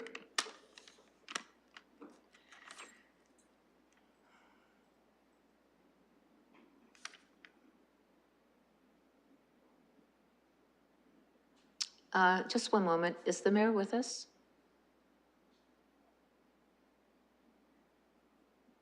I guess not. Madam Chair, I do not see him in the. Thank you, because I know he is voting verbally and I just don't want to miss his vote. Okay, so we're moving on. I guess opening up the public Carries 5-0. And we do have a staff presentation on this one. Yes, thank you, Madam Chair. Due to the time, I'm going to make this as quick as possible. Thank you. We're looking at slide 1. Application is at 599 to 601 Richmond Street. Moving to slide 2. It shows the location of the subject site on the west side of Richmond Street at the intersection of Richmond Street and Central Ave. Currently, there's a Starbucks and Subway on the property with existing residential above fronting onto Richmond. Surrounding uses consist of commercial to the north and south, commercial and Victoria Park to the east, and commercial and residential to the west. Slide 3 shows the proposed site plan. And the application at hand is to maintain the existing building with the Starbucks and the residential above and develop an 8-story mixed-use building on the property, which has 57 units. The proposal also includes a bonus zone. Slide 4. If you look at the Planning Committee agenda on page 1068, you're going to see an original concept plan that was proposed. Through the whole process, the applicant has worked with staff to address urban design concerns, site plan concerns, and public concerns, and has made some substantial changes, as you see on the revised rendering shown on the slide on the slideshow on page, sorry, slide 4. Looking at slide 5 with policy context, we're looking at the London plan. The subject site is within the rapid transit corridor, Main Street, and Central Ave policies, which permits apartments with a height of 8 stories. These policies encourage compact forms of development and infill intensification to manage outward growth. For the 1989 OP, the designation is Main Street Commercial Corridor, where redevelopment encourages mixed-use buildings. There are no height and density permissions in that designation and refers to the multifamily high-density residential designation. Through this, density boning can be approved by council. Further, the subject site is within the near campus neighborhoods, where most intensification is directed to place types that are intended to allow for mid-rise and high-rise development. Continuing looking at use, intensity, and form, the proposal supports the vision and policies of the rapid transit corridor and also is consistent with the Main Street commercial policies. For intensity, the development contributes to the overall built form and intensity and is considered appropriate within the context of these policies. Staff are satisfied the proposal and that the proposal and the facility services and matters, including the 4 affordable housing units that are proposed, along with the exceptional design, are commensurate for the proposed increased density. Moving on to form, the proposal contributes to the overall built form and intensity is also considered appropriate within the context of the policies. The bonus elements and targeted refinements of the development through the process with the design will result in a development that is compatible and a good fit within the existing and planned context of the area. Looking at slide 6, I'd just like to note there was some neighborhood concerns: height, density, no amenity area, loss of green boulevard, heritage, too big for the site, privacy overlook, light, noise impacts, traffic, parking, type of tenancy, does not meet the policies of the near campus neighborhoods, and loss of property value. All of these concerns were addressed in the planning report. And I also want to make mention that the applicant did hold a community meeting to try and address all of the public concerns. So looking at the final slide 7, the recommendation, staff are recommending to rezone the property to permit the proposed 8-story mixed-use building with a bonus zone. Thank you. Thank you, Ms. Riley. Any technical questions? I see none. I would like to go to the applicant's consultant. I see Mr. Kirkness. You have up to Yes, 5 thank you. minutes.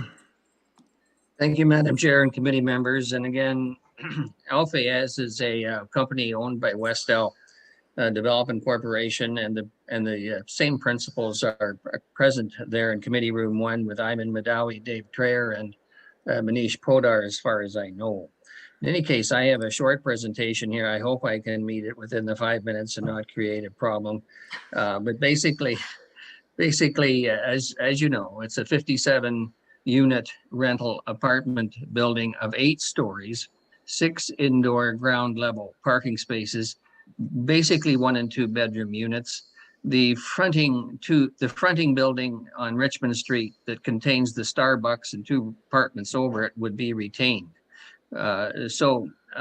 We've been working on this since 2019. It's been back and forth a few times. Certainly city staff have had comments. Urban Design Panel has comments. The public has had comments. So again, I just want to point that out because Westel has changed their plans basically 3 times to get here. And we're again quite excited to try and propose something to the city that meets the London Plan policy framework. We did have our own public meeting on December the 1st. We also met with 2 ladies of the neighborhood that couldn't attend that meeting on the site to hear their views and to explain our proposal.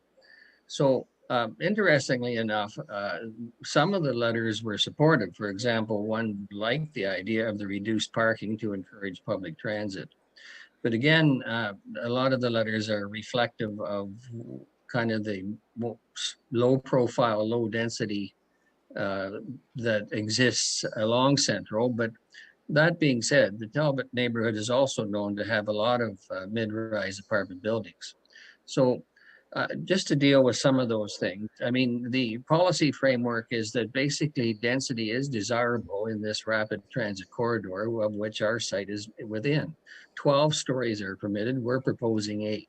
Mixed use is encouraged, and we're proposing that. Parking is discouraged to encourage public transit. So I want to speak to traffic, but again, it's kind of part of the London plan to try and grow upward and inward rather than outward. In terms of scale, height, and density, those concerns, Madam Chair and committee members, if I could just say to you that actually more scale, a bigger scale, more height, more density is encouraged. Again, we think we are transitioning and compatible with what's around us. Across the road, for example, on Central Avenue, are parking lots and commercial buildings. Some sites are even zoned for buildings the same height as what we're proposing. To the south is basically Richmond Street fronting commercial buildings like Joe Cool's kind of running right up against it. So we have kind of backed on our lower floors to that. Basically there's no overlook there anyway, and if there was, it would not be a problem. To the east, of course, is Richmond Street, and we have balconies looking out over onto Richmond Street. And we also, to the west, have a 20-foot setback. So we kind of think that we met the compatibility criteria for this 8-story building, and not 12 as what the policy framework could allow. It does speak to the problems of privacy and overlook, as well as even the building being too big for the site. For parking, we proposed 6 here. The site is constrained by its depth. It's only about 50 feet deep. It's very hard to kind of get any kind of functional parking circulating in that, but we have provided for 6 spaces. And we had BT Engineering do a parking study to kind of, you know, give us the up-to-date scoop on parking in this kind of location. And I quote from the report: the proposed supply of parking designated for use by car share organizations is geared to attract what is seen to be a growing target market, which would integrate land use and transportation with London objectives of the Smart Moves Transportation and Master Plan and the London Plan. Support the investment London in making it public transit, promote active transportation, and reflect London's goals and values for more sustainable creativity and innovation as expressed in the London Plan. So then it goes on to talk about how in the leases of the apartment buildings, there would be a major statements that parking is not provided, that you're not encouraged to have a car. Mr. Kirkness, you've got about 10 seconds left. So we have no amenity area, but in this part of the city, we have Victoria Park and other parks. We will reinstate the Green Boulevard as part of the site plan approval. And so by and large, LFAS Realty agrees with staff's recommendations and would ask the planning committee to approve it and recommend it to council. And over the next 2 years, LFAS hopes to get these 57 units in place for rent. Thank you. With 4 affordable units. Thank you, Madam Chair. Thank you, Mr. Kirkness. I'd like to now go to the public. If there's anyone here from the public that would like to make comments to this application, please come forward. So I was just one moment, Ms. Velastro, if you can just state your name, address. Okay, and you have up to 5 minutes, and it is to this application, just as a reminder. Okay, so my name is Anna Maria Velastro. I was one of the people that met with Mr. Kirkness, and that's because the public meeting did not go, notices did not go out to the community. The planner knows that it was a complaint. And so they met with us because we complained that people did not get notices. It's a misguiding to say that there's no parking. This building fronts onto many parking lots, including one immediately next to this building. So to say that it's to encourage a bus use, that may or may not be true. Parking is widely available along Richmond Street, municipal parking and private parking. This is double the density of what is permitted in the London Plan. And people are getting frustrated with double standards when it comes to people that live in certain neighborhoods, don't get those green amenities, don't get the same considerations as people that don't live in the older part of the city. There are children there. This is not inviting families. It segregates populations. We don't want that anymore. We want inclusive neighborhoods. People with kids are wanting to move back into the core. They should have housing. They should have places for their children. Victoria Park in the summertime is occupied. Every weekend there's a festival. Harris Park, there are festivals. It's not that simple.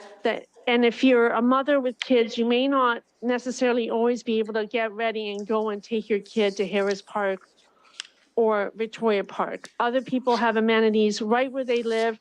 The same consideration needs to be given to people that live in the core. And this is double the density. You would not approve a plan that doubles the density if it was in Beaverbrook area, if it was in East London, but yet you have a double standard when it comes to our neighborhood. And it's offensive. It's really offensive. And that's why people are angry, because you don't have the same respect for people that live in the core as you do for your own constituents, which are not in the core. So this will be appealed. The other one will be appealed as well, because we see discriminatory practices when it comes to people in the core. So it's not all rosy. You shouldn't approve a building that doesn't fit the land. You shouldn't approve a building where they had to push the building back just to open the doors into the mixed use area. And the building went from yellow bricks to red bricks. And then they put some balconies and stepped it back. That's not earth-shattering urban design. That's very common. And but we knew right away, as soon as the application came in, it was going to be approved because they saw it as an empty space. But the merchants in the area have complained that they use that space to put out their industrial bins.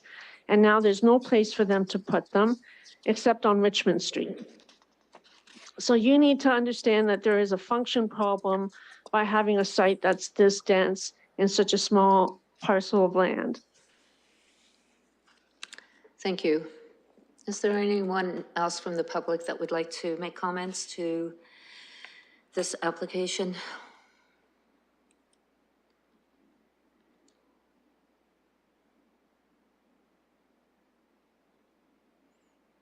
I see and hear none, so I will go to committee to close the public participation meeting.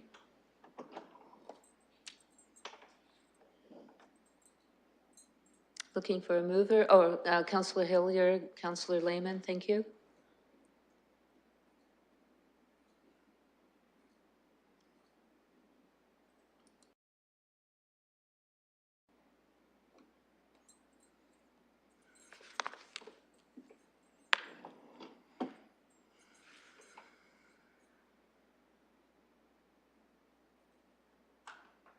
Closing the vote, the motion carries 5-0. With that, I'd like to go to committee for comments. Councillor Turner, I noticed the ward councillor is here too. I'll move the staff recommendation. If there's a seconder, then I'll proceed. Councillor Lewis, seconds. Please proceed. Thank you, Madam Chair. I think this is very much in character with the neighborhood. I think it's a bit more gentle density. It's 8 stories. It's not massive. It uses a surface parking lot and converts it to housing, which is a key principle that I think we should all, and it seems that we all seem to embrace and endorse wherever possible. It's right on transit. It's on a major transit route. And it's close to a lot of amenities, and it really promotes pedestrianism and reduction in personal vehicle transportation due to the number of parking lot spots available associated with this building. So I think it checks a lot of the boxes. I'm happy. I'd like to see this move forward. It actually happens to be right next door and across the street to 2 places I've lived in my life, and as a young kid, actually, at the red brick building on the other side of Central Ave. I was about 5 or 6 years old when I lived there, and had the full run of the neighborhood at that point. So I recognize Mr. Lastro's concerns about amenity space, but it did work out quite well for me. And I think maybe. Well, we'll see. I guess the jury's still out. Anyway, so happy to support, and I hope this moves forward. Thank you, Councillor Turner. I'll go to the ward councillor, if that's okay with the committee.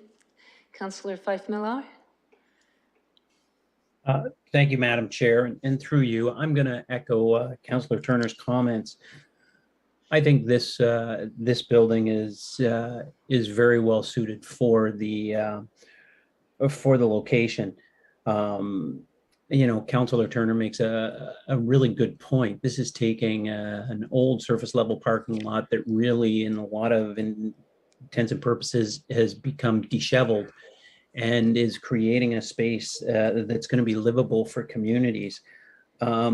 One of the things that I guess a couple comments on some of the messaging that came out as far as the industrial bins that are there. There's one industrial bin on that lot, and that industrial bin is for the Starbucks. And actually, the Starbucks bin is going to go from being stored outside the building to actually being stored inside the building, which is going to create a more secure place to store trash and such in the downtown. And I think that's a good thing. I think the other thing that's really important is that this building, even though it's made up, even though it's a smaller building, is made up of 1, 2, and 3 bedroom units.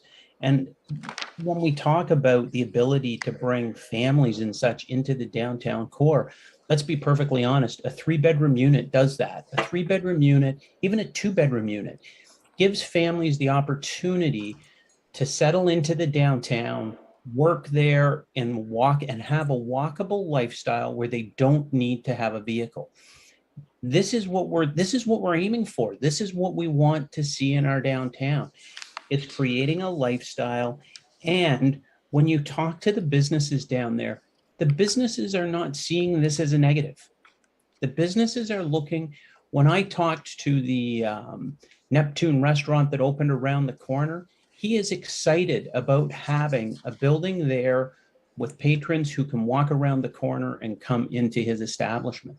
And why wouldn't you be? This is what our downtown is meant for, and this is what it's made for. So to me, I think this building in that location is an ideal add to that community. It adds diversity, it adds people, and it adds lifestyle. So, no, I appreciate Councillor Turner moving this, and thank you. Thank you. Any other comments? Councillor Lewis. Thank you, Madam Chair. I'll be brief because Councillor Turner and Councillor Fife-Millar have already covered over most of the things that I would have said anyway. I will say, Councillor Turner, we might not always agree, but I think having free reign of the neighborhood didn't do you any harm. So,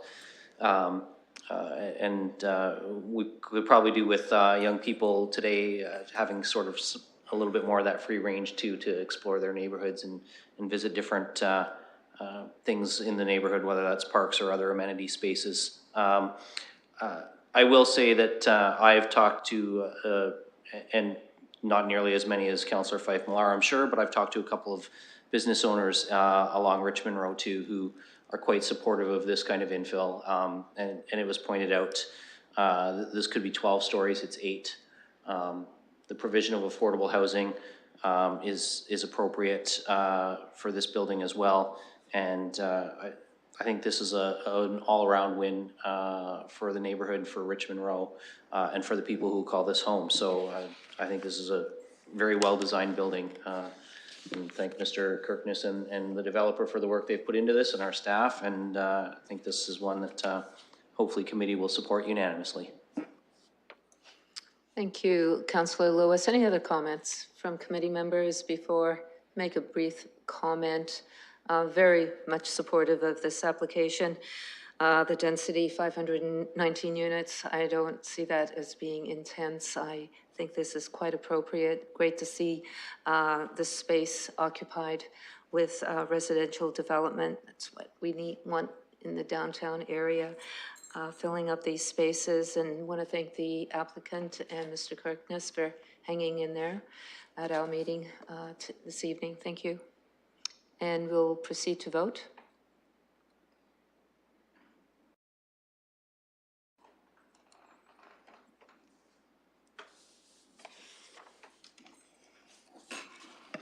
Closing the vote, the motion carries 5-0. Is our last public participation meeting 3.8, which is an application for 801 Sarnia Road. I would like to just mention we do have a revised bylaw in front of us as well. And with that, I'm looking for an opening of the PPM. Councillor Turner, seconded by Councillor Lewis. And if we can proceed to vote.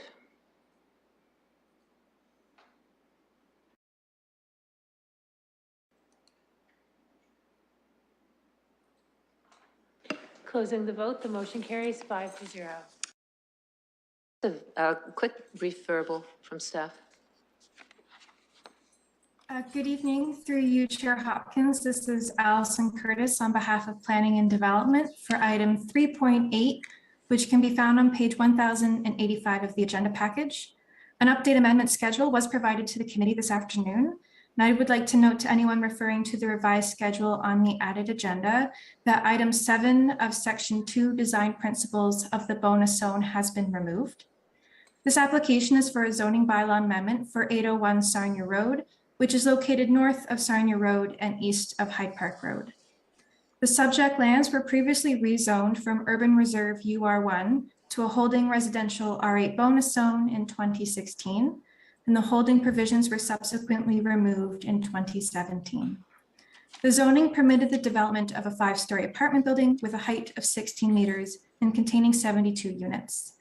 The bonus zone was contingent upon the provision and implementation of the identified requirements for building design and layout, identified requirements for site design and layout, the provision of an enhanced landscaping within the public pathway corridor, and enhanced entrance feature along Sarnia Road for that corridor. Having recently acquired the lands to the east, the applicant has requested consideration of a zoning bylaw amendment to rezone the lands from residential R8 bonus zone and the rail transportation zone to a holding residential R8 special provision bonus zone and open space OS1 zone. This amendment has been requested to facilitate the development of a 6-story apartment building containing 100 units and a public pathway to be zoned open space OS1. The bonus zone is contingent upon the provision of affordable units with additional stipulations for those units and the implementation of the identified design principles for the apartment building and site. At the time this application was made, the city had initiated a 1989 official plan amendment to change the designation of the property to add a Chapter 10 specific area policy to permit a 6-story, 100-unit apartment building with bonus zoning at a maximum residential density of 124 units per hectare. The intent of this amendment was to align the 1989 official plan policies with those of the London plan that apply to the site. The city-initiated amendment is no longer required to support the proposed development as the 1989 plan has been repealed and the London plan is now in full force and effect. Staff received 2 responses via email from members of the public. Their concerns related to reduction in property value, reduced privacy, view obstruction, increased noise, traffic, and crime, and reduced safety. The requested amendment is consistent with the provincial policy statement, the 1989 official plan, and the London plan. Staff's recommendations are as follows. The revised proposed bylaw be introduced at the municipal council meeting on July 5th, 2022, to amend the zoning bylaw in conformity with the official plan from a residential R8 bonus and rail transportation zone to a holding residential R8 special provision bonus zone and open space OS1 zone. Section 4.3, subsection 4, site-specific bonus provisions be amended by deleting the current bonus zone and replacing it with a new bonus zone as outlined in the report and revised amendment schedule. And section 12.4 of the residential R8 zone be amended by adding a new special provision zone based on the previously approved zoning. This concludes the presentation, and staff are available to address any questions you may have. Thank you. Thank you, Ms. Curtis. Any technical questions of staff? I see none. I will go to the applicant's consultant, Mr. McGuffin. I see you're here. If you can proceed, you have up to 5 minutes. Thank you, Madam Chair, and good evening. Good evening, members of the committee. And thank you, Ms. Curtis, for your presentation.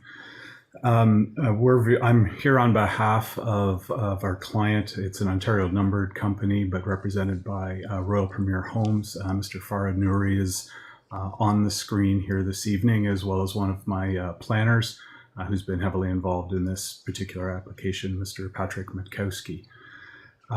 Just want to thank Allison for her expeditious review and coordination of a couple of identified issues in the draft bylaw that's before committee this evening.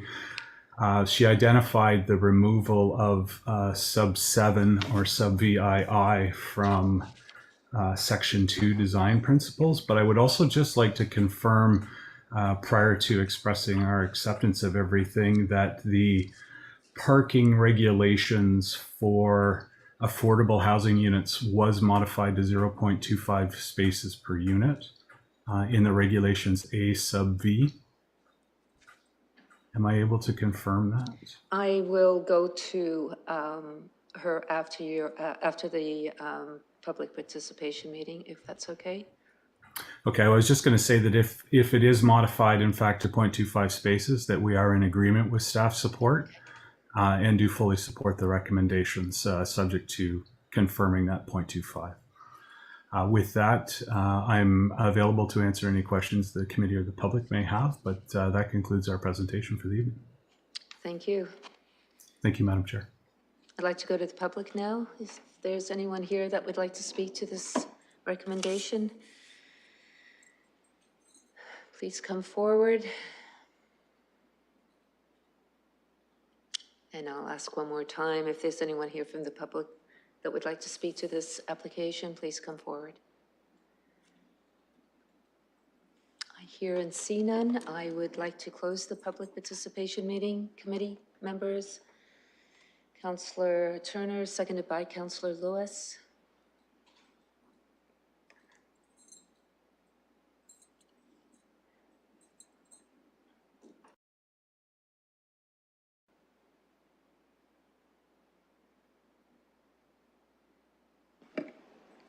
Councillor Hillier?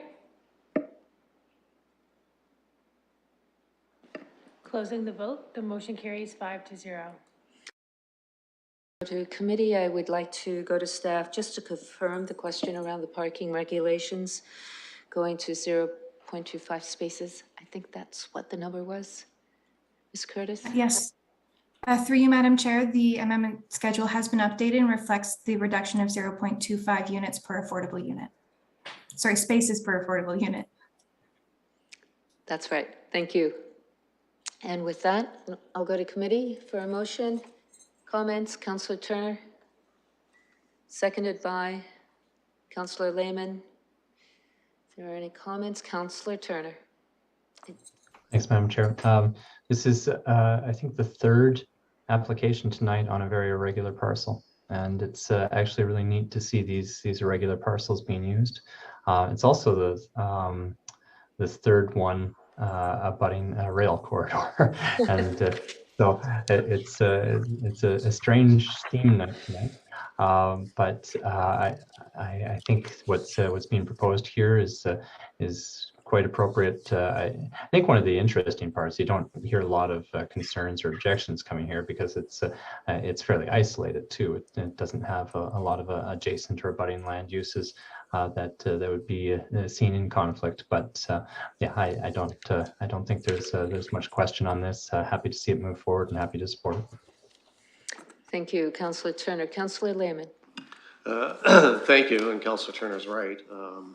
We have mid-density to the west, no residential nearby in the north or east.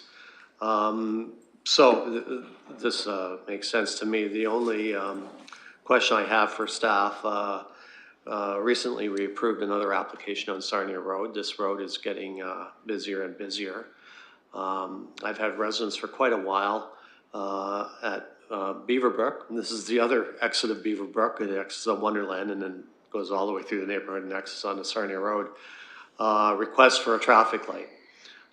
So through you, Madam Chair, to staff, with this development, can we get a look at the possibility of getting a light at that intersection to address the increased traffic now on Sarnia and coming in the time ahead? I guess that's a question to staff about the traffic light to start to address the concerns with this application. Mr. Barrett. Maybe I'll take a shot at that. Certainly, if we could just note that and we can consult with transportation on this. I can't give an answer on that right now and whether or not that would be meeting any of the warrants. So I don't want to be able to commit to say that it would be done, but certainly we can pass the request on to transportation to take a look at it. Thank you for that. I think there'd be a long list if you said it was okay. Councillor Lehman? Thank you. And, between now and council, hopefully we can get some input on that one aspect, but happy to support it. And do we have a motion? We do, so we can proceed to vote.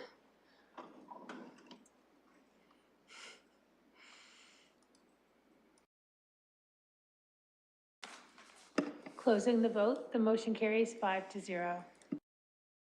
We're almost there. Number 4, which are items for direction. I have none. I see none.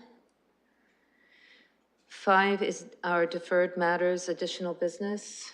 5.1 is the added second report of the Community Advisory Committee on Planning. We are receiving and approving that report. If I can have a motion. Councillor Turner, seconded by Councillor Lewis.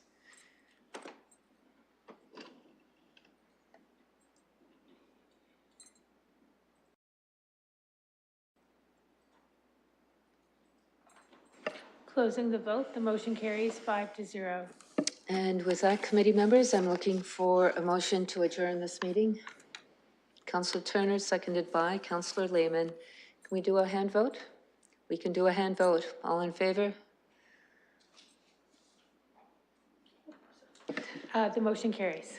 Thank you, everyone, for a long evening. Good night.